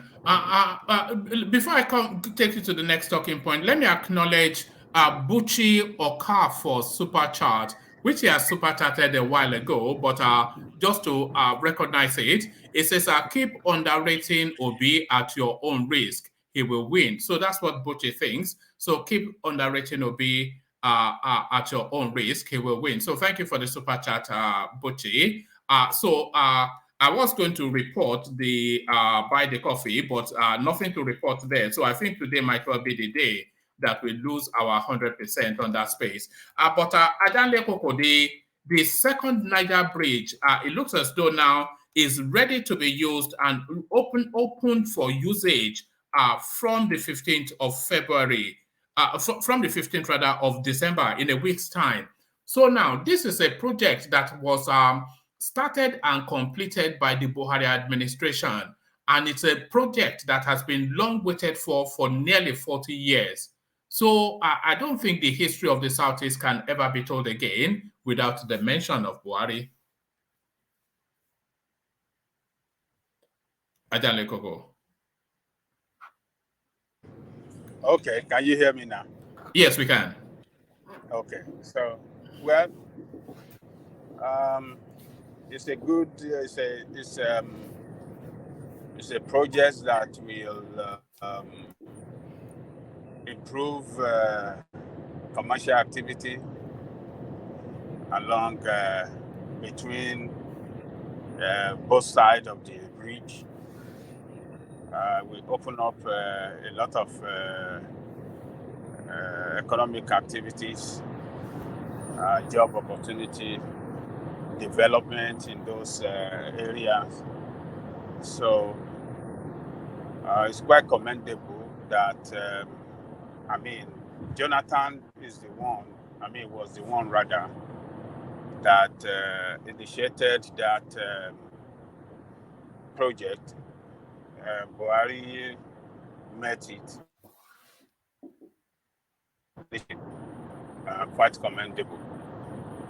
But they shouldn't brag too much about projects because we have had too much of we are building projects here and there and here and there. Look, if we do valuation of all the projects they claim they are built around the country and compare that with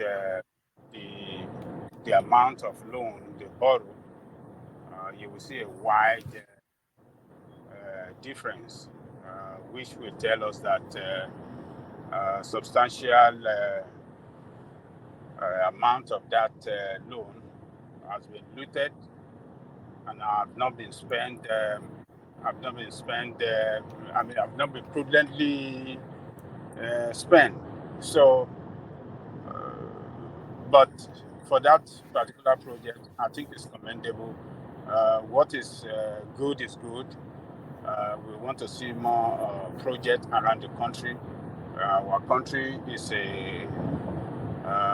is underdeveloped when it comes to projects that, when it comes to structure that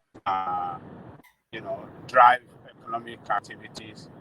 So I hope that any coming administration as well can do better in the area of infrastructure building around the country. So we lack, we are still behind as far as infrastructure is. We are, a lot of our infrastructure in dilapidated state, and but they have bankrupt their country with all the loans they collected to build infrastructure that they claim they have built everywhere. That is the most unfortunate aspect of it. But for that project, for that infrastructure right there, second mainland, what do they call it? Niger. Second Niger. Yeah, it's commendable. It's commendable. All right. I certainly, now that I pay attention somewhat, I can certainly see that some effort has been made by Buhari. If only he had just done the same effort in insecurity, it could have gone down as one of the greats rather than one of the bad people. But and if he had shown more sensitivity when the country is subsumed with flood and you're flying to Korea, so it's those sort of things that people think of, not these sort of things. It's unfortunate for him, but then that's the most unfortunate aspect of it. Yeah. If you look at the amount these people have borrowed and what they have, looking at what they have achieved with it, it's just very minimal. What they achieve with all those huge loans that they borrow, you can score them below 20%. You can score them below 20%. For example, the what do you call it? The security. What they budgeted for procurement of arms and ammunition for the country for the past 7 years was over $7 billion. Are we winning the war at all? Does anything shows that our security have improved? Are we safe around the country? Are we secured? Is the country secured? Are we people safe? No, the security is security of life and property is compromised. What have they achieved? when you spend so much money on a particular project, it should be able to yield out some results, meaningful results that will benefit the life of people. So this nonsense that APC cry about project, infrastructure. I mean, it's just that we are backward people. Nigerians are backward, and we have been denied good things of life for a long period of time. And that is why when these people, anytime that they show us any little thing, some of us will be jumping up and dancing palongo. So it's we are backward nation, and we are backward people, and we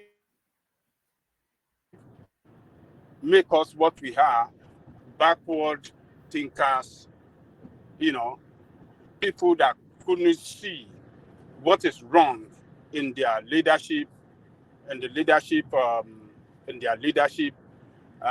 They don't see what is wrong in them most of the time. They don't see the implication of their action. We don't think about the future of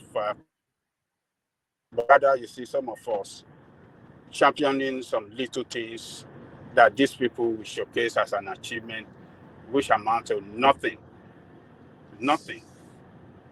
compared to the kind of achievement or development you see in other parts of the world, particularly countries that are at the same level of development, or you can claim to be third world country with us.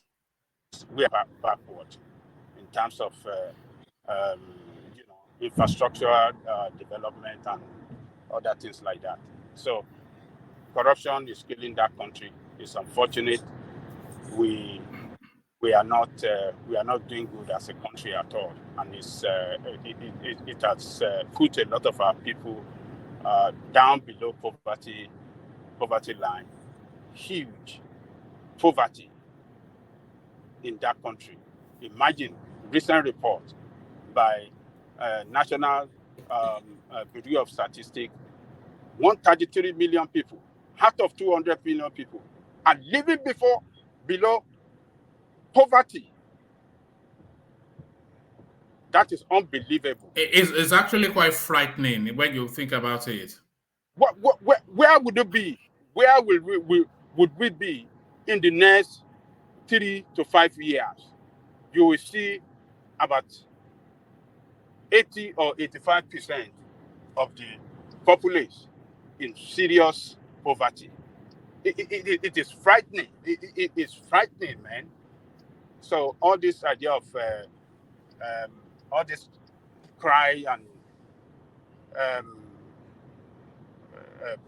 what do you call it? Infrastructure, they are lying, they are doing. Yes, we can see some few things, but it doesn't commensurate with the amounts they have borrowed in terms of value. It doesn't commensurate. The value of the project does not commensurate with the amount of loan they borrow on behalf of all. Oh, we lost Adanle Koko. It was driving, so there it is. We lost Adanle Koko. Well, you got the thrust of where it was going. So let's go on then to engineer, who I suspect would have gone to bed already. So engineer, are you still there? All right, brilliant. So thank you, engineer. We lost Adanle Koko, unfortunately. All is Snowman's mom will be unhappy because Adanle Koko is her favorite, as he told us yesterday. So Snowman's mom will be unhappy. Let's take a snippet from our work piece and then we start to round off. So what work piece? I'm here. Oh, all right, brilliant. Oh, did you rush off to do something? You look. Yeah. You ran back into the room. Yeah. I was. I want to blame. How did you know? One man suspect you. It's like you have the third line. Don't worry. Now I told you that I have traditional beads. I can see everything. Okay. I wanted to make my smoothie, so I just cut me and just. Is it that green smoothie that you drink? What? Yeah. Tell us your blend again. What's in your smoothie? Yeah, it's mix of veggies and apple and fruits. That is I use most of the leaves are Japanese name, but let me call the few ones I know. I use spinach, Spinach, yeah. Spinach, mint Do leaf. you, do you use broccoli? No, I told you before. I use broccoli when I was going to gym. When I really like to drink broccoli when I'm going to work out. After workout, I drink it, so it helps me to refresh. But this one my wife is doing for me is to control my cholesterol and some other things in my body. So it's a really combination. So most of the leaves I don't know the names, are Japanese names. There's parsley too, parsley leaf. Then but I have banana, I have lemon, fresh lemon, excuse it. Then I have one apple. But I have like 6 vegetables, vegetable leaf. That sounds like a meal. Are you able to Yeah. eat that? Yeah. When I drink it, depending how I make it thick. If I make it more thick, it can take me for 3 hours. If I make it light, that one will take me like 1 hour, 2 hours plus. But if I make it thick without no water, it gives me that. If I take it now, that will be my afternoon. That will be my lunch. Maybe by 4 I will just eat dinner. 4 5. That's it. I try to avoid not to eat at night anymore. You know? What's the latest that you eat a proper meal? What's the latest time of the day that you would eat a proper meal? Yeah, I try to make it no more than 6 p.m. I agree with you. Anytime after 6, I don't eat anything other than rice. Not after 6, after 7. Yeah. I try not to eat anything. I don't understand somebody that will be eating pounded yam at 9:30. 9:30. 9:30. Yeah. That's just you might as well just pump fat into your body and yeah. And if I try to eat anything after 6, either salad or fish, I like roast fish. My wife will make a roast fish for me. We will roast it. Do they have a meat eating culture in Japan? They don't eat a lot of. Is it they don't do they eat meat? They eat meat. They eat raw meat. They eat raw food. Yes. They eat everything raw, don't they? Yeah. They eat fish as raw. well. Fish. Yeah, sushi. They eat it raw. Hold on now. The TV is not on. I'll put it on. Hold on, please. So, Mama, this will kill me. These children. Don't worry. Those are the memories you take forward. Yeah. Do you know? I finally cave in. I still give the other one the phone to go and look at. You have no choice now. They will always defeat you. You know me. I don't even fight it. I just give up. So just if the mom is not there, I just give up. I say 1 hour. Then let me come back to what I'm doing. I just want to say I should put on the TV. And the TV in my house, they're almost broken all of them. I have 3 TVs. They do whatever they want with it. And I don't know these children. God will help me. Did you not say you were in the process of moving? Yeah, I want to move. We are moving next year. We're moving next year. So we move to a bigger house. Well, next year is next month, though. Next year. Yeah. Next year. But no, it's it's a bank system now. They have to they are building anyway now. So after that, they will give us we'll move in. Do they follow the Gregorian calendar, or do they have a January Gregorian calendar? But they still have theirs too. But they follow the Gregorian calendar. Which one is the official calendar of the? Of course, the Gregorian calendar. It's America controlling this place now. Now you talk more. So, but yeah. Do you eat raw meat as well? You never. I don't. One man, I'll throw up. You've not tried it? No, I can't even eat sushi. Me, I don't even eat sushi. Don't talk about natto. Natto, oh, that one is disgusting. That one stink. Jesus Christ. And they eat it. There's a particular meat that they price for. I can't. It has a famous name like that you can buy it for 10,000 naira dollars just for like a steak or something. Yeah. There's one steak. There's a steak. There's a steak that's very expensive. There's a name for it. I can't recall. It's famous all over the world. This Japanese meat that is almost the price of a house. Yeah. I think I know what you're talking about. But let me tell you, this one. There's another one. There's a steak. Yeah, there's a beef in Japan that's very expensive. Do you know how they raise the beef? With salt, Abby? Is it whiskey. salt? Is it whiskey? That's what he drinks from baby things. He drink whiskey. They feed him with whiskey and rice. That steak is fucking expensive. When the Bushmark, that when Sanusi came to Japan, that was some in 2012.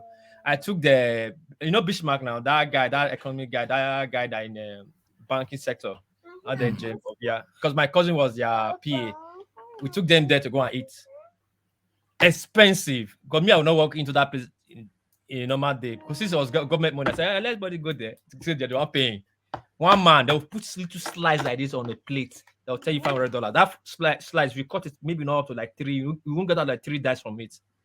So imagine me, you eat whiskey, trained with whiskey, very expensive beef. Yeah. Oh no, the meat is called Kobe, and another one called Wagyu or something. Yeah, you're not wrong, but I don't eat. That's why I don't really take names. Yeah, no, they've got Kobe. Yeah. Yeah, I don't eat it. That's why. But one other thing I like before here is yakiniku.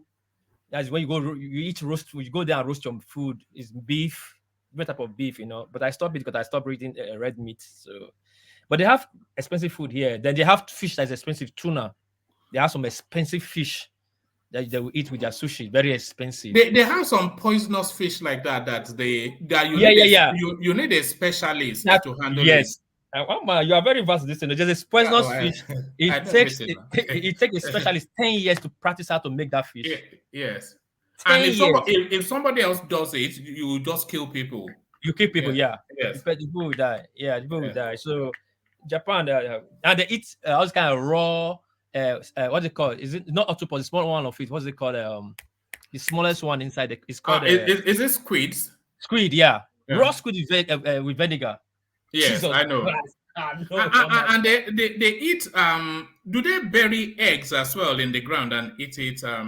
They have like 1,000-year-old eggs or something. Do they? Maybe, I don't know. Do they have vast culture? Because since I'm not into their food, there are things I don't even want to take part in. But they have a lot of food here. I won't doubt it. They eat so many. They eat raw egg, like raw egg. There's the food will make for you. The egg is half cooked, like semi-cooked, little cooked. The rest is raw. That's only the body will just be white. But once you put your teeth, everything just melt into your mouth. That rawness and everything. Like the first I try, I almost throw up. Or I didn't even throw up. I throw up, sir. So they eat some certain. If you want to eat Japanese food, you just be careful. But the settings they eat, you just wonder if they are human beings. Their noodles is quite different, isn't it? It's almost a flat, and then it has a bit more width than the.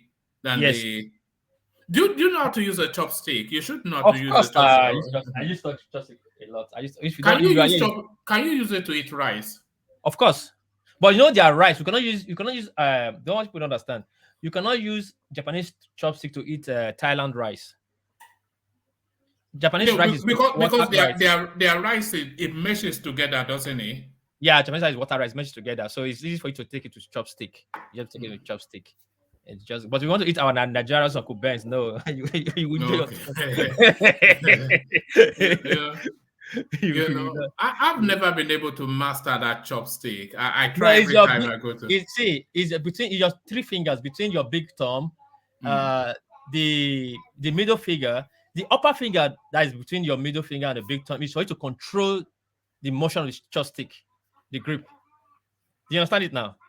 If you go to a restaurant and you ask for a fork, will they look at you like there are some sort of... No, they'll give you. They know you're foreign, they'll give you. Yeah, but they will look at you funny that look at this barbarian. They'll give you. And you know their traditional spoon? They have the traditional spoon, no? If you ask Japan to give you spoon, they give you traditional spoon, you will laugh. Do you know how their traditional spoon look like? It has 3 mouths, doesn't it? It doesn't have the 5 mouths that... No, fork. Oh, no, yeah. Their fork. Does their fork have...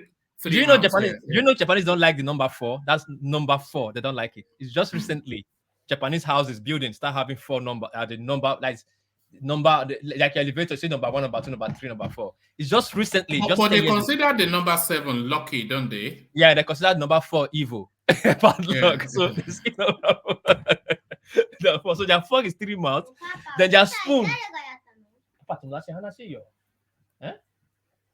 You know what my daughter told me? He has asked me. He said, "Daddy, you are loud. Who are you talking with?" I said, "I'm talking with my friend." Hello, what's her name? Eze, come on, say hello. Hello, Eze. How are you? As I said, it's shy. Wait, look at her. Let me Eze, do you speak English? Eze, watch. Eze, look. Eze, hello. Hello. Can you wave? He Say can wait. hello. It's just shy. They're too Yeah, shy. I know. How old is she? She's about 3, 4. No, she's going to 6. Wow. She's just 6 now. Yeah, she's 6 now. You're a big girl now. How old are you? That's right. Leave her alone. She wants to play a game. She doesn't want to look at some bald-headed man on the computer. Okay. All That's right. one more. All right. So, what were you saying, Justin? Just say something before. No. I can't even recall. I was just asking about. I'm fascinated by Japanese life. One man, you know? Have you heard of onsen? What's that? Family bath. You never heard of it? No, they have a naked culture, don't they, in Japan, where they like to go around naked. Yeah, that's onsen. Onsen. You have to go. They have the type of onsen like a water coming out from the spring rock. Yeah, it's like a warm. Is it a warm lake? Well, yeah, warm water. Yeah. They have different They have different sections. Like if you go with your wife and your kid, you have a private section that you and your wife and kid go. Then they have section for women only and men only. One man, you should go there. You see all Japanese men, big boss without no pants, not everybody will be inside the bath. Taking bath. That sounds. No, you must go to Japan. I'll take you there. You must go. It's fun. Everybody goes there. You have bath at home, but you have to go to onsen. Some at mountain top, high mountain, and you'll be looking at the atmosphere, look at the landscape. You are there taking shower. You see different men. You just come. They'll give you a little towel, and they enter the bath. You remove the towel. Everybody sit down. Warm bath. Take shower. Then the women have their own section. they have beautiful gardens. Probably they're very meticulous about yes. Christmas is coming. They have a wall. Yeah. You come and see now. Christmas is coming now. You come and see their garden. Oh shit! They beautify the garden. They have beautiful garden, landscape, and all that. Yeah, landscape. That's what I meant. Yeah, beautiful landscape. And it's all man-made, though. It's all man-made. Yeah. And again, they are crazy. They can design flowers. Their trees. They'll design their tree. Yes. It will be Santa Claus tomorrow. That same tree you see tomorrow is a kangaroo, and it's still a living tree. You see how you get those changing the shape of the leaves to make out of it. Make it out of it. Beautiful. No, Japanese. Explain Zen to us. What is Zen? What does it mean by Zen? Z-E-N. Is it not some level of calmness? They call them like they have Zen. Z-E-N.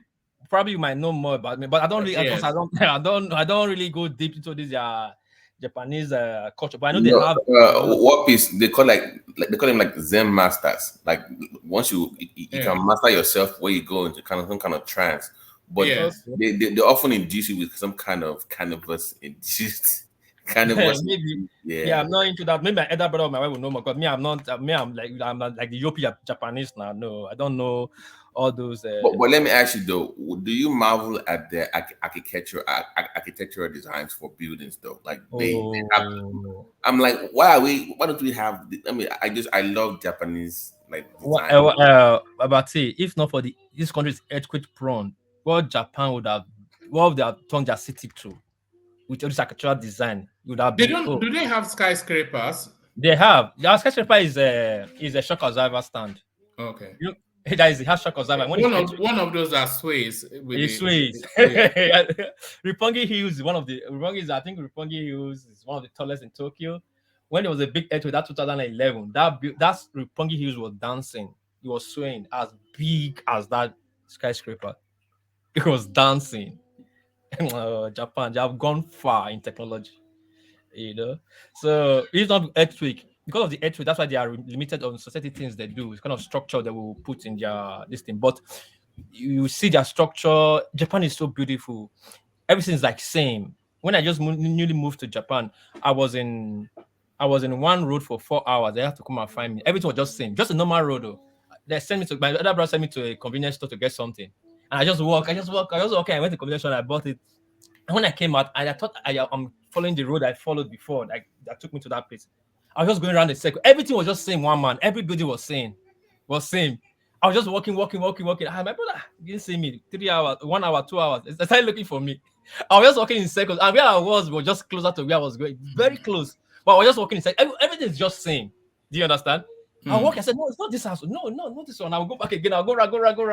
My brother was like, my brother found me. Say, yes, welcome to Japan. We all passed through this. Everything is same. Even last year, I went to Tokyo. I went to a seminar and I parked my car because I was in a hurry. I parked my car in one parking and I left. After that seminar, it took me 6 hours to find the car. 6 hours. That area. Is their life boring? Is their life boring? The Japanese. It could be boring because of the nature of the work nature is work in Japan.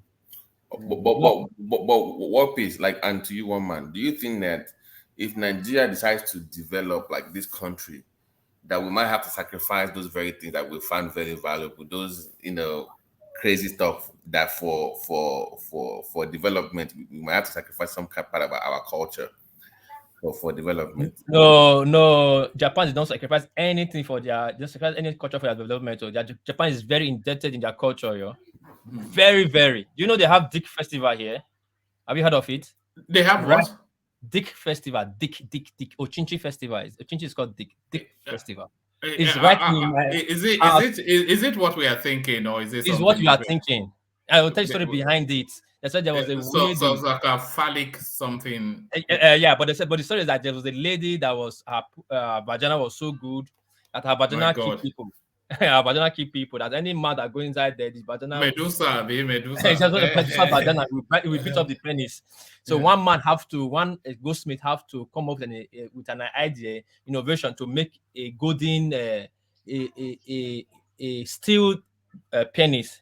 So when he went to the woman, and at the end of the day, the vagina wanted to devour the penis, the tooth of the vagina got cracked. So today they celebrate Ochinchi Festival. They will say all the girls will hold baby dick, ice cream dick, whatever dick on the street. Thousands. They are very sexually deviant, aren't they? They are very odd when it comes to sex. The Japanese. Yeah. By the word, by explanation, but just little expansion on that. All you mean? They like to do funny things. Crazy things. You want man, you can't imagine. Yes. Are the women? Are they sexual? Are they? There's a saying in Japan: if you go yellow, you can never go back. Oh God! I thought it was if you go black, you never go back. No, in Japan. Let me just say this. In every women in the world, they have their area of specialties. They have their gifts. Just like Persian women are very beautiful, like the gypsy. Japanese women, they may not have that beauty in face and shape, but God gave them vagina. No, right. Let's not go too deep because let's take a degree of after dark. After dark, X-rated one man. Those people, they never get tired. It's you that will get tired. It's 100 times you are calling for, they're ready for you 100 times. And it's better in that first encounter, second encounter. It's better and better. Sorry. Is it herbs or is it just natural? Natural. Hey. Quietly. Natural. Water spring, if you know what I'm talking about. Always. But I've never seen Japanese women as, I just see them as nice looking. You don't see them as, attractive or sexy, or you don't have I don't have those thoughts when you just see them as nice people. They smile a lot. That's just why I was they smile a lot. That's the best way to describe them. Among the Asians, if you want to know the Japanese, the one that smile a lot, that be more respectful in public.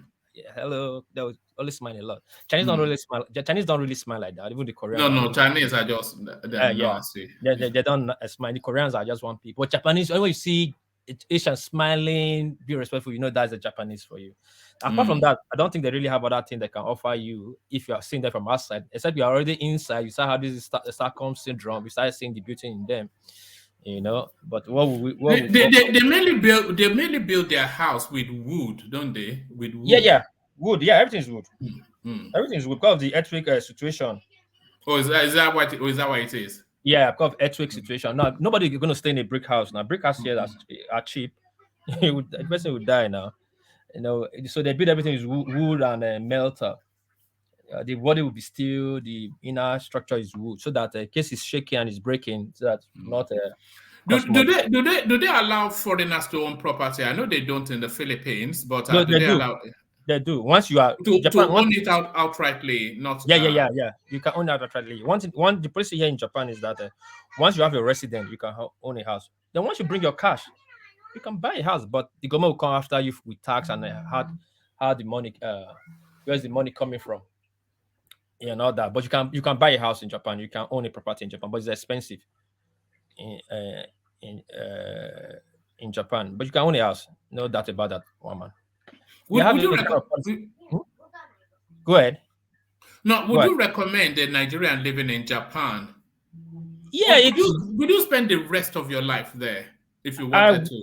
I can, but I would not because of the language barrier. That's all. If not the language barrier, nobody would have go home in Japan.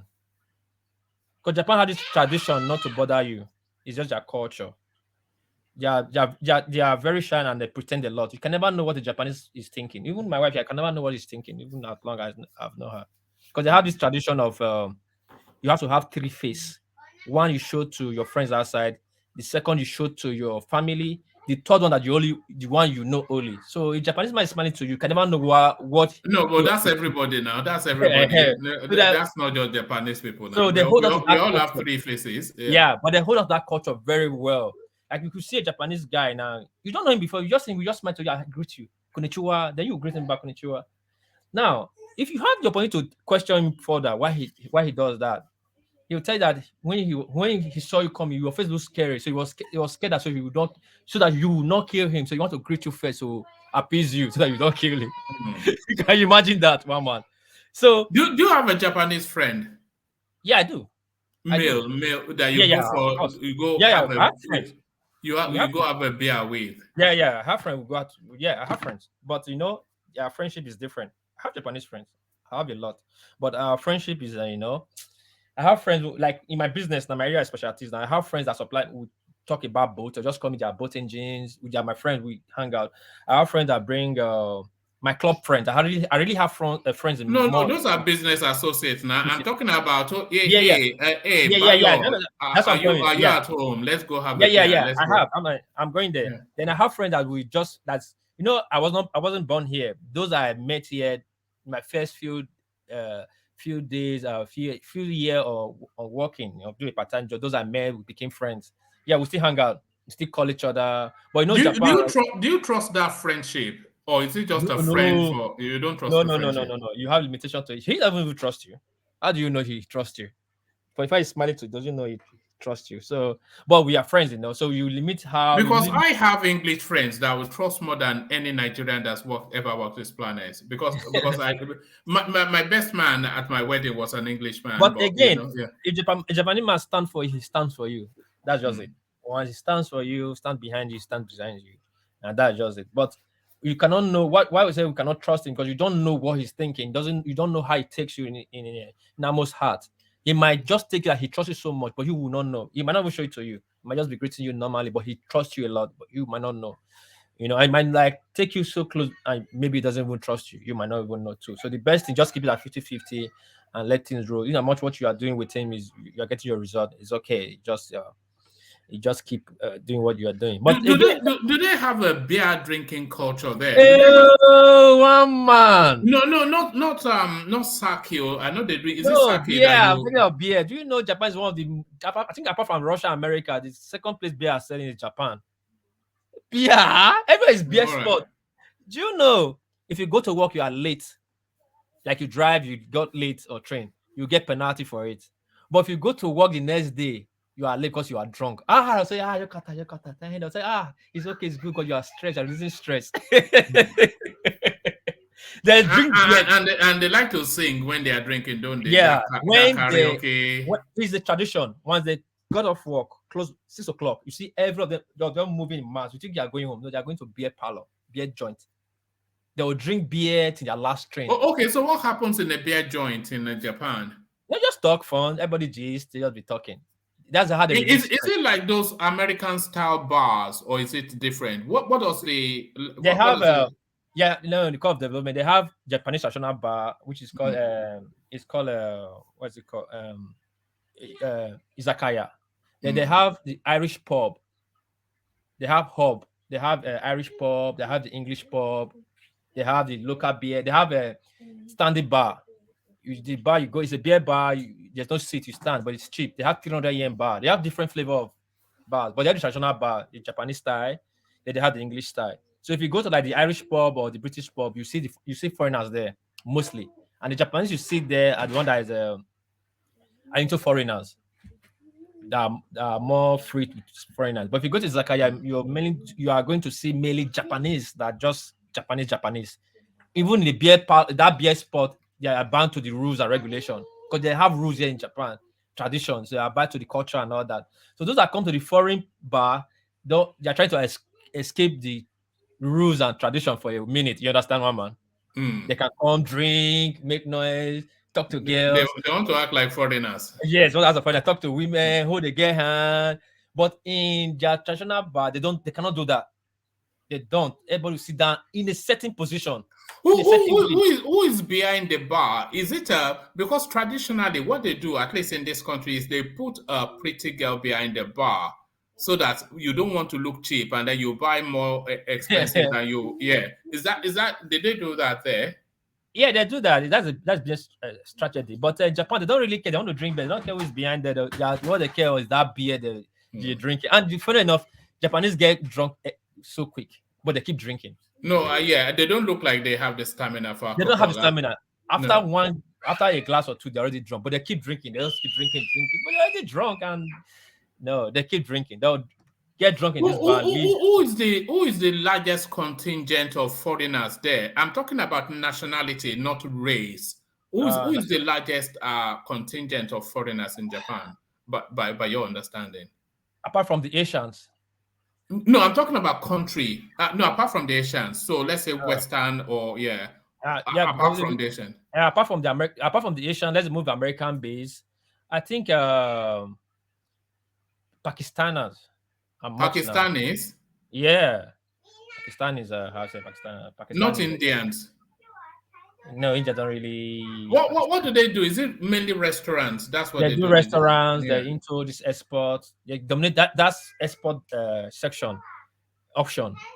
They are the one and no, the Pakistanis are mixed with Nepal and India, so we just group all of them as Pakistanis. Iranians used to be very much here, but Japanese found a way to deport all of them at one time. So after the Pakistanis, Nigerians. Really? Yeah. Not Americans, not Europe, not English. I know. I said remove American base. No, America have base here. No, remove the American base. I'm talking about the general populace. Remove American base. Americans are not much. Americans just come on expatriate. And English people and Germans, they're not. Yeah, here, but not much. They come on expatriate situation. Not like people that just leave home and move and live here. People that just move and live here in Japan. Pakistanis, Nigerian, Africans. Nigeria after Pakistanis, Nigerian. After Nigeria. Is there tension between the two? Is there tension? No. No tension. Then after Pakistanis, Nigerian. After Nigerians, Ghana is much. Ghana used to be the first. Then Nigeria took over. Ghana. After Ghana, Senegalese are much here. Senegalese. All right. What would you say the number strength of Nigerians are in Japan? How many Nigerians would you? We are much. I think we'll be doing to 5,000 to 10,000. 5,000. That's not much now. That's not even 10,000. No, that's not like even in Woolwich alone. There's 5,000 Nigerians. No. In the 90s and in 90s, nobody was coming to Japan now. Even when my brother was coming to Japan, my uncles then would be mocking like you are going to Japan to do bricklayer work. That's kind of mocking. They don't go to Japan. It was from actually it was the Benin's and the Ghanaians of the most first in Ghana and Japan in 80s. I was 88, 89, 87. Then 2000, the Igbos now came to increase that space. That 2002 World Cup. Yeah. Okay. So what's the breakdown of Nigerians then? So I suspect you are saying is the Igbos that Igbos are much now. After Igbos are Benins. After are there any Yoruba people there? Few scanty. There used to be Yorubas in the early stage in the 90s, but they left. You know Yorubas now, they'll go to America. They don't like to be, they don't eat, we don't like to eat raw meat. That's the thing. Yeah, they left. Most of them left. All the Ade, all the Yinka, they all left. There's only few that is many here. What's your winter like? What's winter like? It's cold. You know, Japan is different section. Like to the northern part of Japan is very cool, like Russia, because that side is closer to like Hokkaido. That side look way to Russia. They have like -10, -15 degree over there. But in my city, because of what's it called? Because of climate change, we do like 3 degree, sometimes -1. How many layers of clothing would you wear in summer? In winter? In winter, you have to wear like 3 or 4. But me, I don't like to dress heavy. I don't like to dress warm. That's my problem. I hate to dress warm. It gets it's too heavy on me. I like to just wear a simple pullover and a jacket, simple like that. So, do you wear thermal something? Do you wear thermal? Yeah. You know those winter thermal something that you wear? Yeah, like heat tech. I wear that. That's why I'm talking about. I guess then I went out. I wore a pullover, a sweat pullover. And does it snow? Does it snow there? It's snow, yeah. Like Hokkaido is snow. Hokkaido is already snowing like crazy. White Christmas already on Hokkaido since November. Do they ski? Do they ski? Yeah, Guma. Tokyo is very big. Some part of Tokyo is already snowing, like Guma area and all that is already snowing. While some part is just in normal. We are today now is like how many degree? Let me see. In my city is 5 degree right now. So Tokyo, my city and Tokyo is like 5 degrees. So part of Tokyo, but in some city part of Tokyo is -1 or -5. Some places like -10 in Tokyo. You understand it? Like the countryside. Yeah. So like the onsen part I was telling you about, the area you go to onsen is like right now in my city is like -3 or -4 because it's a mountainside or -6 already snowing there. Even at summer myself, because we know we have Martin Fuji.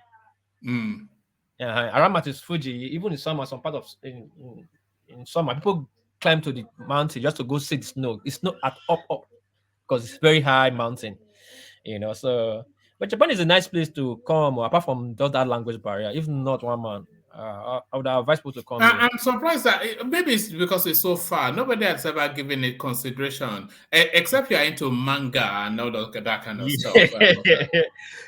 There's one guy that came from Britain. He guy was an engineer. He came to design. When they were working on 3G that time, so they brought them to work at Siemens. So the guy I met him in Hub. So he was just telling me what he experienced. He said that he went to a mall. He went to a mall. He was playing music. He was expecting to hear Japanese, like all this. That's what he was expecting to hear. Yeah. As soon as he's stepping, since he was a British, the person here was Return of the Mark. Oh yes, yes. Mark Morrison. Yeah, Am I in Britain? He said he was in that mall for like an hour, just walking around. He was just hearing to the vibes and vibes and vibes and vibes. You forgot he wants to shop. Like he didn't expect that Japan have gone this far. So I was just like, I was looking at the guys like, what are you talking about? They have hotels that the receptionist is a robot, isn't it? They have yeah. You don't even see any robot. It is on the wall. The computer talks to you. You pay through the wall. There is some. You just walk in, enter your room, and close the door. The doors are not open until you pay your money on the door before the door opens. And they have a business hotel. They have love hotel. It's 2 types of hotel they have here. Yeah, short time, short time. It's short time. But that one, no girl can cry foul or cry rape. And everybody prefers to go there. It's even more finer than business hotel. So, like in Japan now, you could be dating a girl for 5 years. She doesn't even know your house. And she doesn't care to know your house. And because she doesn't want you to know her house. All she wants to know is the train station you guys are going to meet. Drink, eat, walk around, enter a business hotel, enter a love hotel. Love hotel is very and it's unmanned, isn't it? It doesn't have any staff. It's just no staff. Automated something. Hold on.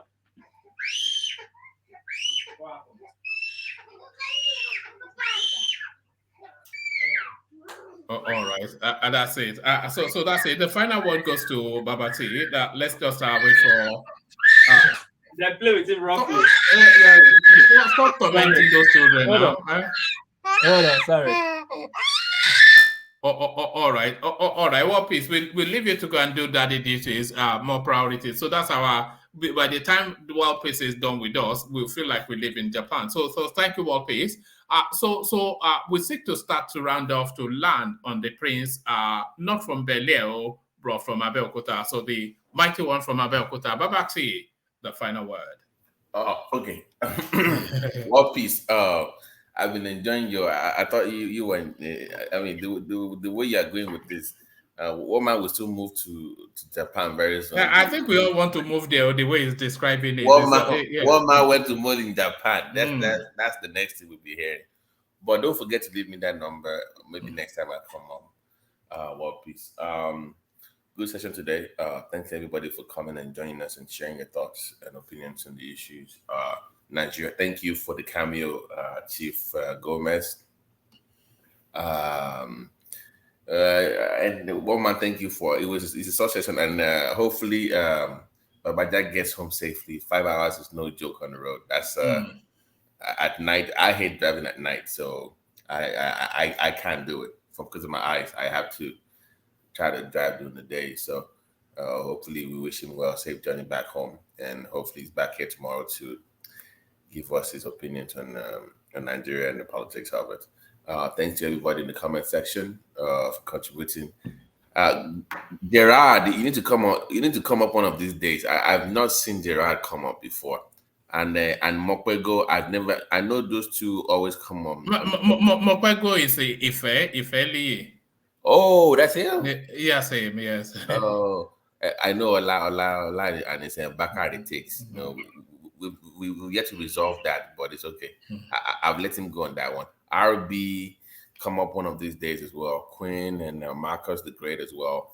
One of these days, you guys should also come up once in a while and chime in. We love to hear from you. I know we love the comment section. That's where the action is, but sometimes we like to hear your voice as well on the platform.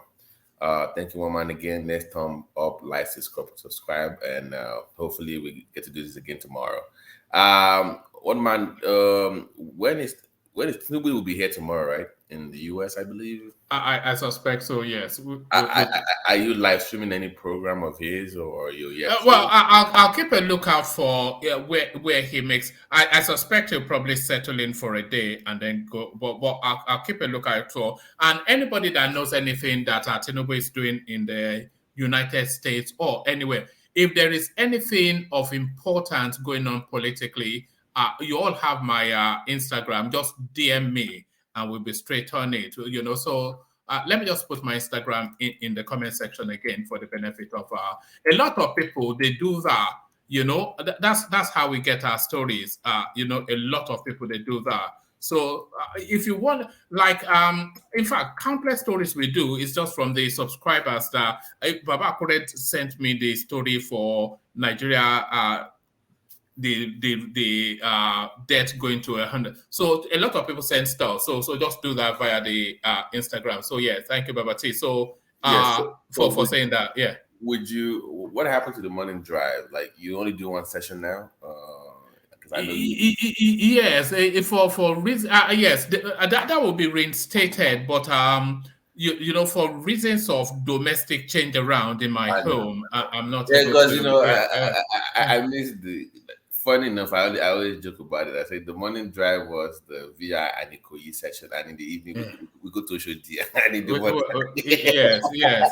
Now I'll bring it back, but I want to try and veer it off politics. If I do bring it back, just to, like, some of those spaces we were discussing earlier, you know, just, you know, because sometimes the politics can be so wearing and it's so divisive as well. So I want something that brings us together, I think. Like top stories happening in the world might not necessarily be politics or something that is, but like the Queen dies and stuff like that. And okay. Yeah, the Queen dies, or relationship matters, you know, matters of spirituality, the role of a man in a house, the African man, where is he in the global world, those sort of stuff. What is marriage in the 21st century? and who killed Tupac? Who killed Tupac? Oh my God! Those are like Yes. conspiracy theories and stuff. I mean, it's good to dwell in that and just hear other people's views. You never know. What is going on in Area 57? Are there aliens? Are there all of these things? There's countless. I didn't tell you I went to that site one time, right? Area 51. How far in the is it 51 or 57? Yeah. How far in the, because I was told it was a boarded off area, and when you get past a certain point, they'll chase you back. You don't have access to Area 51 like to get in.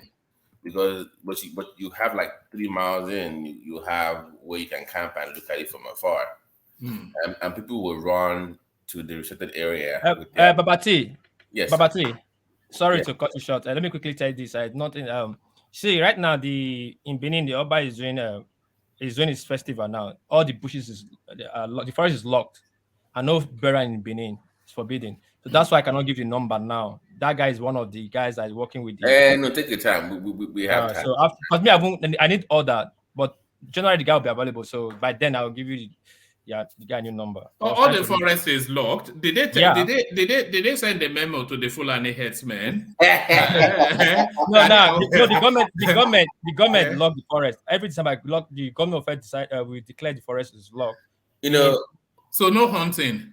No hunting, nothing. What piece? Interesting that you say that, because there are some events in Yoruba land also that I don't care how powerful you are, even the president.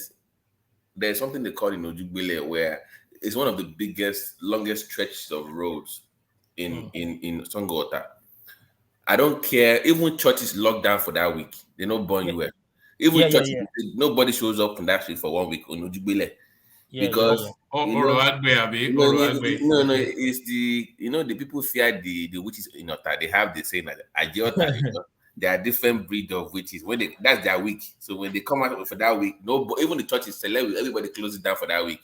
They will close out the plant, the generator for that area. No generator, no light, nothing. Everything closes down. So they're kind of like cautious that, but I didn't know that. What is the name of the festival, or what is the name of that? Igwe. It's about Christmas. Igwe. It's called Igwe Festival. He would do his festival. He would do his Christmas before the Benin people do. We already sent out the memo. The Benin zone is on the 26th. So the Oba will finish. When the Oba will finish, I think 2 days after, the Benins will do their own Christmas. So right now he's doing his own Christmas, doing his ritual. So the forest is locked. No. In Benin City, there's no barrier. When you say when you say Christmas, celebrating Christ or something else? Benin Christmas. It's called Igwe, not Jesus Christ. We have our Christmas. What is Benin Christmas? I don't know. Igwe Festival. Igwe. Oh, interesting. What date? What date? Yeah. What is this? What is this? No, we are celebrating our head that we got to the new year. We entered the new. We didn't have our own calendar. Benin, 26 is our new year in Benin. In 26, the way we calculate our own, or the 26, or not really on 26. Depends when depend when the day the festival how do you say fall on. Or what I said, the day they chooses they will celebrate the festival. That is the day of the new year in Benin. So most times it fall on the 20th, 26th, 27th, or 28th. So that way the Benin of December, yeah, most times. Then every Benin will now do a call Ewe day. In the night, first of all, in the evening we'll use that. Depend how your hand. If you have money, you buy goods. If you don't, you buy cock. Some people buy cow. Then every house will use coconut and this is a guinea fowl and a cock to do every family will come together. The senior person of that family will do it. But if you have a father, you cannot do it. Your father will do it. Everybody will come around, will pray, kill the cock and be happy that night. Then early in the morning, 4 o'clock, it's like a masquerade. People start going from house to house, waking you up, dancing, say, that's happy. They are happily singing to drive out the bad evil of the year, ushering the good one. People knock at your door, sing, then you give them like 5 naira, 1,000. Depending on how you have money, they will give you leave. Then they will go. Then that day morning is the Christmas. They will eat, not cook and eat. It's holiday. It's holiday in Benin. So after that time, then burial can start. Burial will start in Benin in January. I mean, inside Benin City, of Ovia, Orioma, and Kumbaraka, there's no burial. You cannot put somebody on the ground. Anybody that dies now stays in the morgue. No putting on the ground. You can't even dig the ground. Dare not. Maybe the Ishan land, Auchi, they can do that, but inside Benin, no. So is Benin considered the holy city? Is that what it is? Holy city or traditional city? No, and I'm asking you. Well, holy city, not holy in the Christian. No, it's considered holy city now. Yeah, it's considered the center, the holy city. Do not budge. If you see a Benin, this is Benin city that is that is the only place that things, the holy land that things supposed not to go wrong. Is considered the center. Is the balance and the purity. How deep are the ties between the Yorubas? Somebody is telling. Oh, sorry, go on. Yeah. No. How deep is the tie between the Yorubas and the Benin Kingdom? Actually, they are strongly intertwined. You don't listen to what people are saying. No, the Benins are the sons of the Yorubas. Your papa will only say that. No. What am I saying, Papa? They're the Pikins. They're the Pikins. You said that two against one. But let me tell you something. Do you know all this whatever they are doing outside? Who is senior, not senior? It's just like brothers fight. But if anything happen within the monarch issue in Nigeria, you now know how close all these Yorubas and monarch they are. They are blood brothers. They are very strong. Then you not fear your head like, these people are this close. When anything happen, like Michael of where is saying that the Benins have 13-month calendar. So 13 months. But he's not told us how many days make a month. So we don't know. Benin have their, like I said, Benin have their way of counting. Benin have their own way of counting that kind of right from the one before the British came in. So we have south, north, east, those signs. We have weeks. We have names for days. Before, not the white people that taught us. We have that, and they still use it till tomorrow. They have days of farm. They have days like Monday. They have name for Monday. Is your society built around market days, a bit like the Southeasterners who built their societies around market days? Not really. Not really per se. Just because our society is West Benin, where I might not be too vast in this right now, but the Benin has a structure on ground, a mechanism on ground that structured the way the society function. One man, you understand? Like they have market days, which is generally a market day, like the Oba market day, like the Ogiso market day, which said they only had day. Those are normal market that take their function on their own. They have their structure they have their days, and they have the forbidden day. They don't go to farm. They have you understand, one man. They have not like they structure the market to their living. The markets is part of it. The structure is a part of the way the society is in Benin. What's the paramount deity in Benin? Is it Olodumare or no? It's Iya Olokun, Iya Ogun, and Shango. It's the three Olokun, Ogun, and Olokun, Oromila, Ogun, and Shango. But they have other a lot. But those are the major this thing you can first of all here in any Benin house you see that Olokun, Ogun, or Iya. At least let me start. Iya starts first, then Olokun second, Shango third. And do households do they worship all of them, or do they devote to a certain deity? Let's say, for instance, anybody that have Olokun in his house, we have Ogun, have Shango, and have Iya. Once you have one, they worship everything. Yeah, together. You must create it. They create it. Once you have Iya, you have Olokun, because it goes hand in hand. Once you have Iya, you have Olokun. When you have Shango, you have Olokun. You must have a Shango. If you have a Shango, you have Ogun. And if you have Ogun, if you have Ogun, you have a Shu. You understand? So once you have one, you have the rest. They go hand in hand. And if you don't have at all, you don't have at all. So those one is more common, but they have other ones.